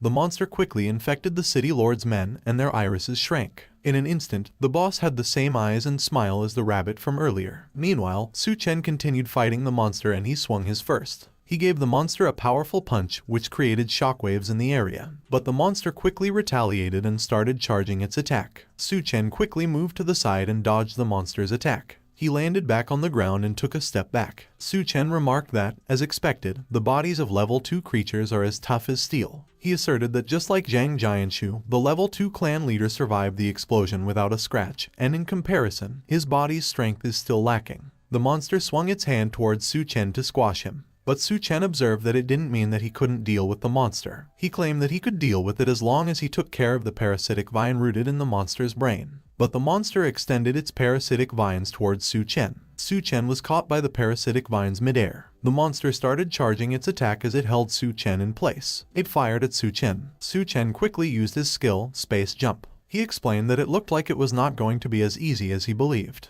The cat meowed behind Su Chen and wondered if it was the cat from earlier. Su Chen advised that the cat should be careful and not come any closer. But the cat got fierce and it started releasing its energy. But Su Chen maintained that there was no way and pressed if it was a mutated beast too. On the other hand, Bai Kang was calling Lu Xiaofeng, and she probed if he was alright. Bai Kang opined that if Lu Xiaofeng could hear her, he should say something. Lu Xiaofeng called Bai Kang and replied that he was fine because he luckily dodged in time, or he would have been flattened otherwise. Bai Kang commented that it was good, and she will get Lu Xiaofeng out immediately. The city lord's men arrived, and they were snickering. Hearing them, Bai Kang examined who was there. Bai Kang mused if it was the city lord's men and if they opened the door. She speculated what those guys were doing. But Bai Kang realized and affirmed that there was something wrong with them. All of the city lord's men had the same eyes and smile as the rabbit from earlier. The boss roared, and his face was terrifying. Meanwhile, the cat roared loudly as it continued to release its energy. The cat stomped its paw on the floor, and the floor cracked. It grew larger and started towering over Su Chen. Su Chen scrutinized if the cat was getting bigger. The cat ignored Su Chen and started walking towards the monster. The monster noticed the cat, and they faced each other. Su Chen conveyed that it looked like they were mortal enemies because after all, as they say, two tigers can't share one mountain. He interrogated if it grabbed the crystal core to lure them there. Su Chen pondered if it wanted to team up with him after it had seen his strength. He assured that he would do as the cat wishes. The cat was pissed that Su Chen got on its back without any warning. But Su Chen was unfazed, and he proclaimed that he and the cat should fight together. The cat aggressively meowed at Su Chen for riding on its back, but the monster charged at them. The cat quickly directed its attention and rage on the monster. It quickly avoided the monster while scratching it with its claws. But noticing the extent of the damage, Su Chen stated that what the cat did wouldn't hurt the monster, so they needed to coordinate. Su Chen remarked that the cat should use its speed to get around the monster's side and distract the vines and leave the rest to him, to which the cat agreed. The cat quickly jumped off the ground to dodge the monster's attack. It jumped off the wall, which created a hole in it, and water started flowing in. The cat continued to bounce around and charge towards the vines just like Su Chen instructed. The monster extended its parasitic vines to grab the cat, but the cat's sharp claws effortlessly cut all the vines before those vines reached it. Su Chen jumped off the cat's back. He swung his fist and aimed at the monster's eyes. Su Chen punched the monster right above its eye. His punch was strong that the monster crashed its head on the floor. The cat was in awe when it witnessed Su Chen's strength. Su Chen declared that they should attack just like that. He added that they should keep on attacking. The monster was quickly overwhelmed by the cat's speed. Su Chen dealt his final attack and crushed the monster into pieces. The monster's crystal core slowly fell in front of the cat, and the cat smiled sinisterly as it meowed. But Su Chen quickly swiped it and asserted that the crystal core was his at that time. The cat was meowing aggressively and cursing at Su Chen while Su Chen ate the crystal core. The surge of the water coming into the base intensified, and the cat looked worried. Su Chen noted that it looked like the area outside the armory had flooded, and since the walls were damaged, the place would be submerged soon. Su Chen noticed the cat. The cat was in tears, and it was meowing desperately while it tried its best to stay afloat. Su Chen laughed and inquired if it was afraid of water. He suggested that the cat come with him and he would get it out of there, but the cat just aggressively meowed at him. Su Chen threw the cat back into the water and commented that he should forget it then. The cat quickly swam towards Su Chen and clung to his arm. Su Chen wondered if it had changed its mind already. He maintained that the cat should remember that it was its choice and he didn't force it. On the other hand, Bai Kang cursed and contended that those things should already be dead. She queried why the city lord's men won't just stay down. Lu Xiaofeng called Bai Kang and conveyed that the tank wouldn't start, so she should leave him and escape. But Bai Kang probed where she would even go and affirmed that they should deal with the mess first. Bai Kang noticed the rabbit. The rabbit, with its disturbing smile, started growing large again. Bai Kang mentioned that the rabbit was absorbing energy from the corpses. The rabbit loomed over Bai Kang with its sinister gaze. Lu Xiaofeng warned that Bai Kang should watch out behind her. But before Bai Kang could react, the rabbit already extended its vines and ripped Bai Kang's clothes. The rabbit restrained Bai Kang with its vines, and it was about to devour her. Bai Kang cursed and confessed that she let her guard down. The tank rammed against the rabbit. Lu Xiaofeng insisted that the monster should die. He managed to fire the tank's cannon. At that time, the tank was stuck in the rabbit's mouth. When the tank fired its cannon, it exploded inside the rabbit's mouth. The explosion immediately obliterated the rabbit. Bai Kang was astonished with what just happened. Meanwhile, Lu Xiaofeng was out of breath. Lu Xiaofeng was unaware that the rabbit's crystal core was falling into his mouth as he caught his breath and opined that he finally dealt with it. It was a green, shiny crystal core. Lu Xiaofeng noticed the crystal core moments before it entered his mouth. After he swallowed it, his eyes lit up, so Bai Kang inquired if he was okay. Lu Xiaofeng stated that he was fine. He just accidentally swallowed the crystal core, and currently his body feels a bit strange. The cat meowed with tears in its eyes. Su Chen queried if he had eaten a crystal core. Lu Xiaofeng wondered why he couldn't feel any powers and if there was a trick to it, to which Su Chen responded and replied that to quickly gain control of powers, the best way was through a fight, but first, he should get them all out of there. Su Chen pointed out Bai Kang's clothes, and Bai Kang remarked that the mutant beast just tore them, but she was fine. And as she inquired if he was really planning to keep a cat in the apocalypse,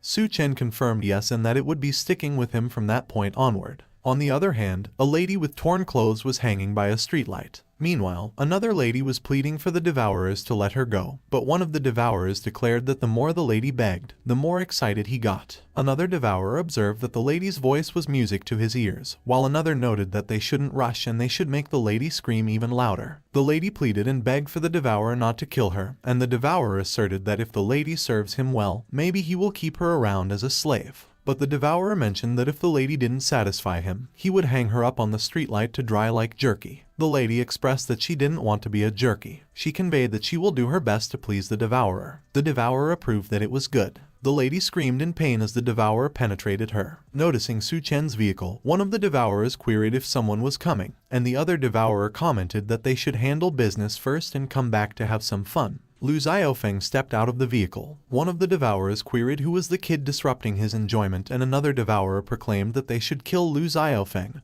and make him their dinner. Meanwhile, Bai Kang called Su Chen. She affirmed that Lu Xiaofeng just recovered, and he has to face 3 devourers already, so she interrogated if Lu Xiaofeng could handle it. Su Chen remarked that Bai Kang should relax because he was right there to watch over Lu Xiaofeng, while he believed that if Lu Xiaofeng was the Fengtian who was known as the human nuke in his previous life, he should manage. He added that besides, real combat is the best teacher for mastering powers. Back at the fight, the devourer inquired if he still acted tough and stated that he was dead that day, and another devourer stated that it was Lu Xiaofeng's last day on Earth. Lu Xiaofeng just stood there and took all the blows of the devourer directed at him. Bai Kang acknowledged that it looked like Lu Xiaofeng was struggling and he would be beaten to death at that rate. But Su Chen countered no, and that Lu Xiaofeng seemed to have figured out how to use his powers. On the other hand, the devourer declared that their strength is several times that of a human, and he queried why Lu Xiaofeng wasn't hurt at all. Lu Xiaofeng explained that it was because he was absorbing most of the energy from the devourer's punches. One of the devourers queried what the hell he was talking about and declared that they should kill him.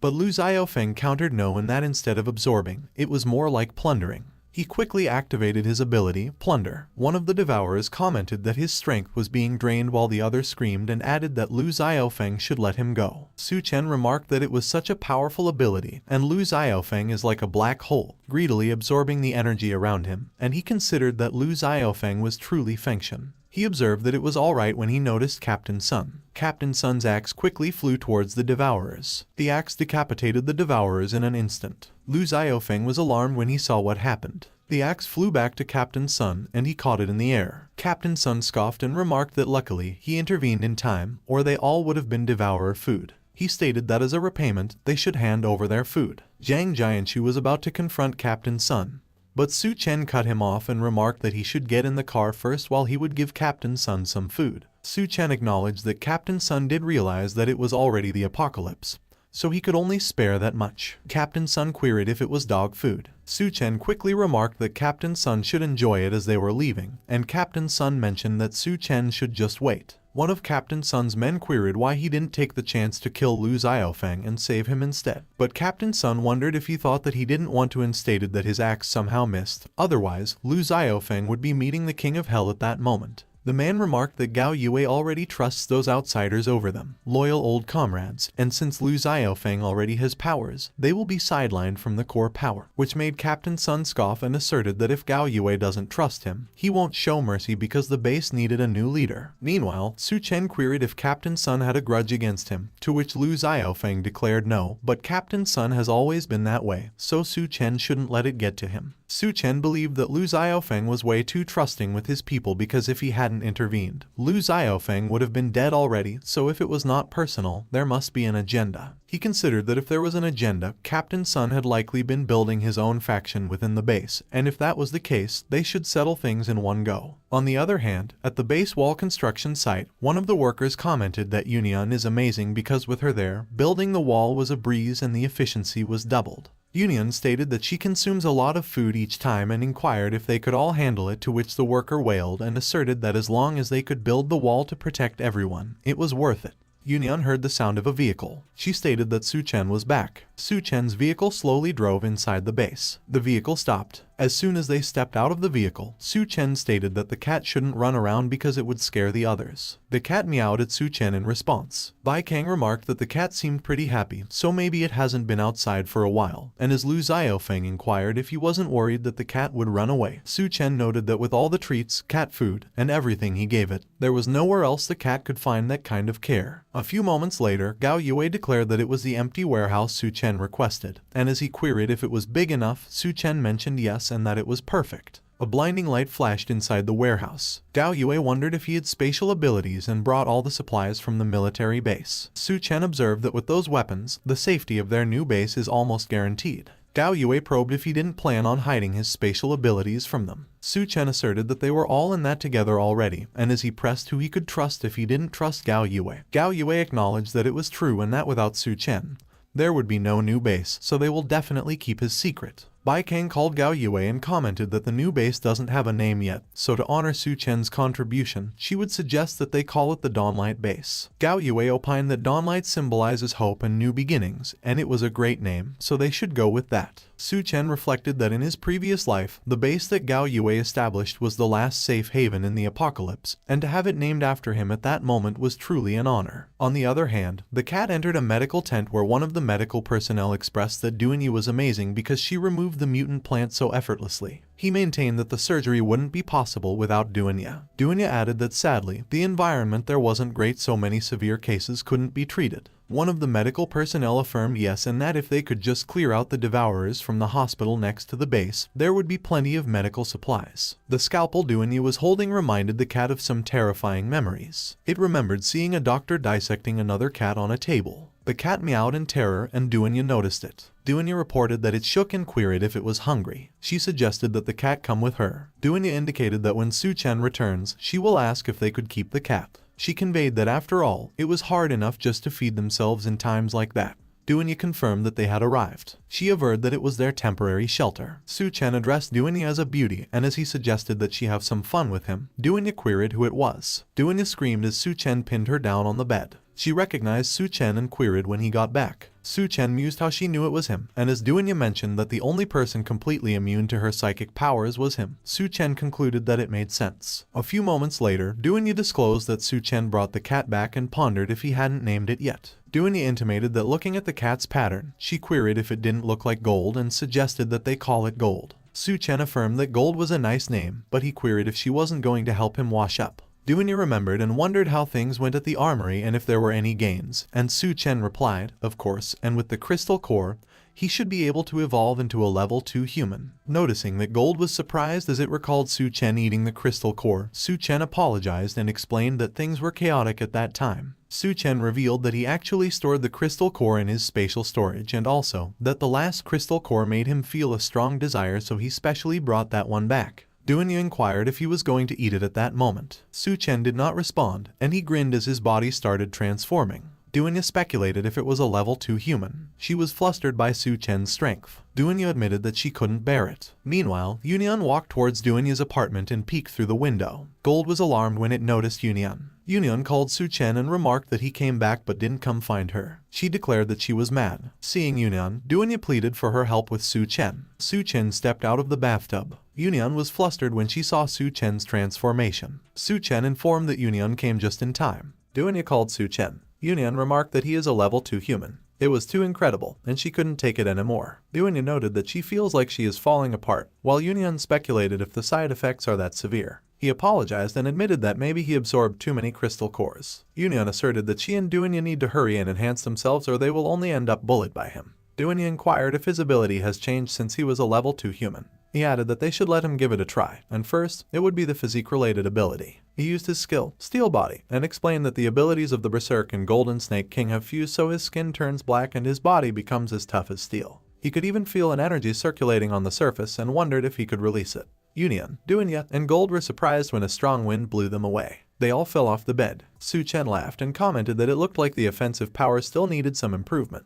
Next was the spatial ability, and previously, he could only open space where he made direct contact. Currently, he could open multiple small spatial portals within a 20-meter radius. Yunyan exclaimed that the bastard Su Chen actually ambushed them. He observed that his ice ability at that time, besides forming ice blocks, could condense an ice layer on his body, which is not very useful, but at least it is progress. He realized something. He focuses the circulating energy on the ice blocks. He uses the spatial portals to attack from different angles. The ice blocks came out of the portals and hit the same target. The power is comparable to bullets, and shooting from different angles through space will make for an excellent ambush. Yunyan contemplated if abilities could work like that, and Duanya mused if he wouldn't become like a rocket launcher if he evolved a few more times. He declared that the final ability was mental perception. The perception range hasn't changed much, but he seems to be able to sense every cell in his body, like the Inner Vision and Cultivation novels. He sensed something and queried what it was. He was alarmed. His size shrank. He probed where it was. Zio revealed that it was the conscious space inside his brain.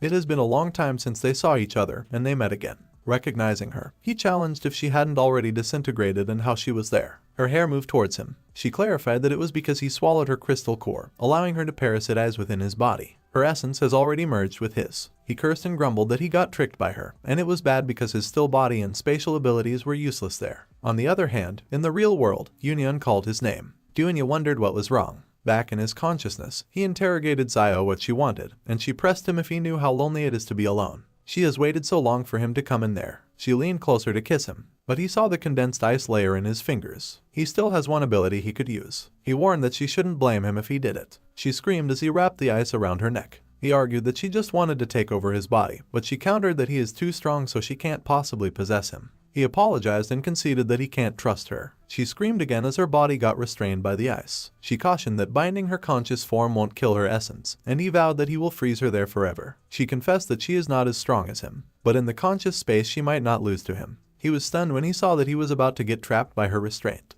He was speechless when he tried to move but couldn't. She predicted that neither of them will be getting out of there. Su Chen tried to wriggle out of the restraint but to no avail. Zio remarked that neither of them could move at that moment. Just as she noted, he couldn't break through that cocoon. She explained that if things drag on, it won't help either of them, so they should talk instead. He inquired what she wanted to talk about, and she replied that she just actually needed to absorb a bit of his ability to survive, but it won't affect him, and she doesn't have the strength to take over his body anyway. He stated that he didn't trust her and queried how she would leave his body. She indicated that she needs to absorb abilities to survive, so leaving at that moment would mean death. Unless he helps her find a suitable female ability user's body, someone not too weak with a good figure and looks. He laughed and observed that she was pretty picky, but he probed how he was supposed to know who was suitable. She added that she will tell him when they meet someone, and he shouldn't worry because she won't let him help her for free. If he finds her a suitable body, she will give him some benefits, and he asserted that he doesn't need benefits, but if she makes any move against him, he will do whatever it takes to eliminate her. She affirmed it was a deal, so he should quickly release the binding as he is being strangled there. Both of them released each other at the same time. Su Chen's consciousness came back to reality. Duanya wondered why he was spacing out earlier, and he didn't respond when they called him, to which Yunyan agreed and mentioned that they thought his soul had left his body. When he heard about the soul leaving the body, he commented that minimizing risks is the safest option. Meanwhile, in his consciousness, everything got covered in ice. Zio exclaimed that he actually froze the entire space with ice, so the bastard should let her out.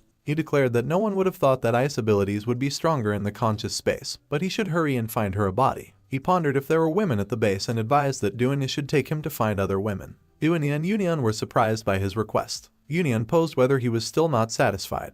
He clarified that he meant that they should take him to check on the others at the base. A few moments later, Duanya informed that Gao Yue already had someone do a count, and currently, the base has about 1,300 people. Of them, over 400 soldiers are responsible for base security, and they have repelled several attacks by the Devourer tribe and mutated beasts. The other men are building temporary walls, and with Yunyan's help, they are nearly completed. The women, children, and elderly are clearing mutated plants sprouting within the base and handling logistics. Yunyan chimed in and relayed that some were injured by mutated plants while clearing them, and fortunately, Duanya had medical students set up a surgery room so mild cases could return to work. Duanya acknowledged that everyone is working hard, and once the walls are finished, they could catch their breath. Su Chen speculated if it was real, and he was afraid that they didn't have time to relax. On the other hand, Gao Yue pointed out that the base's security and supply needs have been mostly resolved in the short term, but they urgently needed to take over the hospital occupied by the Devourer tribe to secure medical resources. He pressed if anyone had a good plan for that operation. One of the captains outlined that it is estimated to be a small Taoti tribe of fewer than 100 in the hospital, so he would suggest Captain Sun, as he is their strongest fighter and his team has the best coordination.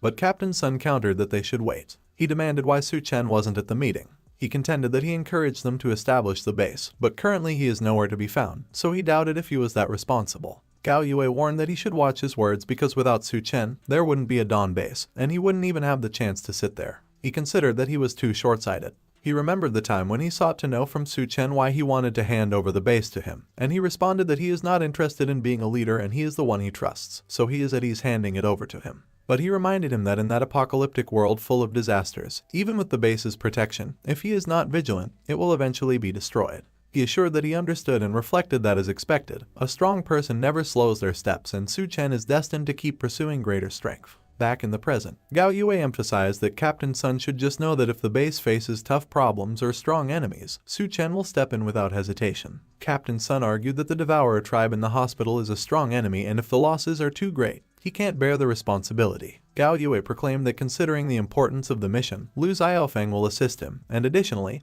he will ask Su Chen to join to ensure success. Captain Sun agreed that since he expressed so, he will take on that task, and if there is nothing else, he will go prepare. A few moments later, one of his men interjected whether they weren't planning to seize power, and why they were suddenly attacking the hospital. He confessed that he was worried about Su Chen and Lu Xiaofeng being ability users and difficult to deal with. If he could quietly get rid of them during that mission, taking over the base will be easy. Meanwhile, one of the captains highlighted that just as Su Chen signaled, Captain Sun agreed, and Gao Yue cautioned that they should hope he doesn't choose the wrong path. He sought to know if they sent people to scout He City. The captain responded that his field team should have arrived, and if what Su Chen claimed was true, something big might happen there. On the other hand, Miao Po Yuan and Tian Yu were at the He City refuge zone. Miao Po Yuan implored Tian Yu if he can't ask Su Chen to help them get a couple of crystal cores because he is so strong. Tian Yu replied that getting stronger depends on oneself, and besides, Su Chen already saved them once, and he challenged him how he could ask for more. Miao Po Yuan lamented that he knows, but they have been fighting mutated beasts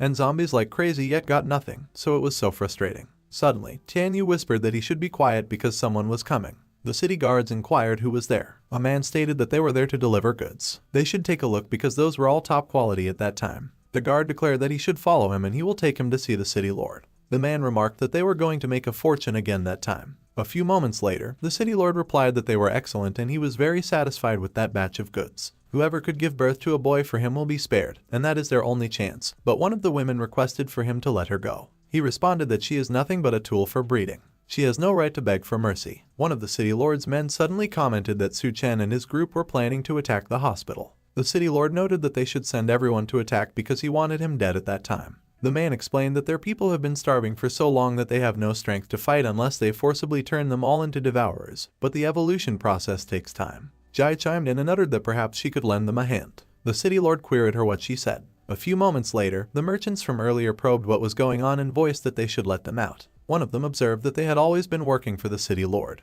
and the other interrogated him why they were doing such a thing to them. Their eyes went so wide and turned bloodshot when they saw the city lord. The city lord acknowledged that Jai wants to help him build a devourer army, but she needed their heads as ingredients for her potion. One of the men asserted that it was blatant revenge, to which the other man agreed and disclosed that she was lying to the city lord. The city lord mentioned that they won't know if they don't test whether she is lying or not. He swung his bat. It hit the men's faces. He hit so hard that the heads went flying. The men slowly lost their consciousness. Their heads were falling to the ground. On the other hand, men screamed for help as they got thrown into a pool of blood by the devourers. Huge splashes were created in the pool as more bodies were thrown in. Using second-generation enhancement serums to speed up devourer evolution has been tested before. She just needed to pour the serum into the blood pool, though it is a bit unstable. One of the men muttered that the devourers should let him go, and he demanded for help. But the devourers still dropped him into the pool. More bodies were thrown into the pool, and some of them were floating on the surface. Jai opined that they should feel honored because only the chosen ones are qualified to enter the blood pool.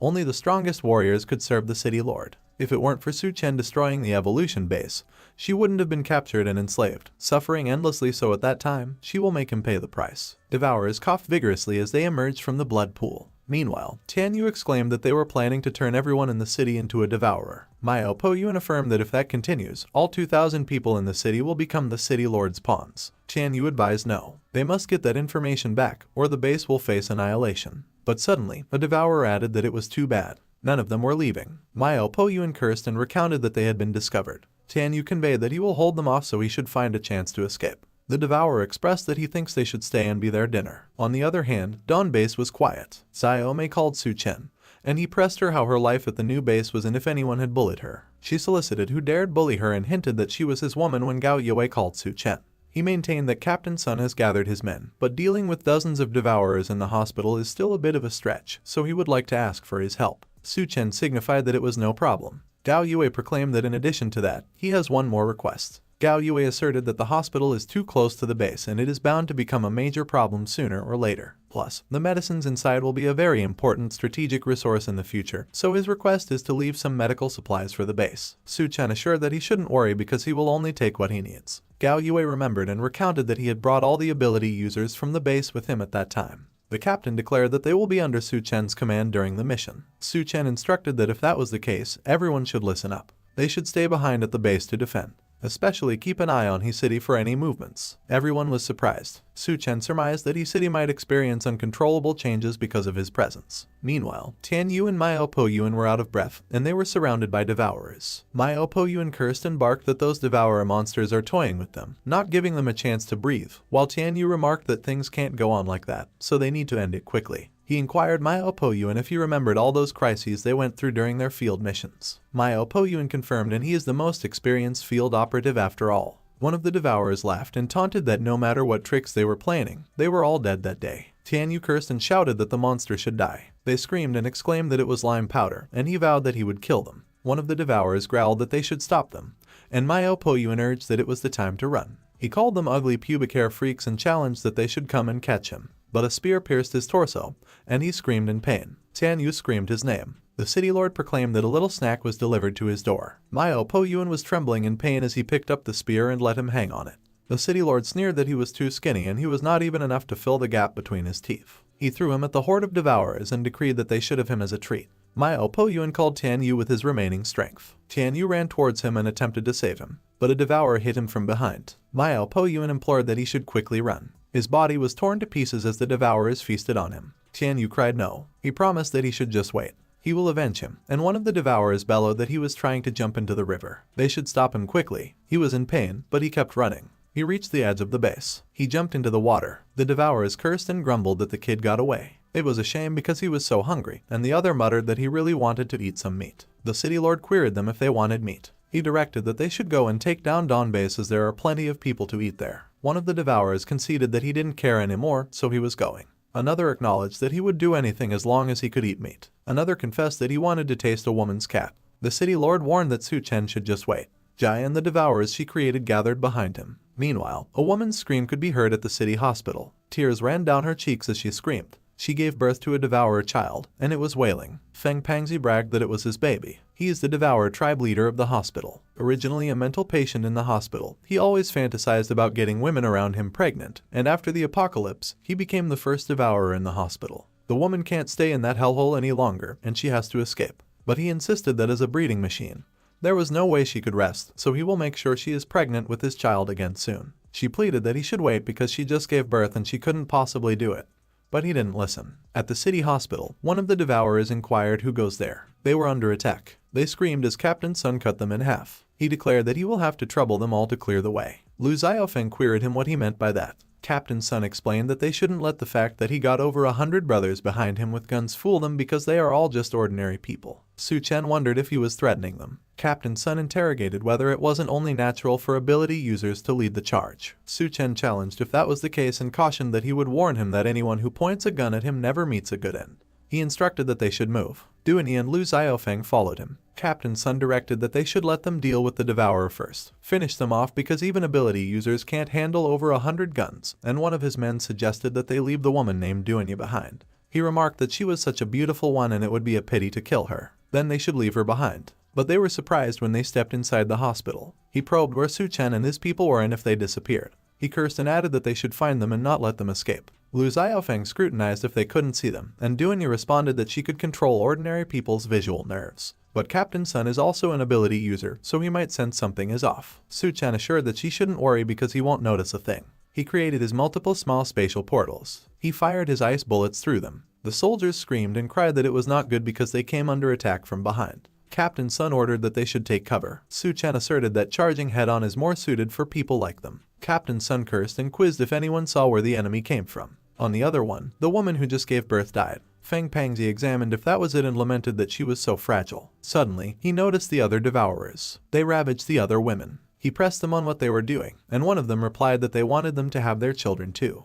The other agreed and affirmed that they wanted to be just like him. The woman disagreed and urged that they should stop. He rebuked the devourers for daring to touch his woman. He attacked the devourer and destroyed the wall in the process, which surprised Captain Sun. Feng Pangzi noticed them. He speculated if a rat managed to sneak in while Captain Sun investigated whether he was a devourer and commented that he was huge. One of the soldiers advised that Captain Sun should look up there. He debated if they didn't say that there were only a few dozen devourers there. There were way too many, and they were surrounded. Captain Sun commanded that they should fire and shoot them all. The soldiers fired their guns as instructed. But they demanded why those bullets weren't doing any damage, why they were all blanks with no bullets, and complained that someone must have tampered with them. Feng Pangzi called his brothers and urged that they should chop off the hands and feet of those intruders and turn them into roasted meat. The devourers charged towards the soldiers. They all looked so menacing. One of them cut a soldier in half horizontally, another cut vertically. A lot of them towered over Captain Sun. He tightened his grip on his axe. He swung it and sliced the devourers in front of him altogether. He proclaimed that all of the soldiers should stand up because even without guns, they will fight those beasts to the death. Su Chen was a dog who tricked them, and once he killed those devourers, he is next. Captain Sun stated that everyone should follow him and fight their way out. They declared that they should kill the devourers and fight to the death. Kill them all and leave no one alive. They all let out their battle cries as they fought.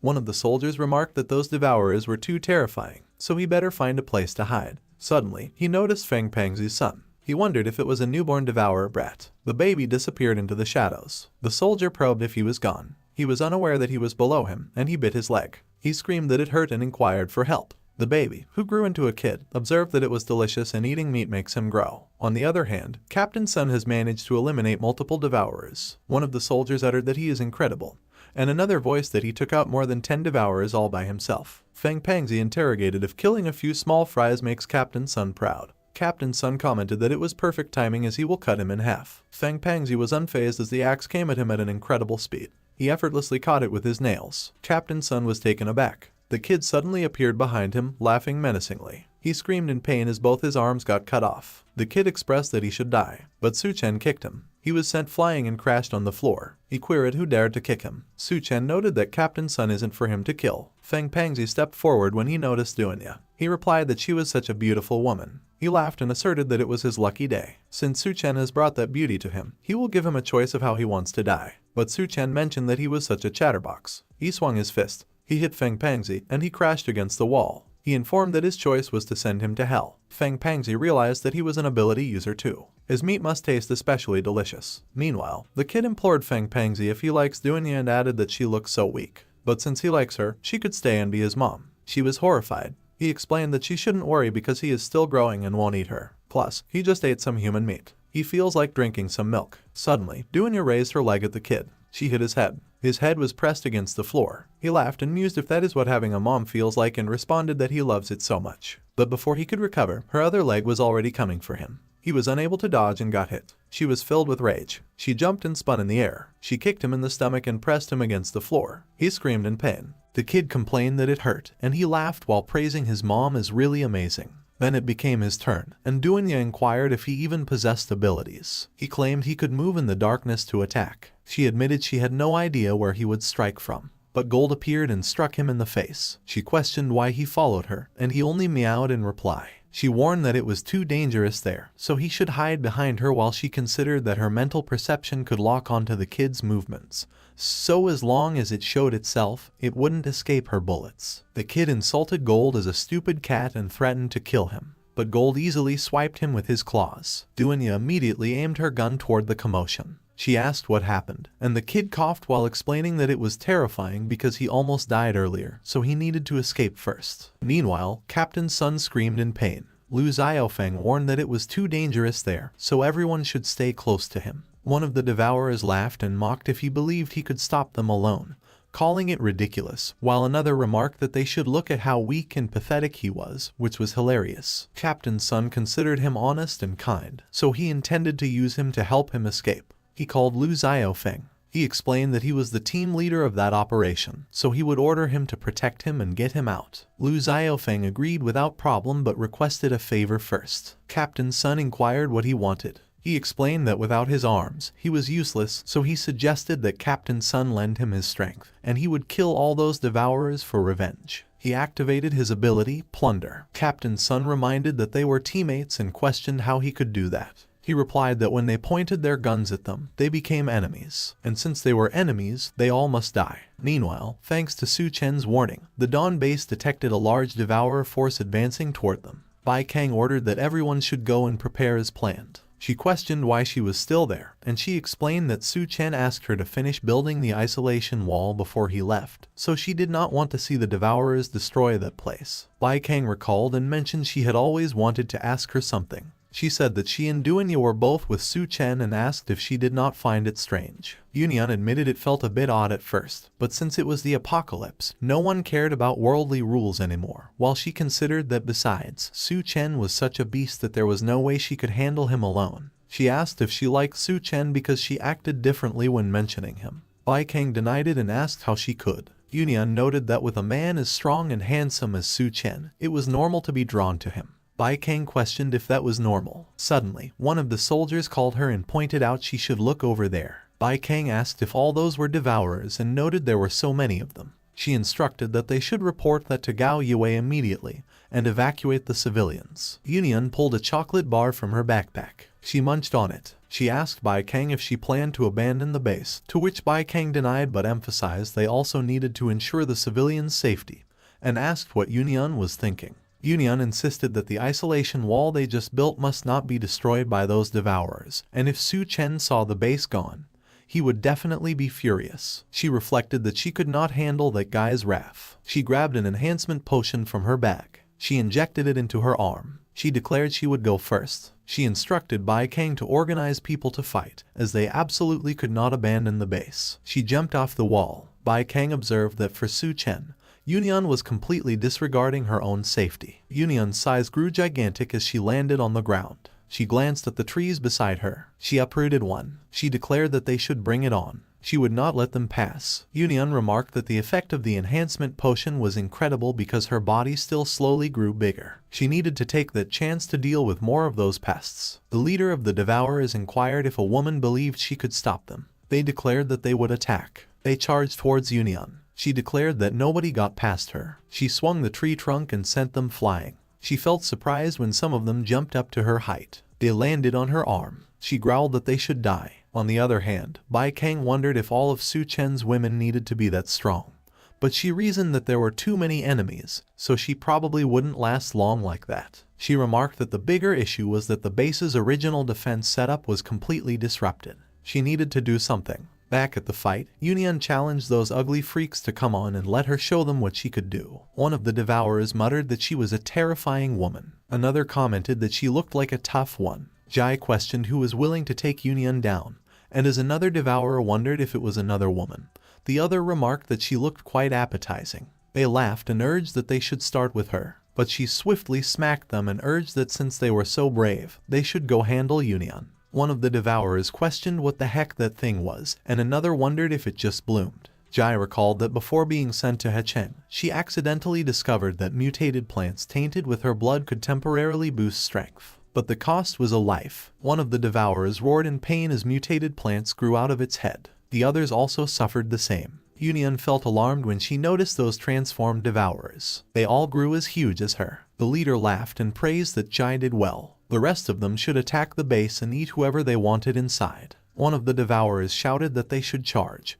and another suggested that they should kill the men and leave the women. But a tank fired and obliterated one of them. The other Devourer yelled in confusion about what just happened. The commander ordered that they should target the Devourers and open fire at will. The tanks followed and fired at the Devourers. One of the Devourers asked where they got a tank. Union declared that reinforcements were finally there. She felt taken aback when one of the transformed Devourers threw its vines at her. It caught her arm. Another transformed Devourer roared and charged at her. She blocked its attack with the tree trunk she held. But another transformed Devourer attacked her from behind, and she muttered that it was bad. She was pinned and unable to dodge the attack. Suddenly, a drone flew towards her. It exploded at the face of the transformed Devourer behind her. She gasped when she saw the drones. Bai Kang credited the gear to what Su Chen brought back from the military base. Unfortunately, they didn't have many of them. On the other hand, at the hospital, Su Chen still fought with Feng Pangzi. Feng Pangzi laughed as he regenerated. He acknowledged that to wield that kind of power, Su Chen was not bad.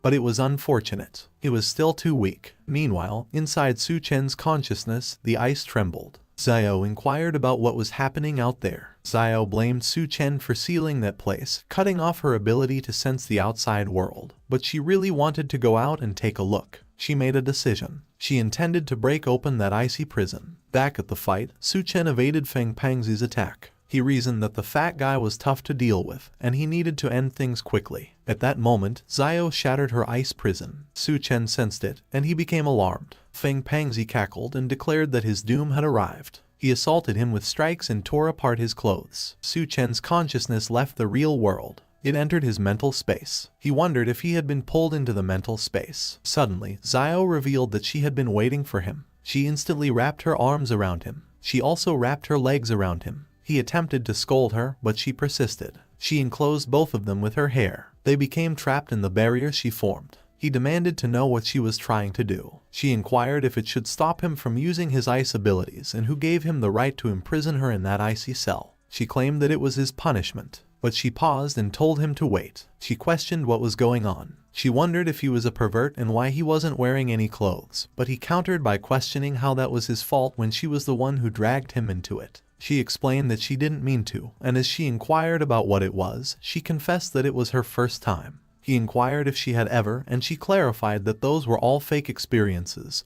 so he should restrain his instincts. He requested that she stop moving because it was hard for him to stay calm like that. She insisted that they should leave quickly. Back in the real world, Feng Pangzi warned Su Chen not to think that playing dead would let him off. He slammed a punch and smashed him into the ground. Meanwhile, in the mental space, Xiao screamed and questioned why it shook again, and Su Chen responded that he didn't move. She wondered if it was coming from outside. She urged him to think of something fast. She moaned with pleasure. Back in the real world, Feng Pangzi continued to hammer Su Chen's body into the ground. In the mental space, Xiao shrieked. She cried out that it was coming again. The barrier she built slammed against the ground. She became alarmed. She questioned how things ended up like that. Back in the real world, Feng Pangzi laughed and remarked that in the end, Su Chen was just a meal on his plate. Suddenly, Duanya shot at him. He demanded if it was her, and she yelled that he was a bastard and he should release Su Chen. Feng Pangzi proclaimed that she was the woman he selected, and he dared her to point a gun at him. Duanya shouted that he should cut the crap and release her man. Feng Pangzi sneered that she was already tainted.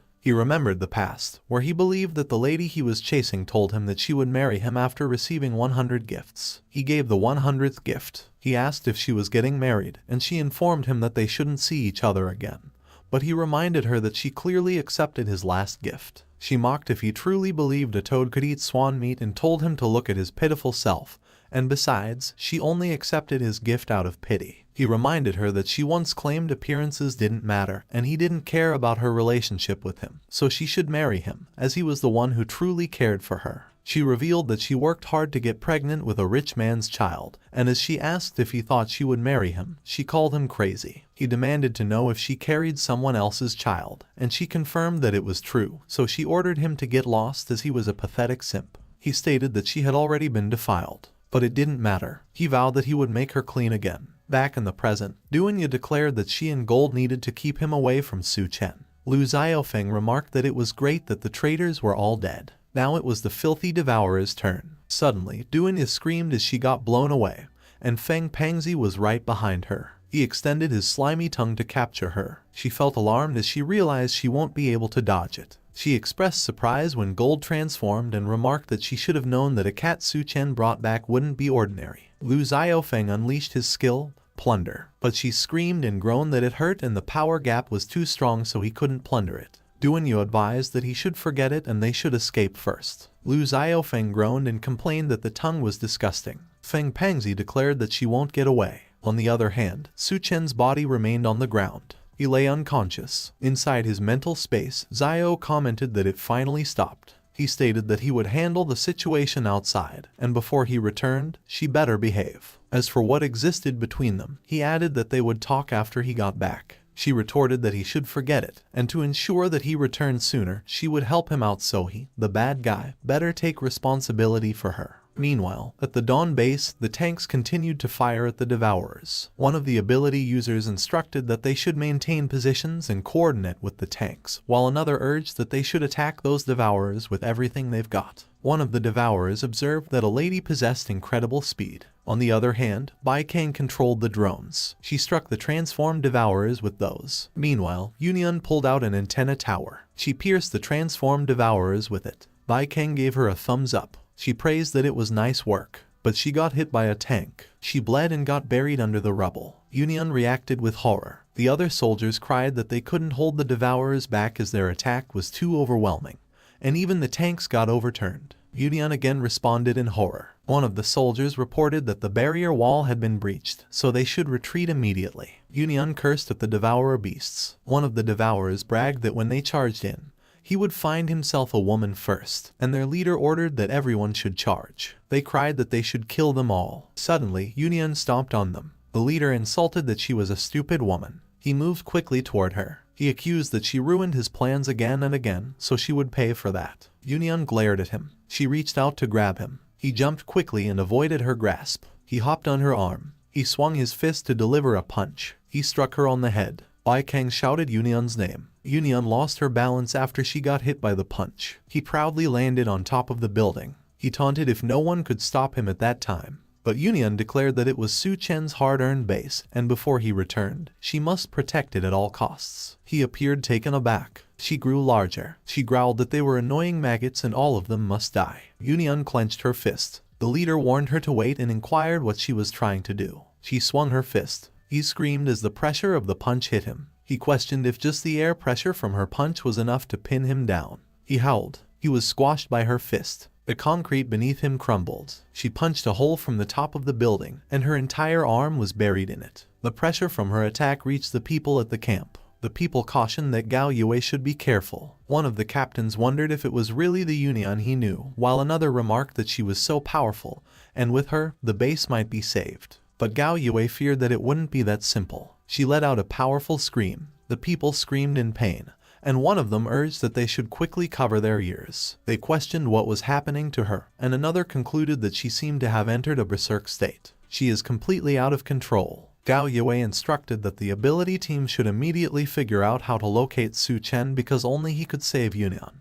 One of them volunteered that he should leave it to her because she is the only speed-type ability user. She swiftly left the base. She declared that she would find Su Chen as fast as she could. Back at the hospital, Su Chen finally woke up. He remarked that most of the devourers there were either dead or injured. Suddenly, he noticed a mist coming out of his body. He was taken aback when he saw that it was Xiao who came out. He demanded to know why she came out, and she explained that probably because of the earlier commotion, she found out that she could already freely leave his body. She wondered if they would catch up if they followed the traces left by the fat guy, and he asserted that he knew what he was doing, so she shouldn't get in the way. She insisted that she was there to help him, so he shouldn't be ungrateful, but he replied that not causing trouble would be enough help, so she should go back and stay put. She urged that he should let her show him how capable she is, and he demanded what she was planning to do. She explained that she would use her hair to latch onto the roof and swing over like Spider-Man, and he forbade her. But she just laughed, and he exclaimed that she was a crazy woman. She asked if he could see and if that wasn't much faster, and he questioned if it actually worked. Suddenly, she noticed Union, and as she pointed out that he should look over there, she inquired what it was. He immediately recognized Union. He was surprised when he saw her size and movement. Xiao recognized her and questioned what was going on with her. He reasoned that something must have happened over there. Otherwise, Union wouldn't lose control of her ability and go berserk, and if that continued, she would eventually self-destruct. Xiao commented that it wasn't looking good, because the situation over there didn't look too optimistic either because there was a rookie who hadn't even fully mastered his abilities. Lu Xiaofeng declared that it was all the power he plundered, so he would end Feng Pangzi completely. Gold meowed in response, and Xiao dismissed it as an insignificant mutated kitten. The two of them were no match for a Tier 2 devourer. Both of them were slammed against the wall by Feng Pangzi's tongue. Feng Pangzi called Duanya and promised that he told her he would make her pure again. He licked her, and her clothes ripped in the process. Xiao explained that the Tier 2 devourer wasn't ordinary, so even for Su Chen, a quick victory wouldn't be easy, so she prompted who he would choose to save. The Union who is on the verge of self-destruction or Duanya who is in grave danger. Suddenly, Xiao's hair whipped itself towards the tongue. It restrained it. Xiao questioned if he could override her abilities. Su Chen declared that only kids made choices, and he wanted it all. Xiao reminded him to suit himself but warned him to remember that she only existed in his consciousness, so no one else could see her. From that point, it was all on him. Duanya contacted Su Chen and expressed that it was great, as she knew he would be fine. Feng Pangzi pointed out that it was him again, the brat, and demanded to know why he dared to ruin his fun. Su Chen remarked that it looked like he could really use that ability at that moment. He decided to test it out on him first. He pierced his tongue with his ability. He also restrained his arms. Feng Pangzi laughed, and as he taunted that Su Chen couldn't hurt him with his fist, he questioned what made him think those little tricks would work. Su Chen wrapped his ability around the building. Feng Pangzi screamed in pain and pleaded that he should wait. He became enraged. He demanded to know what he was trying to do. Su Chen mentioned that he was just curious what would happen if he cut him into tiny pieces. If he could still recover. Feng Pangzi became alarmed. He screamed in pain. His body exploded as the thread-like ability restraining him tightened. Duanya observed that without realizing it, Su Chen got even stronger, so she needed to work harder to keep up with him. Su Chen informed her that he needed to get back to the base, so he would leave Gold and Lu Xiaofeng to her, and she acknowledged that she got it. Lu Xiaofeng assured him that he shouldn't worry because they were fine. Meanwhile, the speed ability user continued searching for Su Chen. She wondered where exactly he was. She admitted that she was completely exhausted, and if that kept up, everything would be too late. Suddenly, she noticed Su Chen. He approached her at full speed. She felt taken aback and barely managed to dodge him. She questioned if that was Su Chen and what was going on with him because he was already almost as fast as her. She called out that he should wait. Su Chen only glanced at her. Xiao asked if he was really going back and warned that if they were not careful, they would all die there. He stated that they were his people, so he wouldn't abandon them so easily, and besides, he worked hard to build that base. She expressed that she just hoped his Union could hold out long enough. He stated that it was time to try that move. He used his ability, Space Jump. She questioned what just happened. Meanwhile, the speed ability user inquired if he just teleported and speculated that she must be seeing things because that kind of ability shouldn't be possible. Before, Su Chen's space jump could only cover 3 meters, and using it 3 times in a row made his body feel like it was being torn apart.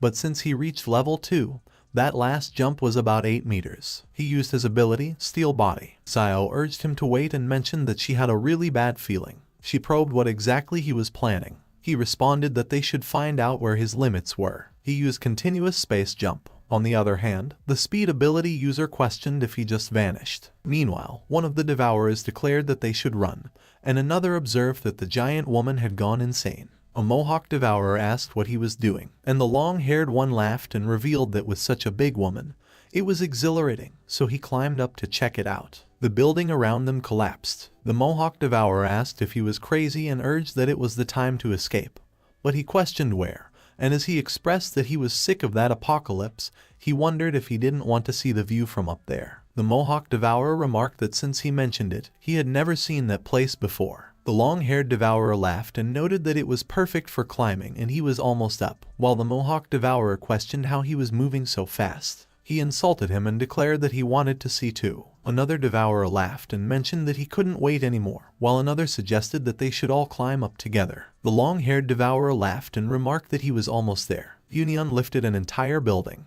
The devourers urged that they should hurry up because if they attacked her from the inside, it would be much easier. Gao Yue instructed that they should open fire and knock those devourers down. But everyone flew away from the pressure of Union's attack. He warned that she attacked everyone indiscriminately, and if that continued, everyone would be in danger. Bai Kang advised that they should wait because something seemed to be approaching. Su Chen arrived and landed on top of the tower. She expressed that it was great that it was Su Chen, while Gao Yue acknowledged that he finally made it. On the other hand, Xiao observed that Union was still growing, and if that continued, she might explode, and Su Chen insisted that they had to wake her up before that happened. He felt alarmed when she turned her attention towards him. She toppled the tower and he immediately hopped into her arms. He noticed that it looked like she completely lost consciousness. He decided to take care of those annoying devourers first. He headed towards her legs. Xiao inquired where Union bought her stockings because they were so durable and stretched that big, and he concluded that it must be due to her ability. Su Chen directed his ability into the long-haired devourer. The long-haired devourer laughed and declared that no one could stop him from stepping into that sacred land already. But to his surprise, Su Chen's ability wrapped around his neck. He questioned what he was trying to do. He demanded that he let go of him and accused that he was not a man of culture. Su Chen grabbed the other devourers by their necks as well. They screamed in pain as Su Chen attacked them. Meanwhile, the other devourers complained that Jai was a wicked woman. They revealed that they were all humans once, and she turned them into those monsters. They vowed that day to make her suffer 100-fold. She insulted that he was a filthy scum and claimed that he was asking for it. He screamed in pain, and the other devourer insulted that she was a stupid woman. She just calmly looked at the screaming devourer. She scoffed and remarked that he should be grateful. It was his gift to them. The screaming devourer transformed. The vines grew and crawled into the nearest buildings. One of the devourers pleaded that he should let him go. The transformed devourer grew huge, and it screeched at Union. On the other hand, one of the climbing devourers laughed and exclaimed that he got there first. The others screamed as they fell off her leg. One of them warned that they should watch out because she lifted her leg. She stomped on the transformed devourer, and the others on her leg flew away. She smiled maniacally as she stomped on the transformed devourer. Meanwhile, the Mohawk devourer managed to grab and hang onto her stocking. He laughed and mentioned that luckily, he reacted fast and dodged in time. But he felt alarmed when Su Chen charged at him from behind. He cut him up with his ability. He swung over her leg with his ability. He jumped above her. Gao Yue celebrated that it was great because the devourers were taken care of. While Bai Kang felt worried, she had another concern. Su Chen still used his ability, Steel Body. She wondered how they were supposed to wake Union up. Union faced Su Chen, who floated midair. She raised her arms. He became alarmed. She grinned sinisterly as she prepared to attack. Gao Yue called Su Chen with worry. Bai Kang warned that there was danger. Su Chen used his skill, Space Jump. Union slammed her hands against the buildings. She swung her arms around and destroyed more buildings around her. She became apprehensive when she could not see Su Chen. Gao Yue inquired if he dodged it, while Bai Kang questioned where he went. On the other hand, Su Chen hid. Xiao remarked that going head-on was not a good idea, but she questioned what kind of place he was hiding in. He told her to shut up. Suddenly, she noticed cracks on Union's skin, and bright light seeped through it. She told Su Chen to look at what was happening.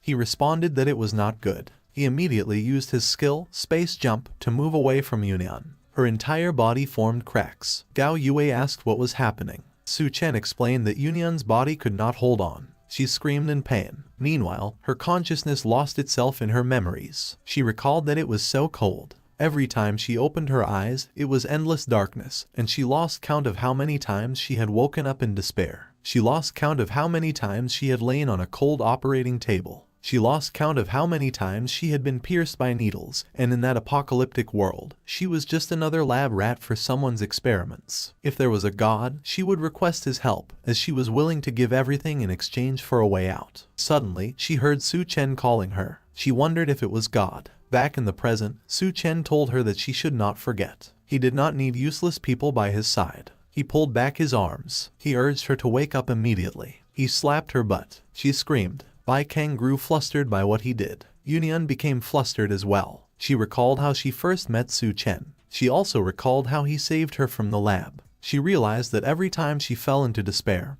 he always appeared. Because of him, they managed to survive that apocalypse like real people, like a ray of light piercing through the darkness in her heart. So for him, she would give everything. Su Chen nervously stared at the bright light that aggressively leaked out of Yunian. Gao Yue warned that she was about to self-destruct. The bright light burst out of Yunian's body. The buildings around her crumbled. A few moments later, the light dissipated and the dust settled. Gao Yue noticed it. He asked if it was over. He immediately called for Su Chen and Yunian. He questioned if they had disappeared. Bai Kang inquired if Su Chen and Yunian both perished. She fell on her knees. She insisted that there was no way because she still had so much to say to him. Yunian too, she mentioned she just saved her. Suddenly, Gao Yue urged her to look up. Tears trickled down her cheeks as she looked up. Gao Yue remarked that it was Su Chen, and it was great that they were safe after all. Su Chen exuded a powerful aura as he carried Yunian in his arms. Her body was still filled with cracks. Gao Yue noted that she was seriously injured. They should quickly find a doctor. Suddenly, Duanya suggested that they should wait a second. Gold landed on the ground safely. She declared that she would handle it. One of the soldiers identified it as a huge cat. Su Chen called Duanya. She immediately checked on Yunian. She explained that her condition was critical and she could die at any moment, so they should return to the base first. A few moments later, Duanya instructed Su Chen to carry Yunian into the bathtub. He questioned what she added to the water. She explained that regular medical treatment wouldn't work for those wounds, so she mixed in the recovery serum from the evolution base, and he observed that he could see it. She urged him to check if Yunian's wounds were healing. He reported that he didn't feel any difference. She insisted that it was impossible because she had refined the recovery serum multiple times. He speculated if it could be that those wounds required an ability to heal. She agreed that it made some sense, but wondered how they would do that. She became flustered when she saw what he was doing. He kissed one of the cracks on Yunian's body. It slowly faded away. It was completely gone. He remarked that it looked like it worked. Duanya expressed that it was great, so she would leave the rest of the wounds to him then. He was puzzled. Duanya called Lu Xiaofeng and mentioned that she and Bai Kang had something to talk about. She advised that he should go back first. He was baffled as she quickly closed the door on him. Duanya believed that even though she did not want to admit it, Su Chen would never stop in his path to becoming stronger. Bai Kang inquired what she was doing, and she replied that she needed to confirm something with her. She questioned if she liked Su Chen. Bai Kang was taken aback. A few moments later, Duanya explained that thanks to Su Chen, Yunian's wounds had mostly healed, and she would take care of her from there. He recalled and mentioned that Lu Xiaofeng brought back a crystal core for him. It was in the reception room outside, so he should go check it out. He stated that he would leave Yunian to her then. He was surprised when he went to the reception room. He recognized the crystal. It was a black stone, and he wondered if they mistook that for a crystal core. He remarked that he could not blame them because he only heard about that thing in his past life. In the apocalypse, all sorts of bizarre materials started appearing. That black stone was incredibly tough, so it must be a rare material born from the apocalypse, and it was connected to one person. The Black Blade King, Wang Song, was a legendary figure in his past life, and he carved through the apocalypse with a single black blade. Rumor had it that his blade was forged from black stone. It appeared that he got lucky at that time because Wang Song's fortune would be his. He intended to store it away for the time being, and once he found a blacksmith, he could forge his own black blade. On the other hand, Bai Kang recalled the time when she questioned why she was bringing liking Su Chen up all of a sudden. Duanya explained that after he absorbed the crystal core, a powerful curse would take effect. Bai Kang questioned what would happen if they did not deal with it, and she replied that she did not know, but she only knew that they could not let that happen. But Yunian needed her care too. Bai Kang immediately insisted that she should leave the curse to her. Duanya warned that it might not be what she thought, so she should listen to her first, but she replied that it was fine, and no matter what she had to do, she would do it, so she should just leave it to her. Back in the present, Bai Kang admitted that she blurted that out too quickly, but she questioned why she had to wear that outfit, and say those weird lines. To lift the curse, she had to do it with Su Chen, so she wondered if Dunya was tricking her. But she explained that Su Chen's safety affected the whole base, so no matter what, she needed to confirm the curse situation first. She asked if he had finished absorbing the crystal core. She stated that she just had to play along the lines. Su Chen noticed her as she hesitantly approached him. He was surprised. She was extremely flustered as she tried to speak. She called him her master. He was taken aback. Meanwhile, Dunya questioned if Bai Kang should be fine, and she responded that the curse was the most reasonable explanation she could think of, and besides, she even prepared all that for her. But she replied no and said that she should be thinking about how long she could endure that. She sighed and added that once Yunyan stabilized, she would go help her. On the other hand, at the base perimeter, one of the soldiers remarked that they just got rid of the Devourer tribe and wondered if they had to clean up those corpses too and if they would ever get to rest. Another told him to stop whining because if they left the corpses there, a plague could break out. He questioned if they knew how many people could die when one of the soldiers instructed him to look, and he asked what he should look at. The soldier explained that the Devourer's corpses were gone. He asked what was going on and if the corpses just grew legs and walked away, while another added that it was the same where he was. All the bodies had disappeared. He expressed that he had a bad feeling about that. Meanwhile, Xiao returned to the consciousness space. She noticed a presence. She recognized that feeling. She declared that finally she had been waiting for that moment. But she replied no. It was too far, and she could not pinpoint the exact location, so it appeared that she would have to ask Su Chen for help. Su Chen inquired about the curse. He wondered what Dunya was up to at that time, but he found seeing Bai Kang all flustered like that somewhat amusing. Bai Kang still addressed him as her master and declared that whatever he wanted to do to her next, she was all his. He was so surprised that he spat out his drink. She questioned what was wrong, and he replied that it was nothing. It was just the alcohol. She wondered if there could be something wrong with the drink and insisted that he should let her try. He told her to wait, but it was too late. He revealed that the alcohol content was 64%.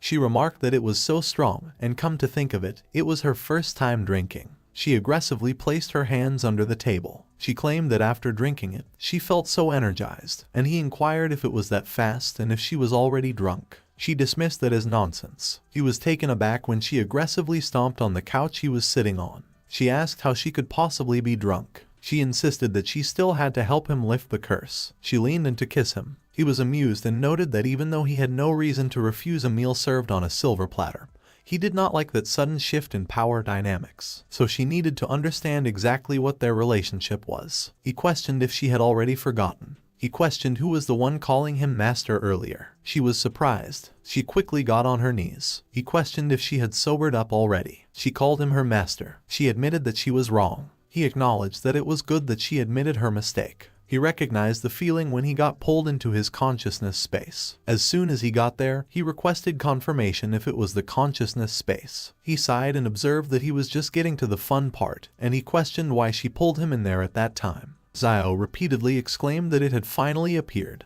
and he inquired what it was. But he was caught by surprise when she threw herself at him. She insisted that he had to help her at that time, and he questioned what it was and insisted that she should explain properly. She revealed that the body that matched her had appeared. He inquired if it was the body she asked to help her find last time and why she pulled him in. She confirmed yes and said that she could not sense its exact location, so she needed to borrow his power. He questioned what she meant and if she was using him as a signal booster. She admitted that she pretty much was, and he told her to wait and hold on. He questioned if that was her so-called method. She affirmed that it was right. He told her to wait because he was not ready yet, but she still slammed the enclosure that they were in. She said that she could feel it. They should project their consciousness there immediately. He seemed to recognize what it was. He questioned if it was a corpse tide. She revealed that the body was over there and it was summoning the corpse tide. He recalled that only a corpse king could do that and questioned if she had set her sights on the corpse queen's body. He questioned if they were really safe that close, and she told him to relax because in spirit form,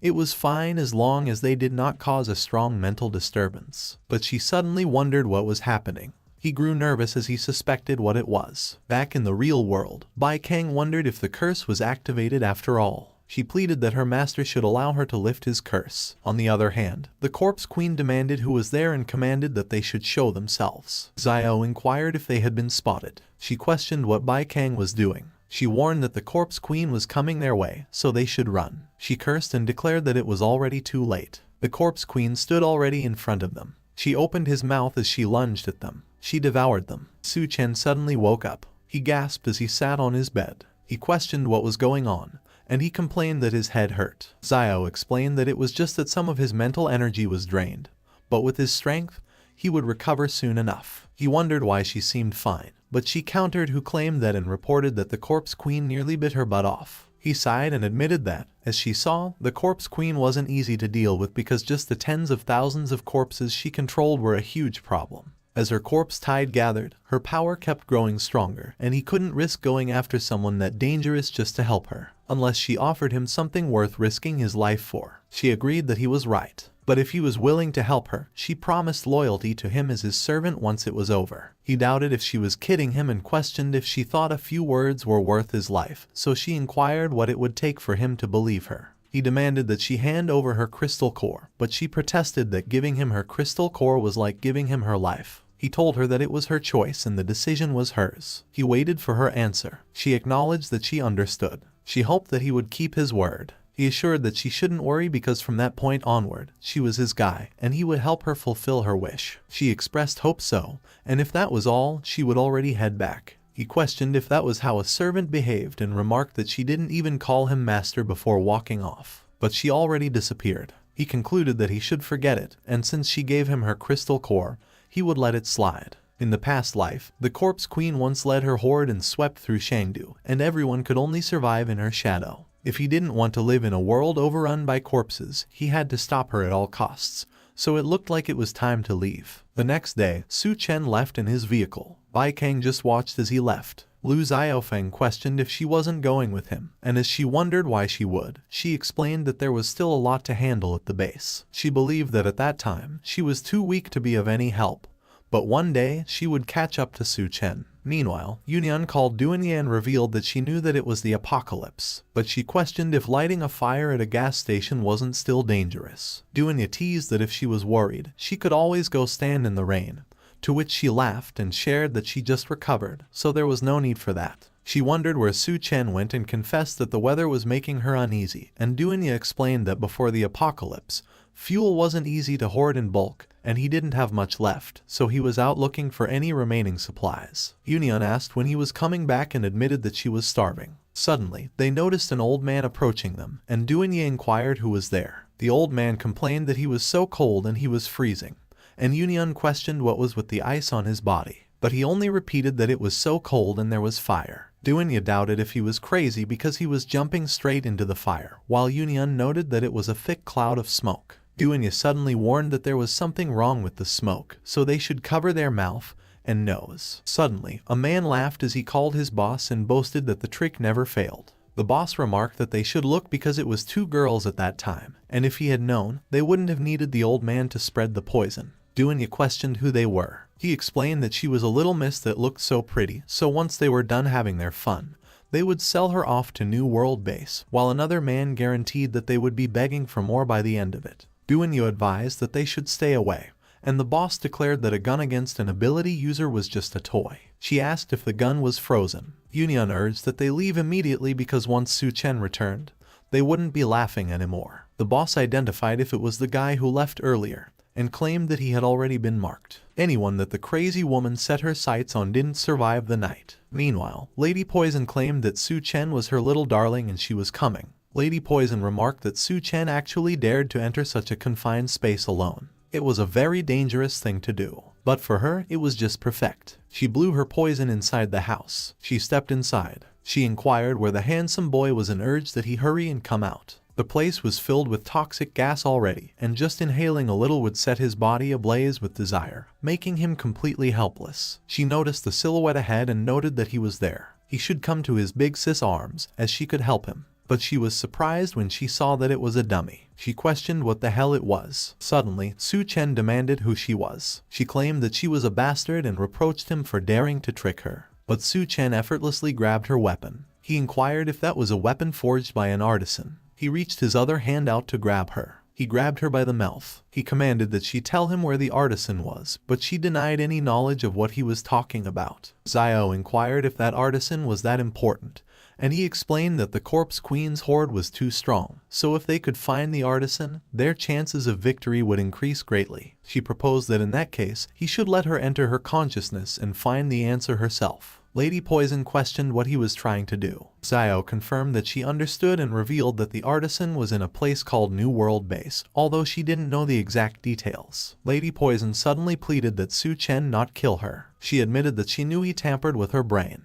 From that point onward, with just a single thought, he could tear her mind apart. Su Chen and Zio looked puzzled, and she denied doing anything. Lady Poison explained that she could feel her brain being bound by something, so if he spared her, she would become his most loyal dog. He commented that it was interesting. They should see how well she could play the part of a dog. On the other hand, Duanya and Yunyan were still at the gas station. Yunyan asked what was going on and complained that she felt so hot, and Duanya agreed that she was too. She questioned if they put something in the smoke, and the boss laughed and affirmed that of course it was just a little something to make things more exciting. He called his brothers and declared that once he had his fun, it was their turn. Yunyan claimed that Duanya guessed it exactly right, that it was that kind of drug, and Duanya remarked that it wasn't hard to figure out. The boss wondered why they weren't affected. Yunyan apologized and explained that it seemed that their poison didn't work on ability users. He cursed and ordered them to grab their weapons. One of the men confirmed that Unit 1 was in position, and the other confirmed that Unit 2 was in position. Yunyan inquired if it was a water gun, and the man explained that it was a high-pressure water cannon. The boss stated that with that and combined with his ability, he could attack them from 3 different directions. They should fire. One of the men fired his water cannon. The other did the same, but the boss was surprised when they shot him instead. He demanded why and how. Duanya used her ability to control the 2 men. He admitted that he was careless and that those 2 fools actually got controlled. Suddenly, Lady Poison arrived. He called her and expressed his thanks. He laughed and observed that it looked like their man was already dead. But suddenly, she slapped him in the face. He was taken aback. She ordered him to shut his filthy mouth. He was terrified. She turned her back on him. She bowed and greeted Su Chen as her master. She noted that the boss just offended him and inquired how he wished to deal with him. Su Chen acknowledged that she was a good dog, so he would leave that one to her. Lady Poison urged the men to hurry up. She instructed them to move all those gasoline barrels out, as she intended to offer them to her master. They placed the barrels on the ground. One of the men called their boss and accused her of becoming someone's dog, but they insisted they couldn't lower themselves to that, to which the boss agreed. The boss called her and demanded if she knew how hard it was to find that gasoline and how she could give it to that man. She warned that he was courting death. They screamed in pain as she attacked them. Duanya and Yunyan watched them. Suddenly, Su Chen instructed that Lady Poison should wait, and that she shouldn't kill them just yet. The boss cursed and declared that he didn't care what the pretty boy did to Lady Poison, but since he was from the New World, if he let them go immediately, he would pretend none of that ever happened. But Su Chen apologized and confessed that he didn't have the habit of leaving loose ends. He used Zio's ability. He entered their brains, but he was baffled. Their heads exploded. Lady Poison was horrified. Su Chen realized that he didn't expect that they actually just exploded. Previously, when Zio saw a strange parasite attached to the brain inside Lady Poison's head, she called it a brain worm.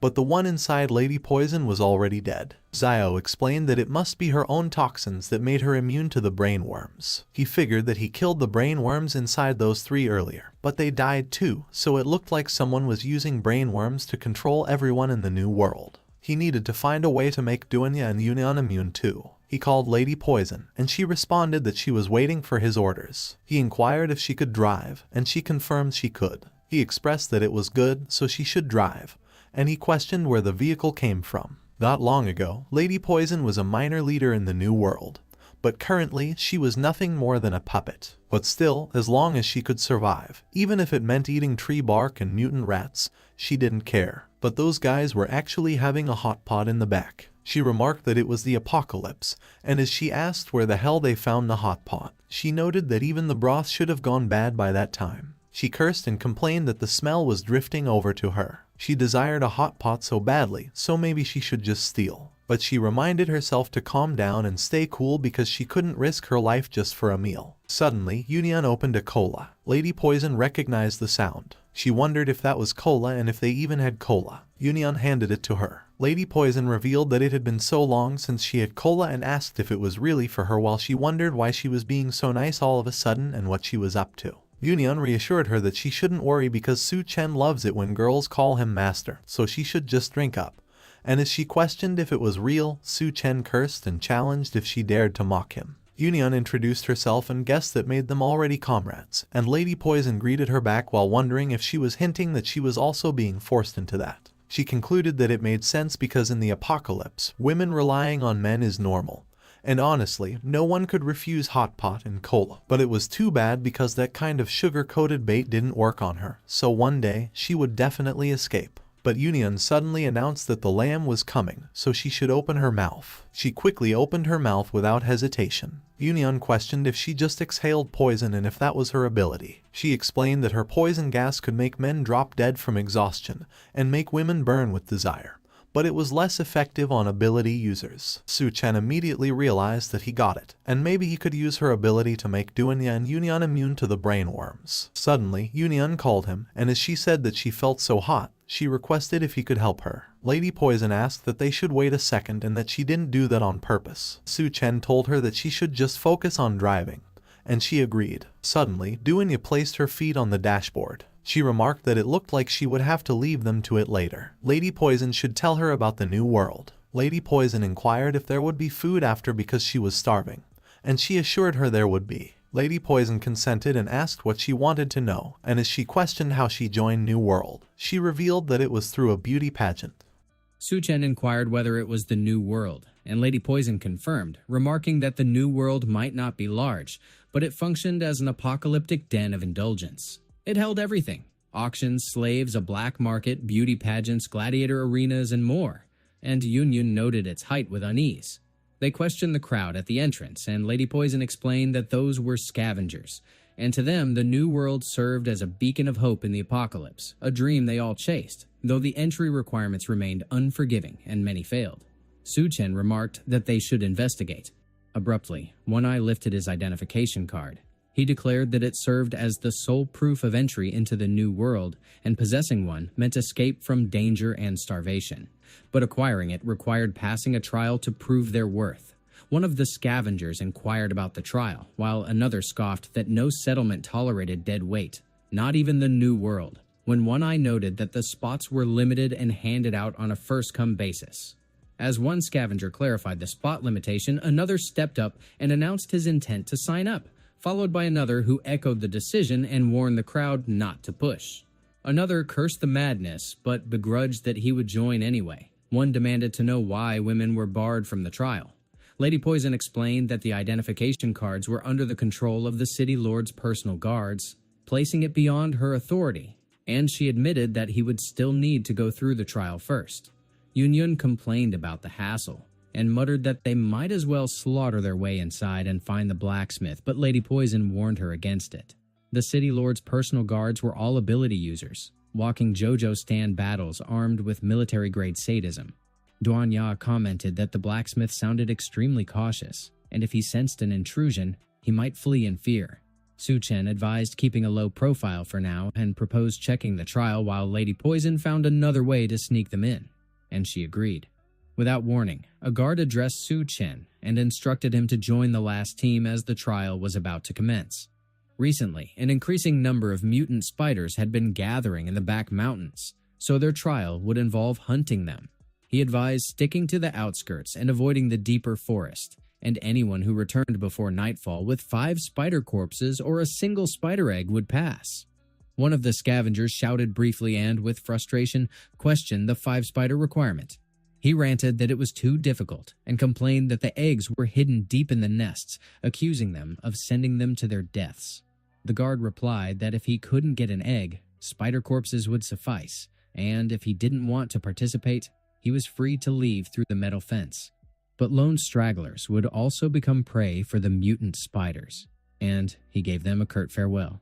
The scavenger addressed Su Chen as a kid and pointed out that the other teams had already left, urging him to follow. But he muttered whether they intended him for cannon fodder. He politely declined and reasoned that going alone would be safer, while considering whether the forest contained a nest and whether he should look into it. The scavenger clicked his tongue and cursed him as an ungrateful bastard when one of his teammates suggested following to kill him. The scavenger dismissed the idea and claimed they should forget about him, assuming he would die on his own anyway, and resolved to wait there for the other teams and steal their spoils. Meanwhile, Su-Chen addressed the little spiders and taunted them, questioning their hiding spot. He urged them to appear. He noticed that there were plenty and pondered whether a mutant spider queen lurks nearby, possibly the final boss in a Sekiro expansion, but he doubted it. He considered tallying how many crystal cores they carried. He lunged toward the spiders. He seized one by the head. He tore its head from its body. He breezed through the rest and eliminated them barehanded. His hands dripped with green spider blood. He groaned at the absence of even one and muttered in disappointment. In another part of the city, the host promoted the Apocalypse Rose beauty pageant, advertising that the top 3 winners would receive permanent identification cards for free. The girl ranked 7th in the previous week's pageant, and for 3 packs of instant noodles, she would be theirs for the night. When one man bid 4 packs, another raised it to 5. Lady Poison commented that if the girl failed to rank in the top 3 but still wanted to stay in the new world, her only path would be to serve as bait for men's wallets. But since the 2 of them were top-tier beauties, they would manage. Yunyun remarked that it was tragic, while Duanya inquired if the pageants happened weekly. Lady Poison confirmed and explained that weekly champions competed for the monthly title. But some women refused that route, and their only alternative was the gladiator arena, though either path squeezed every last drop of their worth. For most women, having food and safety without risking their lives was already 100 times better than the outside world, so they were told to hurry up and change. Lady Poison would wait outside. She sighed inwardly as she reflected that those girls only enjoyed paradise because they were with Su-Chen. Suddenly, One Eye addressed her and commented that she had brought in high-quality goods this time. He mentioned spotting those 2 beauties earlier and demanded she bring them to his room immediately. She acknowledged him as the city lord's personal guard, Lord One Eye. He leered that he intended to savor them properly, and if they performed well, he would provide them with 2 identification cards. She tried to object, but he snapped that there would be no buts or ifs because he made the rules there, and reminded her to poison them first, since that made things more enjoyable. She cursed silently, knowing that if she offended him, she would lose any chance at those identification cards. So she had no choice. She entered the room while Duanya and Yunyun were still changing. Duanya grew alarmed upon noticing Lady Poison's ability. Yunyun reacted the same. She confronted her and demanded an explanation for attempting to poison them. Duanya addressed Lady Poison. She remarked that she made them feel really strange. Lady Poison apologized and commented that it was the only option for now, so she requested they endure it a while longer. Yunyun addressed Duanya, while Duanya retorted that she shouldn't. Meanwhile, One Eye was having a toast with the other guard. The guard noted that he really moved fast as expected, and he never forgot to share beauties with his little brother. One Eye remarked that they were real brothers after all, and besides, beauties like those were rare. Even before the apocalypse, SSR drops in a gacha hell. The guard muttered that he was getting excited just thinking about it, and as he asked what was taking them so long, One Eye commented that he should relax because Lady Poison still had to drug them. A few moments later, Duanya stepped into the room. One Eye noted that they were finally there. Duanya and Yunyun were both flustered as they stood in the middle of the room. One Eye remarked that judging by their look, they were clearly under the influence of the poison, so he couldn't wait for the fun to begin. The guard muttered that they were all top-tier beauties and his big bro should pick first. One Eye remarked that he would go with the long-haired one then. She was totally his type. The guard commented that it was his first time with such a willing babe. One Eye replied that it was all thanks to Lady Poison, so they would have to reward her later. Their eyes were filled with malice as they smiled menacingly. They muttered that, for the time being, even a single night of that was worth 1,000 gold. The 2 of them were making out while they were under a spell. Duanya and the others watched them. She remarked that those 2 were easier to handle than she expected. Lady Poison noted that her ability was way too brutal. Yunyun demanded if she poisoned them just for those 2 guys and commented that she should know they were still suffering from the effect. Lady Poison replied, of course not, because Su-Chen remarked that her poison could resist brainworms, and she was afraid they would get parasitized by them when dealing with the city lord's guards. Duanya commented that she did the right thing, and in order to prevent brainworm infection, they would have to stay in that poison state the entire time they were in the new world. Yunyun muttered that it was way too hard to endure, and Duanya retorted that she should hurry and get those ID cards then. Lady Poison asked about those two guys, and Duan Ya remarked that they would keep going at it so she could stay there and enjoy the show if she wanted. One of the guys muttered that the other was so wet, and with that tightness he felt like he was liberated. Lady Poison replied that they should wait for her. On the other hand, one of the scavengers asked about the apocalypse beacon, and another remarked that it was just a bunch of lies because they came there only for the Spider Queen's crystal core. Their boss replied that it was not good and asked if he was right that the spider nest was that way, and as a member demanded if he lost the way again, he replied that north was up and south was down, and asked what was left again. Suddenly, he muttered that there were lots of spider corpses, and they were all decapitated. One of the members commented that it looked like someone beat them to it. Meanwhile, the Spider Queen attacked Su Chen. He quickly noticed it. He managed to dodge each of its attacks. Suddenly, it fired its spider silk at him. His arm was caught. He remarked that he let his guard down, which was basically a Shunin rite of passage at this point. He demanded if there was still a big spider hiding there, and commented that it looked like it was almost at Tier 2. On the other hand, the boss demanded who the heck he was to charge into a spider nest alone, while a member remarked that he didn't look weak and asked what they should do.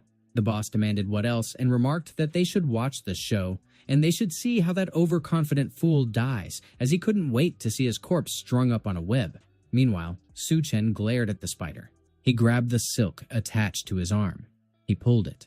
The spider was taken aback when it got pulled towards him. It fell on the ground. Su Chen punched it and destroyed its head. The boss demanded if he killed the big spider with one punch. He muttered that there was a change of plans, so they should get ready to steal that crystal core. His members replied that they were ready. The boss commented that it was impressive, and the blade had been sharpened flawlessly, so their skill in that area had clearly improved. One of his members wondered how many times they had pulled that move during that period, while another claimed the method never failed. The boss instructed the kid to wait. He was about to witness his ability. Su Chen noted that he had found it, the crystal core. Without warning, the boss triggered his ability, Position Swap. Su Chen registered confusion as the skill took effect. Alarm followed as he became aware of his body being displaced. In an instant, he materialized in the boss's prior position with blades aimed at his neck. He was chained to the tree, and every member had their weapons fixed on him. The boss snickered. He stated that the crystal core was secured. Su Chen recognized the ability as position swapping and acknowledged that it was an uncommon skill, and since they had iron chains ready in advance, he figured they had pulled this scheme many times, possibly enough to speedrun forming a villain guild. The boss scoffed and observed that for prey, he sure talked too much. Su Chen challenged whether he really believed himself the hunter at that moment, and noted that even veteran hunters could be taken down by their targets. The boss responded that they could find out whether he could pull off a reversal and commanded his members to kill him. One of the members questioned whether he truly thought he could still turn the situation around, while another yelled that he should die. They all slashed at Su Chen with everything they had. But they froze. Panic followed. The boss realized the blades had all shattered. His members stood stunned as they stared at their ruined swords. They demanded to know what was going on with Su Chen and noted that his skin was tougher than steel. The boss growled that they had better not be implying Su Chen was a Tier 2 human. Fear overtook him. One of his members confirmed there was no mistake. Another identified the same iron-hardened skin seen in Tier 2 mutant beasts, and the boss urged everyone to flee, while Su Chen was still restrained. But one of the members revealed the chain had been broken. The boss barked at them to scatter and escape. One of the members cursed. Another demanded to know how someone powered up that quickly. Su Chen calmly picked up the chains that had been holding him. He wondered whether they really intended to escape. He stated that it would not be so simple, delivering the line with the weight of a final boss moment straight from a season finale. Meanwhile, the boss insisted that Su Chen being Tier 2 didn't matter because he would just rob more crystal cores and level up himself. But he flinched when Su Chen addressed him. Su Chen ordered him to return the crystal core. The boss reeled in horror as Su Chen's fist approached. He instantly activated his skill Position Swap. He exchanged places with one of his own members. He crashed into the ground face first after appearing in the other's location. He commented that it had been close and praised his ability for saving him. He vowed to remember this and swore he would kill him one day. At the same time, blood dripped onto the forest floor. The swapped member trembled in agony. Su Chen's blow had torn a massive hole in his torso. Su Chen questioned whether the boss had used his own teammate as a decoy. He declared that in that case, all he needed to do was track him down. He activated his skill, Psychic Sense. Every fleeing scavenger's position in the forest became visible. Meanwhile, the boss gasped for air as he ran at full speed. Su Chen concluded that it meant he would find every last one of them. Su Chen jumped and rapidly caught up with the boss. The boss remarked there was no way. He demanded if it was him again. He instantly triggered his skill, Position Swap. He slipped away once more. He dropped on all fours, gasping for air. He cursed, and as he demanded how Su Chen kept finding him, he muttered that he had to leave immediately. But he hesitated, uncertain which direction to take. He muttered that he might as well forget it and sprint one way, since there had to be an exit. Meanwhile, Su Chen commented that the second scapegoat was down, so he needed to move fast. If the guy really escaped, that would cause trouble. He blinked in disbelief when he spotted the boss. The boss snapped that he was a bastard. He always crept up from behind, so this time he kept an eye on his back, and they would see how he tried it. Guy was basically grinding for a Hunter x Hunter backstab license. He would get back at him once he got stronger. But then he froze, stunned by what was ahead. He threw his weight back to avoid slamming into Su Chen. He demanded how Su Chen kept tracking him. Su Chen remarked that he might not believe it even if he told him. But in that instant, Su Chen had him, and the boss cursed that he had walked straight into the trap. He cursed again and snarled that even now, Su Chen still couldn't kill him. He reached for Position Swap, but Su Chen struck him and shattered his torso. He remarked that the guy was too slow. Elsewhere, Gold stretched a paw from the bag. He meowed while poking his head out. Lady Poison remarked that it was the backstage area for the beauty contest. They should go in. She froze when she saw the other contestants. All of them were glaring. Lady Poison remarked that they could relax, because against that parade of oddballs, the two of them could win with their eyes closed. But Yun Yun asked why it felt like everyone was shooting daggers their way. This whole thing was starting to feel more like a B-rank villain roll call than a contest. Duan Ya remarked that they should stay alert. Suddenly, one contestant snapped that they should halt, and Lady Poison demanded what she thought she was pulling. Lin Meyer chimed in and remarked that it was nothing much. She was only curious about who had the guts to stir up trouble here. Yun Yun immediately recognized her as the superstar Lin Meyer. Lin Meyer declared that no one else in the contest even deserved to compete against her, so they should all scram. But Duan Ya demanded who was throwing out big words. She snapped that it turned out to be the superstar who climbed the ranks by sleeping with the director. Lin Meyer jeered if it wasn't her dearest bestie. She lunged, eyes sharp with menace. She raised her leg high. Duan Ya, still groggy from the poison, teetered on the edge of getting struck. But she twisted out of the way just in time. She spun, prepared a counterkick. She missed. The two mirrored each other and locked legs midair. Lin Meyer remarked that she hadn't expected her to survive. Duan Ya apologized for letting her down. Yun Yun asked Duan Ya if the two of them had a history, and Lady Poison demanded if they weren't best friends. Duan Ya demanded if she had ever seen a best friend pour hair removal cream in her shampoo, spike her water with laxatives, or dump dead rats in her closet, while Lin Meyer snapped that she always played the noble act but stole every spotlight, and even knowing she dreamed of being an actress, she still gunned for the lead. Duan Ya remarked that she only went along for the audition. She never even wanted the role, and besides, she demanded if Lin Meyer didn't end up betting the director anyway, to which Lin Meyer barked that she should shut her mouth, because if it weren't for her, that old man wouldn't have even been needed, which made Duan Ya scoff, and she demanded if being pretty was now a crime. Yun Yun muttered that it was the first time she had seen Duan Ya like that. Lin Meyer snapped that she was still just as conceited while she, Lin Meyer, had become a household name and every man adored her. But Duan Ya remarked that this was the apocalypse and demanded who even remembered her now. Lin Meyer remarked that in that case, she proposed they compete to settle who truly held the charm, and Duan Ya retorted that they would see who walked away with the crown. The host addressed the ladies and gentlemen, and as he thanked them for waiting, he remarked that the New World Beauty Contest would finally begin. One of the men cheered and urged them to hurry up and start already because it was all they looked forward to after the apocalypse, while another muttered that they worked so hard for the City Lord just for that moment. and a third commented that he hadn't eaten or drunk anything for a month just to save enough to buy a woman that day. The host remarked that that day's winner would also get a personal meeting with the city lord, prompting the crowd to ask if the city lord was present too. Duanya realized that it was the reason Lin Maier had been so determined to win, to meet the city lord, and Yun remarked that if they could get the city lord's help in finding a blacksmith, their work would be way easier.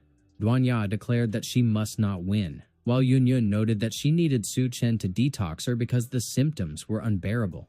Meanwhile, Lin Maier scoffed that the host and judges of that contest were already in her pocket, and she remarked if those nobodies still believed they could compete with her. She added that still, just in case, they shouldn't let them leave the stage and promised they would be rewarded well. On the other hand, the host called for the crowd to welcome that day's judges, while Mu Yingxiao turned to One Eye and his brother and asked why the two of them weren't sitting. The brother remarked that he didn't know why, but his butt had been hurting ever since he woke up, so he couldn't sit at all. One Eye commented that if it wasn't for him waking them up, they would have missed the contest, and he grinned that he was happy to help.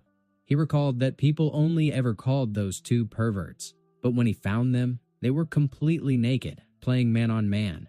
So, in classic JoJo logic, of course their butts hurt. He muttered that he might have just discovered something he really shouldn't have, and questioned if he was about to get silenced. Suddenly, the host declared that they should see who would win the crown and gain access to the upper ranks of the new world, which made the audience cheer, and they shouted for them to come on out.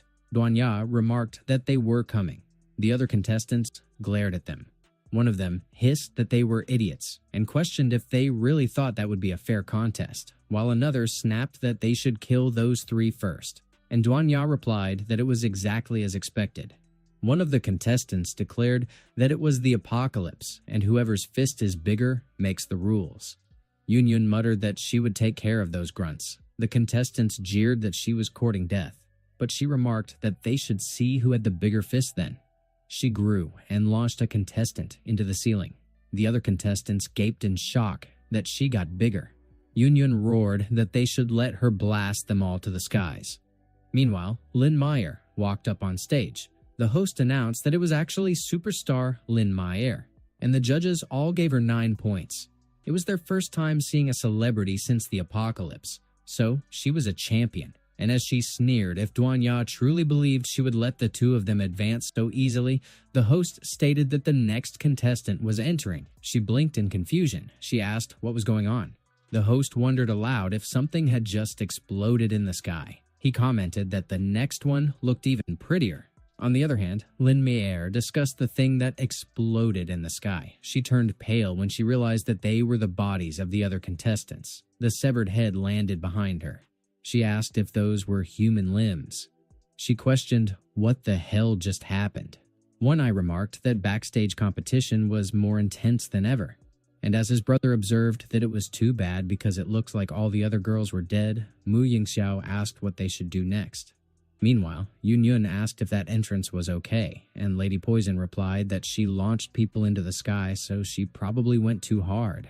On the other hand, Lin Maier accused Duanya of forcing her into that. The host commented that she chose to bear it all with confidence. She stated that she got 3 perfect scores, so she was the champion, and Duanya retorted that she was insane. Meanwhile, Kang Ming, the city lord, was watching from the building. He ordered that they should send the identity cards down, and his assistant responded affirmatively. She walked toward the stage with the identity cards in hand. Mu Yingxiao remarked if Kang Ming sent out the ID cards that quickly. The assistant clarified that it was the ID card granted by Kang Ming. And as Lin Maier requested if she could meet him, Yun noted that she would too. They have just 1 card each, which is perfect. Kang Ming pointed at Lin Maier. Mu Yingxiao commented that he has already given the order. The host congratulated Lin Maier, the champion, and stated that not only did she get access to the new world, but she had also been selected by Kang Ming to reside in the upper levels. And as she asked if she could finally become one of the elites, the assistant requested her to come her way. On the other hand, Yun asked if Duanya lost and if they wouldn't get to meet Kang Ming, and Duanya replied that they got the ID cards, so they should think of another way. A few moments later, the assistant returned to Kang Ming's room. She addressed him and informed him that Lin Maier was ready. He remarked that youth was such a gift, and it was too bad that he was too old, so those desires were long gone. The apocalypse is so boring for an old man like him, and old men, when bored, just want to plant some flowers and raise some fish.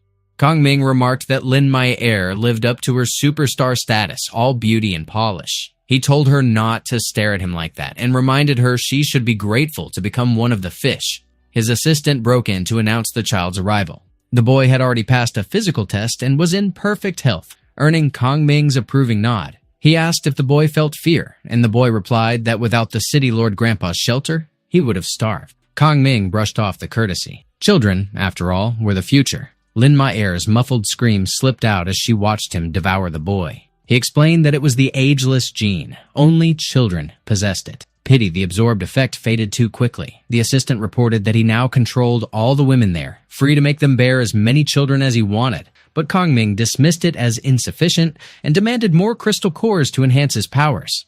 The apocalypse had crowned the rotting old man a ruler, and this place would mark the start of his unending life. The assistant promised to push the lower ranks to collect cores faster, earning his approval, and he ordered her to dispose of the defective women below, to which she agreed. Meanwhile, Duan Ya complained that Lady Poison's toxin struck again, irritating as ever.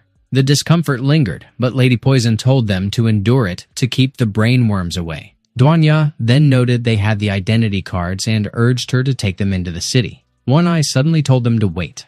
Duan Ya pressed him on what they were planning. The guard said it was rare to find beauties like them, so he and his brother decided to splurge and buy them both. Mu Yingxiao remarked on the generosity. Duan Ya turned to Lady Poison for clarity, and Lady Poison reminded her of her own words, that women there were nothing but resources, adding that even with identity cards, it was the same thing at a different price. The guard offered one crystal core for each, pointing out that everyone knew the value of cores and that no one had ever made such an offer before. But he and his brother were already plenty strong, and One Eye claimed the real hook was that the taste hit like an addiction. Yun pressed them on whether they'd ever considered the idea, and Duan Ya mused that maybe the addictive thing wasn't them at all. She decided she ought to jog their memories. Duan Ya triggered her skill, peeling away the illusion tangled in their recollections. The guard relived the moment he tangled mouths with his brother. One Eye relived his brother grinding into him from behind. Meanwhile, Wang Song stood before the mutant spider Su Chen had slain. He remarked that he'd shown up too late. The Spider Queen was already dead and the core was long gone. Fortunately, the core wasn't what he'd come for. He promptly carved away the spider's legs. He muttered that those legs would do just fine. A sudden shift caught his attention. Su Chen was closing in fast, fist swinging. Wang Song threw up his own fist, blocking the strike. He registered with a jolt just how powerful Su Chen was. Su Chen locked a sharp, unwavering glare on him. Wang Song urged him to hold on, claiming he wasn't here to snatch the core and had no intention of fighting. Su Chen demanded a reason to believe him. Wang Song replied that truth didn't care about belief, and while he knew Su Chen's strength, going all out wouldn't do either of them much good. His only prize was the spider legs, so they should leave it there, maybe even call themselves friends, and he, Wang Song, would owe him for life. Su Chen mulled over whether this was Blackblade King Wang Song from his previous life, what business he had here, and whether he was also hunting the forger. If that were true, Su Chen told him, then they could call each other friends, and Wang Song could take the legs. Wang Song thanked him for it. He then asked if Su Chen was here to join the New World too, and what his name was. Su Chen introduced himself, adding that the New World was decent enough, so he joined, then asked what Wang Song wanted the spider legs for. Wang Song explained that a friend had requested them, and since he had urgent matters left, he'd be going. Something struck him, and he mentioned a tip for Su Chen: never touch the New World identity card. Su Chen pressed him for a reason, and he only told him to trust him on it. Su Chen asked if there was some hidden truth about the identity card, but then he brushed it off, deciding instead to shadow Wang Song for now. There was a chance it might lead him straight to the forger. The leader of a scavenger crew demanded Wang Song hand over the mutant spider he'd caught, while one of his men backed him up, swearing someone had really brought one back. The leader warned that if Wang Song knew what was good for him, he'd cooperate, but another member muttered it looked like the guy was only lugging spider legs. Before they could make a move, Wang Song struck, slicing the man into pieces without hesitation. He remarked that they were irritating. Su Chen figured that, true to his past life reputation, Wang Song must already be Tier 3, then reconsidered, thinking he was more likely at peak Tier 2. Same level as him, but if he absorbed that core, Su Chen knew he could break through to Tier 3, though the possible side effects gnawed at him. Meanwhile, Wang Song handed his ID card to the guards. One guard commented it was the first time he'd seen someone keep an ID card in a box, and the other tossed in that the guy was a weirdo. Their attention snapped to Su Chen. He dropped the mutant spiders at their feet. One guard asked if he was done already, while the other mentioned it was lucky their captain had left behind a new identity card before leaving. He congratulated Su Chen on joining the new world. Su Chen wondered what was off about that card, and why Wang Song had told him not to touch it. The ID card suddenly belched black smoke. He demanded to know what the smoke was. Then he felt Xiao's aura leaking from him. He pressed her on how she got out. She shot back, demanding to know what he'd done, explaining that a swarm of brainworms had suddenly burst in, and she'd barely managed to wipe them out in time. He brought up the brainworm invasion and mentioned his ID card had just started spewing black smoke too. She told him the ID card was a transmission medium for brainworms, then asked if Duan Ya and the others could be in danger now. Elsewhere, Kang Ming remained inside his building. He sensed Su Chen's presence. His assistant asked what was happening, and he replied that someone had tried to slip into the inner city, possibly with those 3 women as accomplices. Meanwhile, One Eye and his brother stood trembling in disbelief. Yun Yun remarked that the sensation suddenly spiked so fiercely she could barely hold it in, while Lady Poison urged her to settle down, suggesting the poison might be wiping out the brainworms, and pointed out how steady Duan Ya remained. Meanwhile, Duan Ya pressed the brothers, wondering if they finally remembered. They barked that there was no way, and challenged her on whether she thought she could fool them.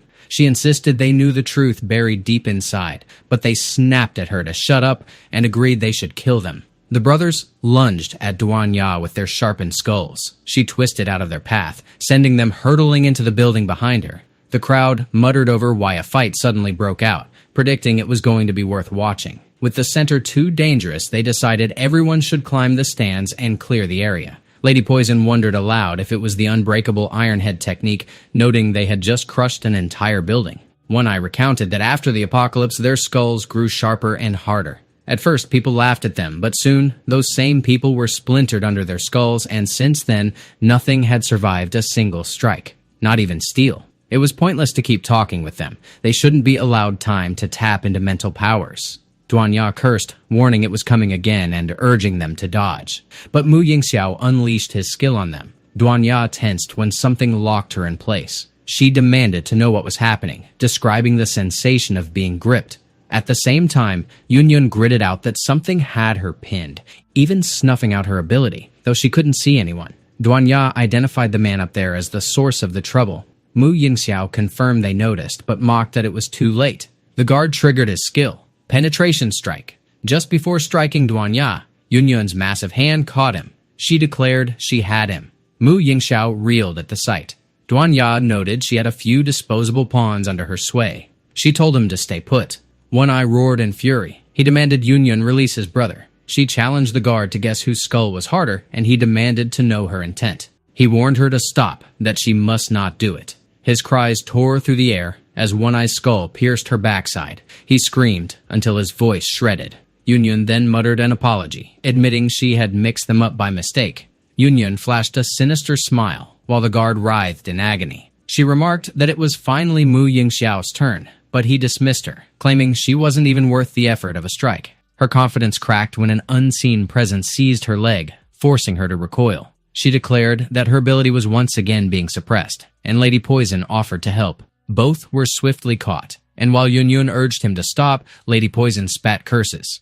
Duan Ya spoke up on Yun Yun's behalf. Her composure wavered when she sensed Mu Yingxiao's incoming strike. She instantly deployed her pawns to shield herself. They were obliterated, collapsing lifeless to the ground. Mu Yingxiao pressed her on whether she had sensed danger and sacrificed her pawns without hesitation, branding her a dangerous woman. Yet noting she now stood completely alone, Lady Poison urged him to release them, while Yun Yun addressed Duan Ya and admitted she had been careless again. Mu Yingxiao, however, found himself intrigued by Duan Ya's response. She detached her wings and gripped them tightly. He inquired if she intended to wield them as weapons. She asserted that they were more than enough to deal with him. He called it interesting and agreed, deciding he would entertain her. Meanwhile, Su Chen was within the inner city. He trailed Wang Song there. Zhao questioned if this truly was the inner city. She noted that the environment seemed fine, but the people appeared like walking corpses. She asked if following Wang Song would really lead them to the blacksmith, but he gave no reply, prompting her to tell him to wait for her. Elsewhere, Wang Song entered a building. He climbed the stairs. The place was already in disrepair. He called out to Fu Susu, saying he had brought the items she requested. She declared it was great, and with the Spider Queen's legs, they could rescue her grandfather. He stated that once Master Fu was freed, they would leave that place. She told him not to worry. If he helped her save her grandfather, she promised to forge the strongest weapon for him. A short while later, Wang Song asked Fu Susu if the gear before him was her creation. She fixed the Spider Queen's legs to gloves and shoes. She confirmed it, explaining the claws would give enough grip to safely scale to the rooftop, where Kong Ming held her grandfather on the top floor. Wang Song questioned why they didn't simply ascend from inside the building. She firmly refused, insisting they absolutely must not enter. At that moment, Su Chen asked if Fu Susu was the blacksmith. He declared they should head up as well. He climbed in through a window. He noted that it seemed empty inside. Zhao commented that getting in was surprisingly easy. She then wondered why they were scaling the wall. A razor-sharp leg crept behind them, ready to strike. Su Chen reacted in time to dodge its attack. He demanded to know what it was. Suddenly, Zhao urged him to look ahead, saying she finally understood why they had avoided going inside. Wang Song and Fu Susu froze when Su Chen burst from the building behind them with a resounding crash. He used his skill to latch on to the concrete above. Wang Song instantly recognized him and demanded to know what he was doing there. Su Chen instead addressed Fu Susu, confirming she was the blacksmith. He announced that he had finally found her. Both Wang Song and Fu Susu warned him to stay back. Wang Song griped about hating bugs more than anything, while Fu Susu remarked on his ridiculous speed and insisted he should have waited for her. Without warning, Su Chen looped an arm around her waist, leaving her startled as he hauled her up the side of the building. Wang Song's eyes widened when he spotted them closing in fast from behind, right before Su Chen planted a boot on his shoulder. Su Chen tossed over that he was leaving the rest to him, and Wang Song snapped back, demanding why it had to be him. The sound of centipedes scuttling closer froze him mid-protest, horror tightening his voice as he spat that he hated it. He repeated with sharp disgust that bugs were the worst. Meanwhile, Fu Susu glared at Su Chen, demanding to know who he was and what he wanted from her, and he introduced himself while saying he needed her to forge a blade. She challenged him on why she should bother helping, and he promised to grant her one request in return. She told him to take her to the rooftop first, and he answered with a simple agreement. At the same time, Master Fu fretted over Fu Susu, muttering that as long as she stayed safe, he could bear any hardship. His worry turned to shock when the wall burst apart. Fu Susu called out to him, declaring she had come to save him. He peered at her, asking if she was that brat and whether it was really her. He pressed to know who the man with her was, but she cut him off, saying they'd talked enough, and Su Chen should have put her down by now. Master Fu stalled her, reminding her he'd warned about the danger, but she shot back, calling him an old fart and asking if she hadn't brought help. She told Su Chen that her forging came from this grumpy old man, making him the blacksmith Su Chen had been searching for. If Su Chen wanted a top-tier weapon, he'd need to free him first. Su Chen replied that in that case, he should inspect the ankle shackle, and the old man told him to just call him Old Fu. Su Chen set to work on the chains but paused to ask if breaking them was even possible. Master Fu dismissed the effort, explaining the shackle might look plain, but was made from post-apocalyptic mutated materials, and he'd forged it himself, making it so tough no one could open it. Fu Susu teased him about bragging over getting trapped by his own invention, and he countered by demanding what else he could do when Kong Ming waved her life as leverage. Su Chen remarked that he could tell, then pressed about the outcome if they used an even stronger material to forge a weapon. Master Fu replied it would be fine in theory, but it was already the toughest material in the New World, then shot back where he was supposed to dig up anything better. Su Chen told him he already had it. They blinked in shock when he hauled out a massive stone from thin air. Fu Susu demanded to know where he fished that from. Master Fu admitted the stone pulsed with a power he had never encountered, then demanded where it came from. Su Chen asked whether a blade forged from it could sever the shackle, and Master Fu answered that it should work, but refining a raw stone of that caliber was a brutal task. It all hinged on him. Su Chen frowned in confusion, and Master Fu told him to follow because Kong Ming had chained him up on the rooftop to force weapon crafting from those warped materials, and since the materials were one of a kind, his tools were equally custom. Moments later, Fu Susu guessed it was a bellows and griped it would not budge, and Master Fu explained it normally needed 10 people to handle. They had all bolted earlier to watch the beauty contest, so the job was dumped on Su Chen. Su Chen assured it was nothing and told him to leave it to him. Fu Susu observed he had some muscle, and Master Fu warned they better hope it was not just for show. Once the temperature climbed, they would toss the raw stone into the furnace to melt it down. Once in, there was no stopping. Otherwise, the stone would rot into useless scrap. They should begin, and Fu Susu asked why he was still sitting. He told her there was no rush since even for an ability user, heating the furnace took at least 3 hours. Su Chen drove the bellows with blistering speed. Fu Susu blurted out her confusion. All at once, Master Fu kept exclaiming it was hot. He asked if Su Chen had actually spiked the temperature instantly, and admitted it was the first time he'd seen such a fierce flame. He demanded to know if Su Chen was even human. Fu Susu griped that the heat was unbearable. Master Fu told her to stop stalling and hurry up to shove the stone in. They counted to 3. Fu Susu kept complaining about the heat, and Master Fu remarked that waiting was all they could do. Then Kong Ming appeared without warning. He demanded to know who dared trespass in his tower. Fu Susu snatched up a weapon at once. She accused him of locking up her grandpa in there.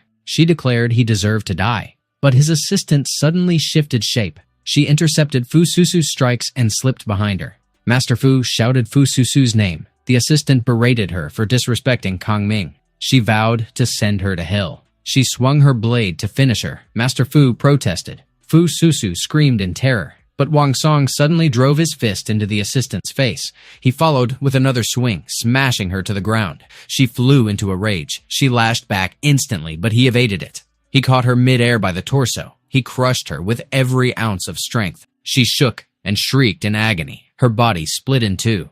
Master Fu stared in shock. Su Chen noticed as well. Fu Susu asked if the assistant was dead. Wang Song checked if she was all right. She told him he was unbelievably cool. He pressed her on what she'd just said. Then he spotted the centipede crawling up his back. He yelped that it was a bug. Fu Susu drove her blade into it. She told him the bug was gone and thanked him for saving her earlier. Wang Song flushed as his senses returned. He cleared his throat and told her she was really brave too, but she downplayed it, calling him the amazing one. Suddenly, Kong Ming demanded if they understood the price of killing his people. Wang Song asked if he was the city lord and remarked that he looked pretty weak. Kong Ming pressed him if that was what he believed. He shifted form, sprouting multiple legs. Wang Song demanded to know what the hell he was. Kong Ming asked his opinion on this form. He said now that his true form was out, he would simply kill them all. He ordered everyone to come forth. Meanwhile, Mu Yingxiao chuckled. He said Kong Ming had given the order. He no longer had time to toy with Duan Ya. They all had to die. Mu Yingxiao declared they should go get them. Duan Ya shrieked in agony when the invisible creature struck her. A second blow slammed into her from the opposite side. Yun Yun remarked that she was boxed in. Meanwhile, the audience hurled curses, calling Mu Yingxiao a bastard and demanding he back off because she belonged to them. On stage, droplets of blood pattered against the floor. They spilled from Duan Ya's mouth. Mu Yingxiao pointed out she couldn't even see her enemy, and evading an invisible attacker was hopeless. Even a psychic, he noted, couldn't track the origin of those strikes. Next, he vowed he'd finish her in one move. Yun Yun warned her to stay alert. Yet Duan Ya slipped past the creature's strikes. She moved with sharp, graceful precision. She pressed her palm to the ground and flipped. Mu Yingxiao's eyes widened in surprise. She spun through the air toward him. She landed on his table like she owned it. He demanded to know if she'd really dodged. He pressed her for how she managed it and insisted she shouldn't have been able to sense them at all. Then his gaze caught on the shapes of his invisible creatures. He questioned if those were bloodstains, and if she'd used her wings to spray blood across their unseen bodies on the ground. She lifted her foot high above him. She called him a chatterbox. She told him to shut his filthy mouth. Yun Yun crowed that she was a badass and should crush him underfoot.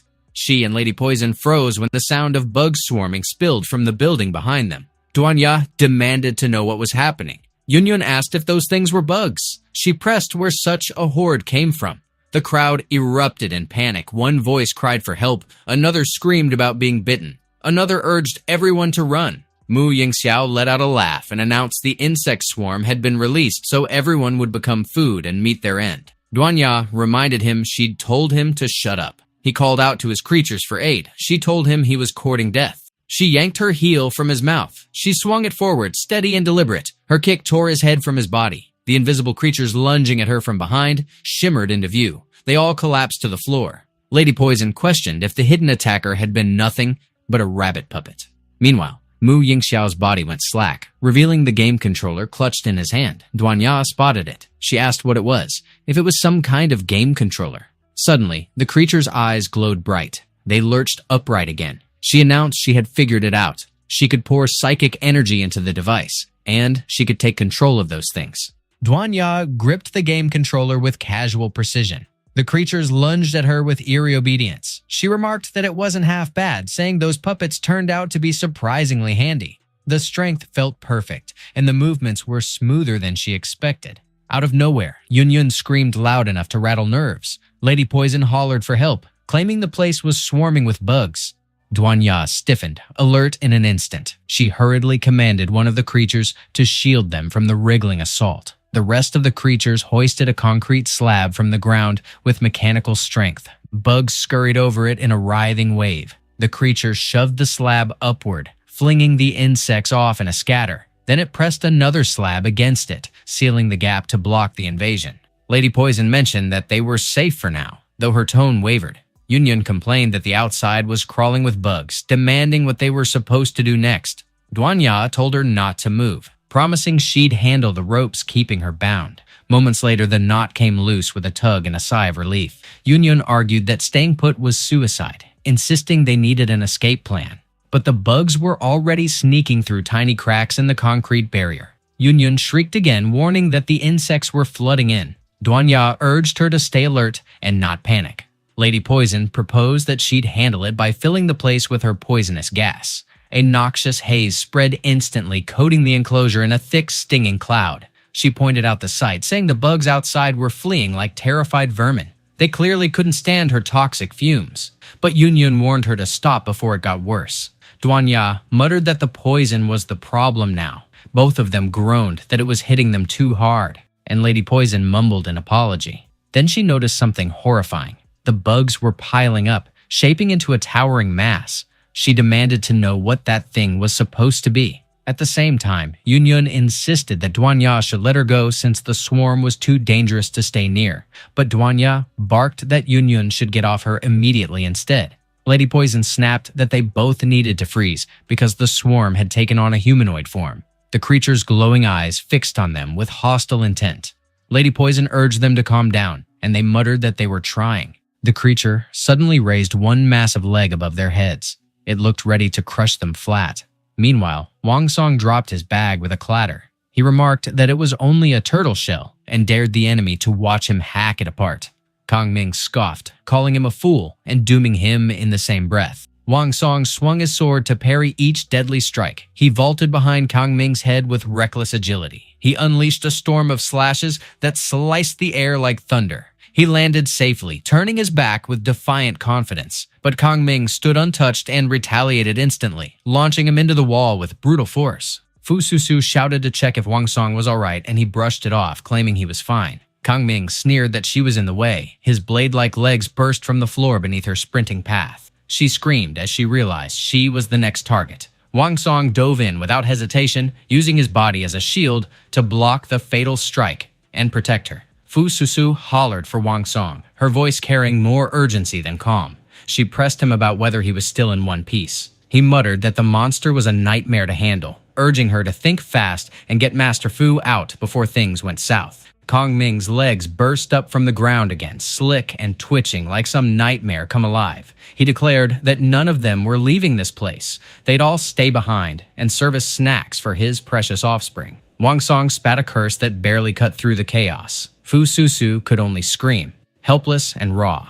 Then, out of nowhere, Su Chen stormed in, smashing through those twisted legs and yanking them apart like weeds. Fu Susu froze, her shock plain as day. Kang Ming mirrored her reaction, disbelief written across his monstrous face.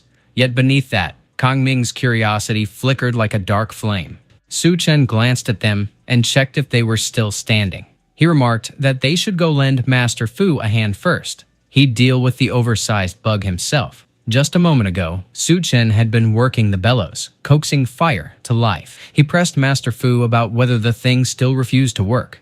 Master Fu frowned and muttered that something felt off, questioning why the black stone wouldn't melt when the flames were already scorching. Su Chen wondered aloud if there was a defect in the stone, and Master Fu dismissed it, saying it was too perfect for that. He admitted only one method could melt it, though that method demanded a price. So he needed Su Chen's word on one condition first. Su Chen prodded him about the condition, swearing that if it was within his reach, he'd give everything he had. Master Fu told him to take his granddaughter to Freedom City. Su Chen recognized the name instantly, recalling the legend of the last human sanctuary, built by the government during the apocalypse, something he'd only heard whispers of in his past life. He remarked that it shouldn't be a problem, but questioned whether Freedom City truly existed, and if Master Fu knew its location, to which the old man replied by asking if he'd heard of it too. He added that since Su Chen agreed, he'd entrust the black stone to him, and they could discuss it more once they got out, and he should tell Fu Susu to lend a hand. Su Chen figured that if the place was real, it deserved a look. But for now, the priority was finishing that blade. Everything else could wait. Back in the moment, he muttered that he'd deal with that irritating insect first. Kong Ming snarled that Su Chen was already dead, and that he'd swallow him whole. His words barely left his mouth before Su Chen's fist smashed straight into his face without warning. Su Chen figured it made sense. The armor crafted by Master Fu was a beast, barely even dented by his full-strength hit. Then he caught the deadly gleam in Kong Ming's eyes. Kong Ming's jaw split open, ready to consume him in one go. Their brawl tore through walls and floors, wrecking everything as they crashed downward. Wang Song grumbled if those two were trying to bring the whole building down, and Fu Susu muttered that she better unchain her grandpa's leg and run for it. Suddenly, Master Fu's scream ripped through the air. She bolted toward him, shouting his name, and Wang Song demanded to know what happened. He froze in horror when he saw it. Fu Susu's eyes filled with tears as she stared. They pressed him about what happened to his leg. Fu Susu snapped, accusing Su Chen and vowing revenge. But Master Fu ordered her to come closer. He told her she should understand that top-tier materials weren't dead things. They carried spirit, and only the blood and flesh of a blacksmith could awaken their true strength. But she couldn't look past his wounded leg. He brushed it off, saying it was just a leg, not his life, and questioned her sorrow, claiming that forging a weapon of that caliber was the greatest honor a blacksmith could ever have. Wang Song barked that he wasn't allowed to die yet because he still owed him a weapon. Master Fu's eyes darted to the cracking wall. He noted that the structure was failing fast and said he'd need Wang Song's help, and Wang Song grunted his agreement. Meanwhile, Gold roamed the wrecked corridors. He caught sight of the tanks lined up ahead. Inside every one of them drifted the eerie mermaids born from Kong Ming's twisted creations. Gold was wandering about, checking each tank with a half-curious, half-wary look. One of them had the oxygen mask dangling loose, the occupant out cold but staring blankly with eyes that refused to close. Gold flinched hard, a chill running through him. Bugs were wriggling their way out of her ears and spilling from her mouth like a nightmare given form. Meanwhile, Master Fu and the others kept busy hammering away at the black stone, their focus unbroken. Wang Song turned to the old geezer with a hint of impatience, and the black stone began to shudder in response.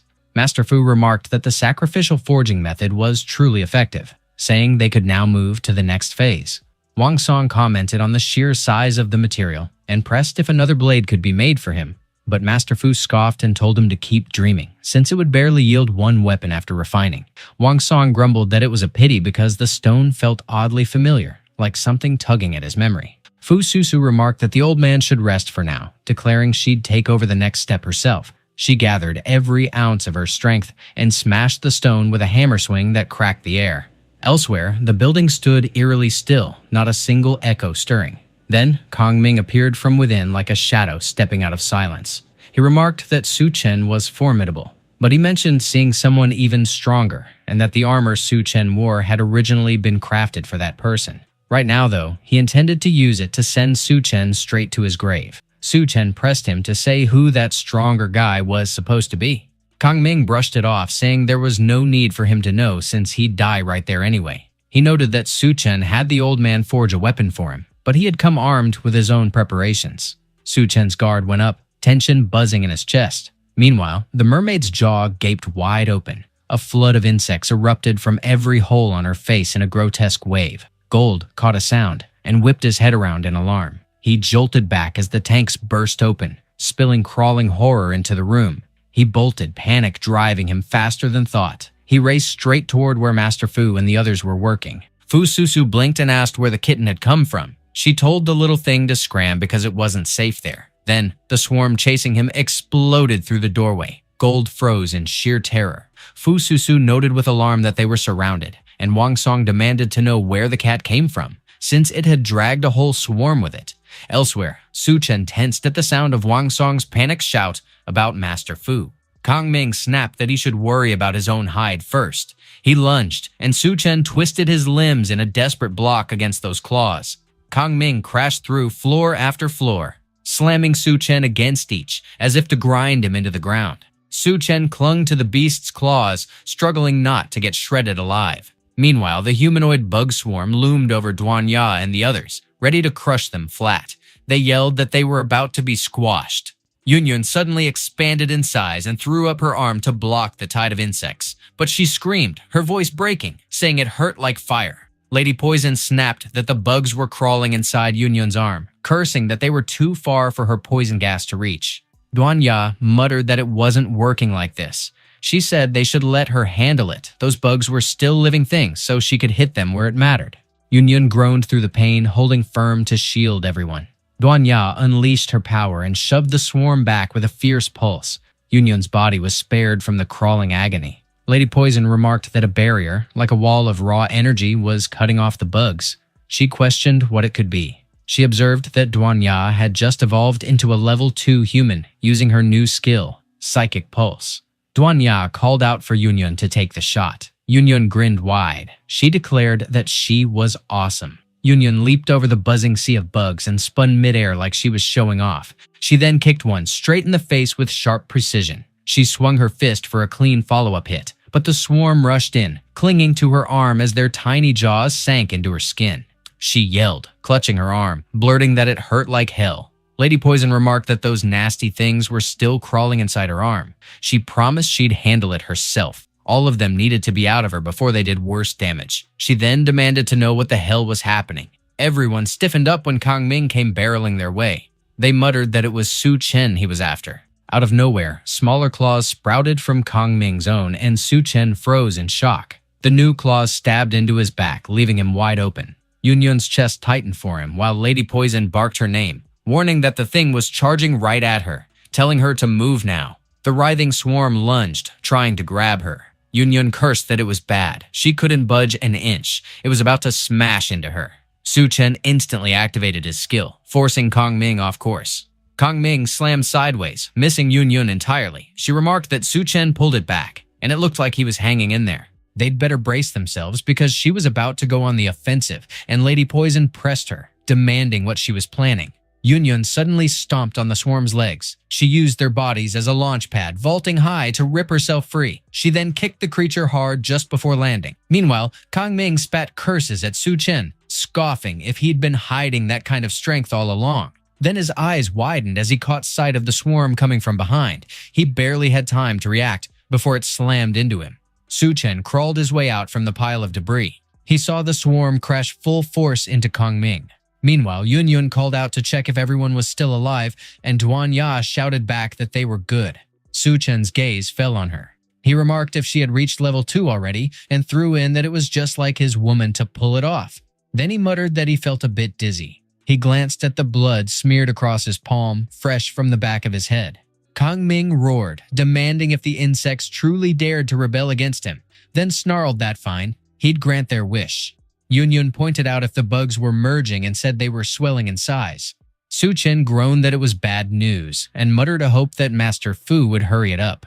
Meanwhile, Wang Song remarked that, thinking about it, he was a successor of traditional martial arts. Since the apocalypse, he had mixed the old ways with his power, and forged something of his own. He unleashed his move, Forcebreaker, and scoffed at the idea of fearing a pile of bugs. Then he let out a strangled yell, admitting that this wasn't good, because there were just too many, and he couldn't kill them all. Fu Susu exclaimed she'd help, but then her eyes darted to Master Fu, blurting that the old man shouldn't be walking around. Master Fu had crafted a wooden leg to replace the one he'd lost moments ago. He barked that he wasn't some useless relic, so he didn't need a brat fussing over him. He figured it was about damn time to join the fight. He roared, his body swelling with raw power. His muscles inflated until his shirt tore to shreds.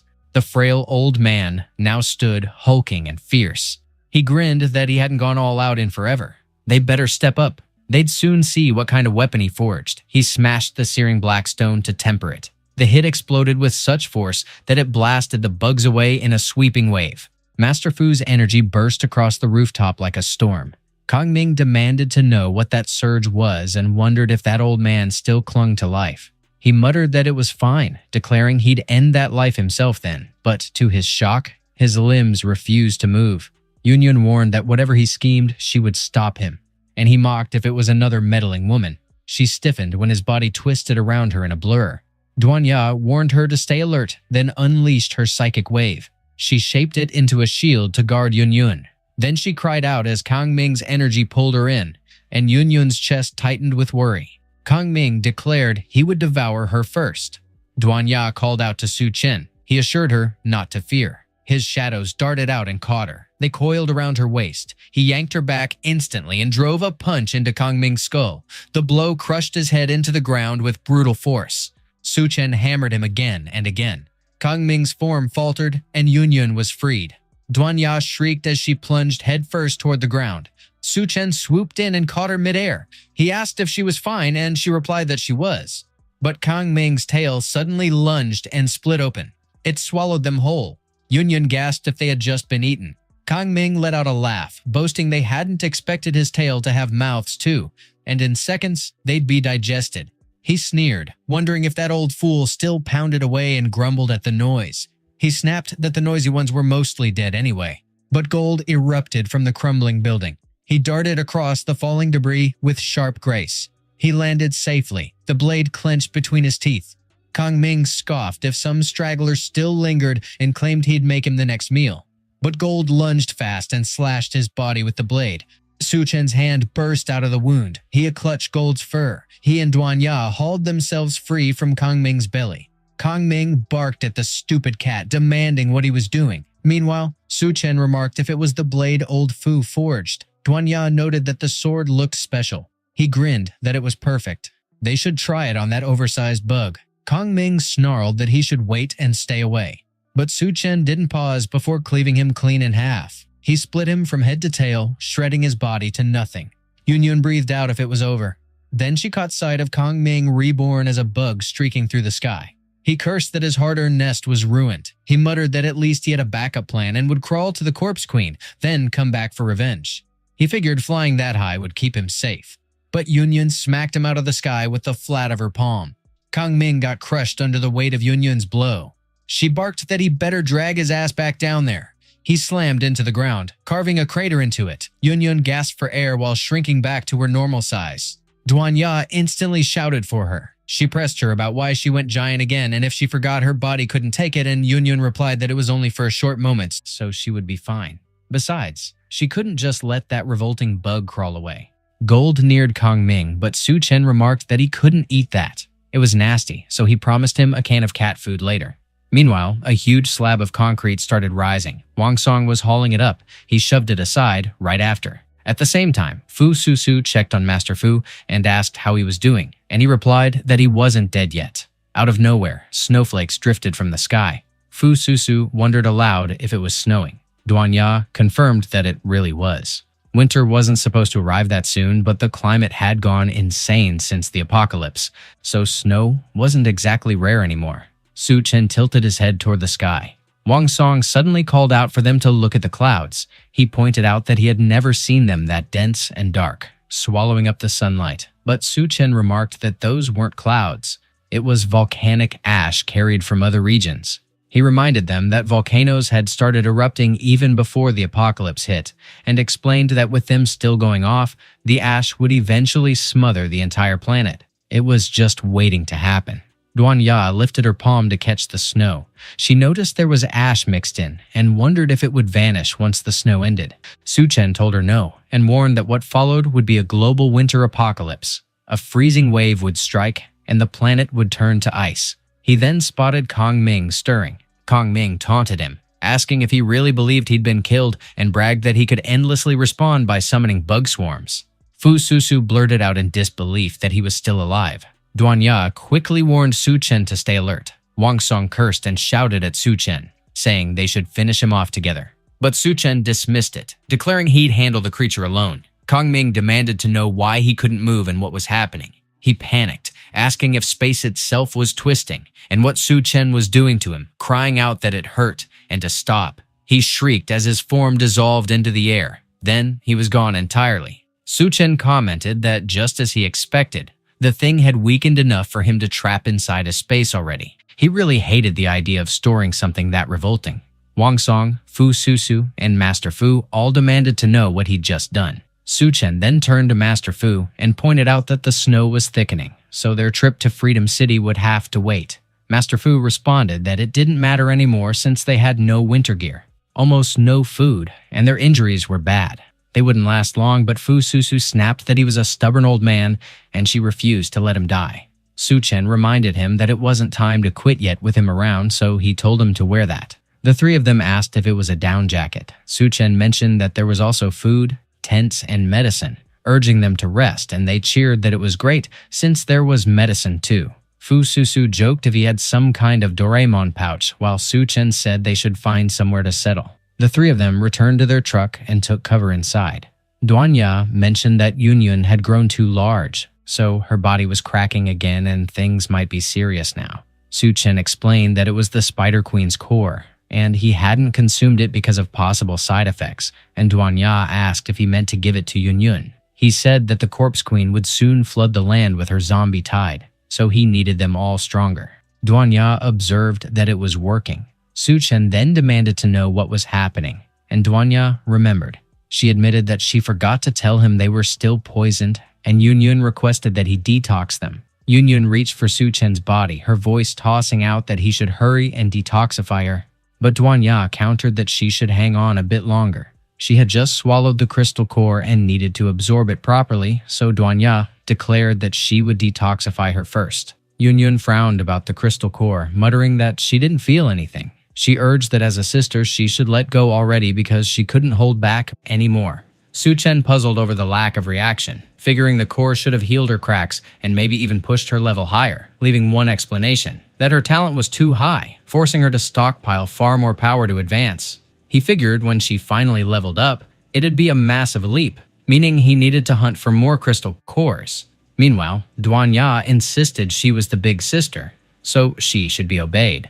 But Yunyun threw back that big sisters ought to give way to their little sisters. Duan Ya snorted that it was nonsense, refusing to yield for something like that. But Yunyun argued that Su Chen had just come from a brutal fight, so he couldn't handle both of them now. Duan Ya snapped that was exactly why she should go first, but Yunyun shot back that it should be her instead. Su Chen cut in, wondering if they were doubting his strength. He declared that in that case, he'd detox both of them at once. The two of them quickly thanked him, claiming they were almost dead from the poison anyway. Then he suddenly demanded to know where Lady Poison had gone. Elsewhere, a man gingerly raised a stick. He prodded Lady Poison's face with it. His companion muttered if she was dead. The man said her skin still had bounce, so she must have only just died. Suddenly, she jolted awake. She demanded to know who they were, and the man stammered that she was alive. She tumbled off the tree. She beckoned them closer, asking what they wanted, and the man hurriedly explained they meant no harm, that they just saw her fall and came to check. She blinked, wondering if she really fell from a tree, and then memory slammed back. Yunyun shouted that the thing flew into the sky. They couldn't let it escape, so she told her to hold tight. Yunyun's form swelled larger, but her grip slipped and she toppled. She yelled for help. She realized Yunyun suddenly got used up, her strength gone, and she lost her hold, dropping into a tree by sheer luck. The man said that since she seemed fine, they'd better leave now, and with the cold setting in, she should find clothes or she'd freeze. She looked around, baffled why it was snowing, saying she needed to find her master fast or she'd freeze to death. But then she blinked again, asking where she even was. Suddenly, the man shrieked and bolted back.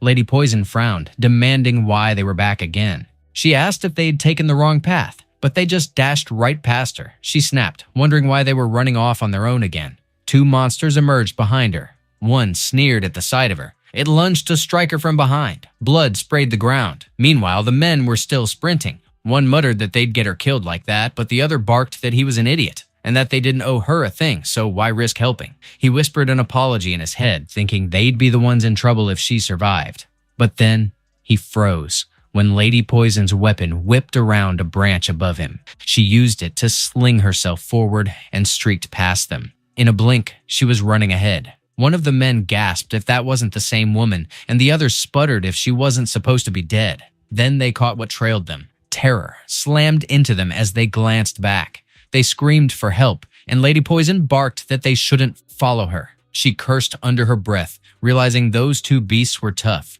and she needed a plan. Then she spotted Su Chen's car. She lunged for the handle. She figured as long as he made a move, she'd be saved. Lady Poison blinked wide when she pushed the door open. Yun sprawled on the bed while Duan Ya leaned right over her. Zhang Ming mentioned there was an RV ahead and urged everyone to dash inside and hide. Lady Poison figured she couldn't let them barge in and interrupt her master's peace.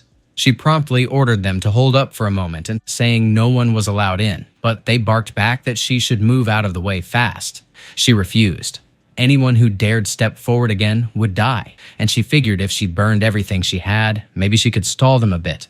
With heavy steps echoing, Zhang Ming muttered that they were all doomed. Lady Poison glanced around and wondered if it was an earthquake. Then her face drained of color. She blurted out if that was a mammoth, but she caught herself. No, it was a corpse. The mammoth stomped the ground so hard that everyone got flung away. Lady Poison landed hard on her back. She knew there was no way they could take that thing down. She muttered that she had no choice now. She called out to Su Chen, saying a massive mammoth had shown up. Duan Ya demanded more about the mammoth. Su Chen pressed her on what she meant. Lady Poison clarified fast that it wasn't a figure of speech. There really was a mammoth outside. The beast suddenly reared up on its hind legs and slammed the ground again. The earth shook like it might crack open. Su Chen wondered if a mammoth could even exist now. Yun said the rest of them should keep moving. She'd handle it. Duan Ya pointed out that she was hurt earlier, but Yun brushed it off, saying that had only been a warm-up, and besides, her little sis had let her take the first move back then. Duan Ya frowned, not following. She turned to Su Chen, uneasy, saying she didn't feel right letting Yun go alone. Outside, Yun stepped out and confirmed there truly was a mammoth, demanding from Lady Poison where she even managed to provoke that thing. Lady Poison shot back that she'd have to ask them, but Zhang Ming stammered that he had no clue. Quick as a flash, she snapped her weapon around him to pin him down. She pressed him again on what he said, and he gasped that she should wait. He'd explain. They'd been survivors holed up in the zoo. And not long ago, a bunch of people stormed in. Those strangers didn't scavenge for food or water. Instead, they dug through the animal graves, collecting bones and remains. They were doing some kind of ritual. Zhang Ming and his buddy hid behind a wall watching the whole thing. Then the bones started growing flesh again, and the creature rose from the dead. He said it was so horrifying they ran for their lives. But somehow, those people still came after them. Yun pieced it together, wondering if they'd use the zoo's remains to bring back a mammoth. She asked if it might be another weird evolution from the apocalypse. Then she shrugged it off. It didn't matter anymore. The woman controlling the mammoth couldn't resist lifting her head. Meanwhile, Zhang Ming and his companion just gawked. Yun said they might as well let her capture it and study it properly. She promised it should come quietly. She'd be gentle. But then she grabbed its trunk, swung it around midair, and hummed, teasing it about why its nose was so long. Zhang Ming blurted out what kind of research that was supposed to be. Su Chen cut in sharply, saying there was no point studying it. It was a mutant beast corpse soldier, the last corpse tide summoned by the corpse queen. Zhang Ming froze and asked if he was really Su Chen.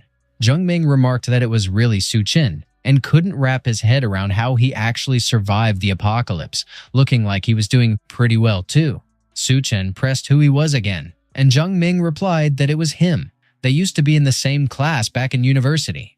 Duan Ya prodded if he didn't remember and asked if he wanted her to handle it, but Su Chen mentioned that he did recall someone like that. Zhang Ming confirmed he was right and explained they'd been classmates. Otherwise, there was no way he'd recognize him. And he added that it was lucky Su Chen remembered because he barely showed up to class back then. He figured tagging along with them might be useful, then nudged if he wasn't going to introduce him to that gorgeous lady. He also asked what that towering lady's name was while guessing she must be their leader, judging by her power. He mulled over whether he could win her favor. Out of nowhere, the mammoth's neck twisted with a crack, and its head flew off its body. Yun wondered if it broke. Zhang Ming blurted that the mammoth was hurtling toward them. They were finished because it was about to crash down. Duanya instantly unleashed her skill to shield everyone and shredded the mammoth's body apart. Zhang Ming and his companion checked if it stopped. They gushed that she was ridiculously strong. Duanya warned Yun to stay alert. Zhang Ming marveled that Su Chen was guarded by two powerhouse beauties. He grumbled over why his life was so good and mulled that maybe he could take his place. Out of the blue, Yun turned to Su Chen, grumbling that she was hungry, and asked if he could fix her something to eat. He agreed easily, saying he'd go prepare it, and Zhang Ming muttered that this made sense. He concluded that Su Chen was just their cook, and if that was all, replacing him would be easy. His companion inquired what he was scheming. Yun complained again that she was starving. Zhang Ming offered some jerky he'd been saving, saying she could try that first if she was hungry. He figured most meat had gone bad by then, but his special cured stuff was still a gourmet treat. Yun frowned and asked what it was, noting that it looked pitch black. He bragged that it was jerky made from zoo gorilla meat using a secret recipe. She recoiled, repeating if it was gorilla meat, then snapped that it was disgusting and to get it away from her. Su Chen then turned to Zhang Ming, remarking that he should keep that thing for himself, and Yun backed him up, saying she only ate what Su Chen cooked. Zhang Ming scoffed, wondering what he could possibly make that was better than meat. Meanwhile, Yun declared that it was real food. Zhang Ming's companion guessed it was hot pot and roast chicken, exclaiming that it was too much, while he demanded how Su Chen even had that much food. His companion suggested that if they were classmates, he should share some with them, and he agreed, saying they were all classmates anyway, and what was the big deal? Zhang Ming then leaned towards Su Chen and said that since they were classmates, he should let them eat too, asking if he wasn't right about that. Su Chen replied that yes, they were classmates, so it was fine. Zhang Ming checked if he was serious and thanked him like an old buddy. But Su Chen suddenly cut in, telling him to hold up. If he wanted food, he'd have to accept one condition. After all, they should help each other. Zhang Ming shrugged and said fine, but he wanted to join his group, adding that he was an ability user too. Su Chen perked up, confirming that he was and calling it great. Zhang Ming's companion chimed in that since it was settled, he should hurry and let them in because there was finally real food and they were ready for that hot pot. But their jaws dropped when they saw Yun already finished eating. She stretched and murmured that she was stuffed. They gawked and asked if she'd already cleaned everything out. Then they noticed there was still some hot pot base left, and Zhang Ming snapped at his companion not to steal from him. They moaned that it tasted amazing. Even the bones were heavenly. Meanwhile, Duanya questioned if he was seriously letting them join, and Su Chen confirmed that, of course, he had to stick to his word.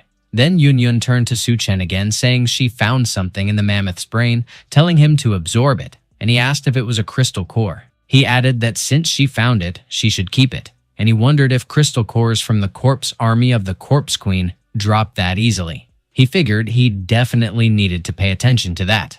Zhang Ming suddenly called out to him again, asking what they were going to do next. Wang Song was on the move with Master Fu and Fu Susu.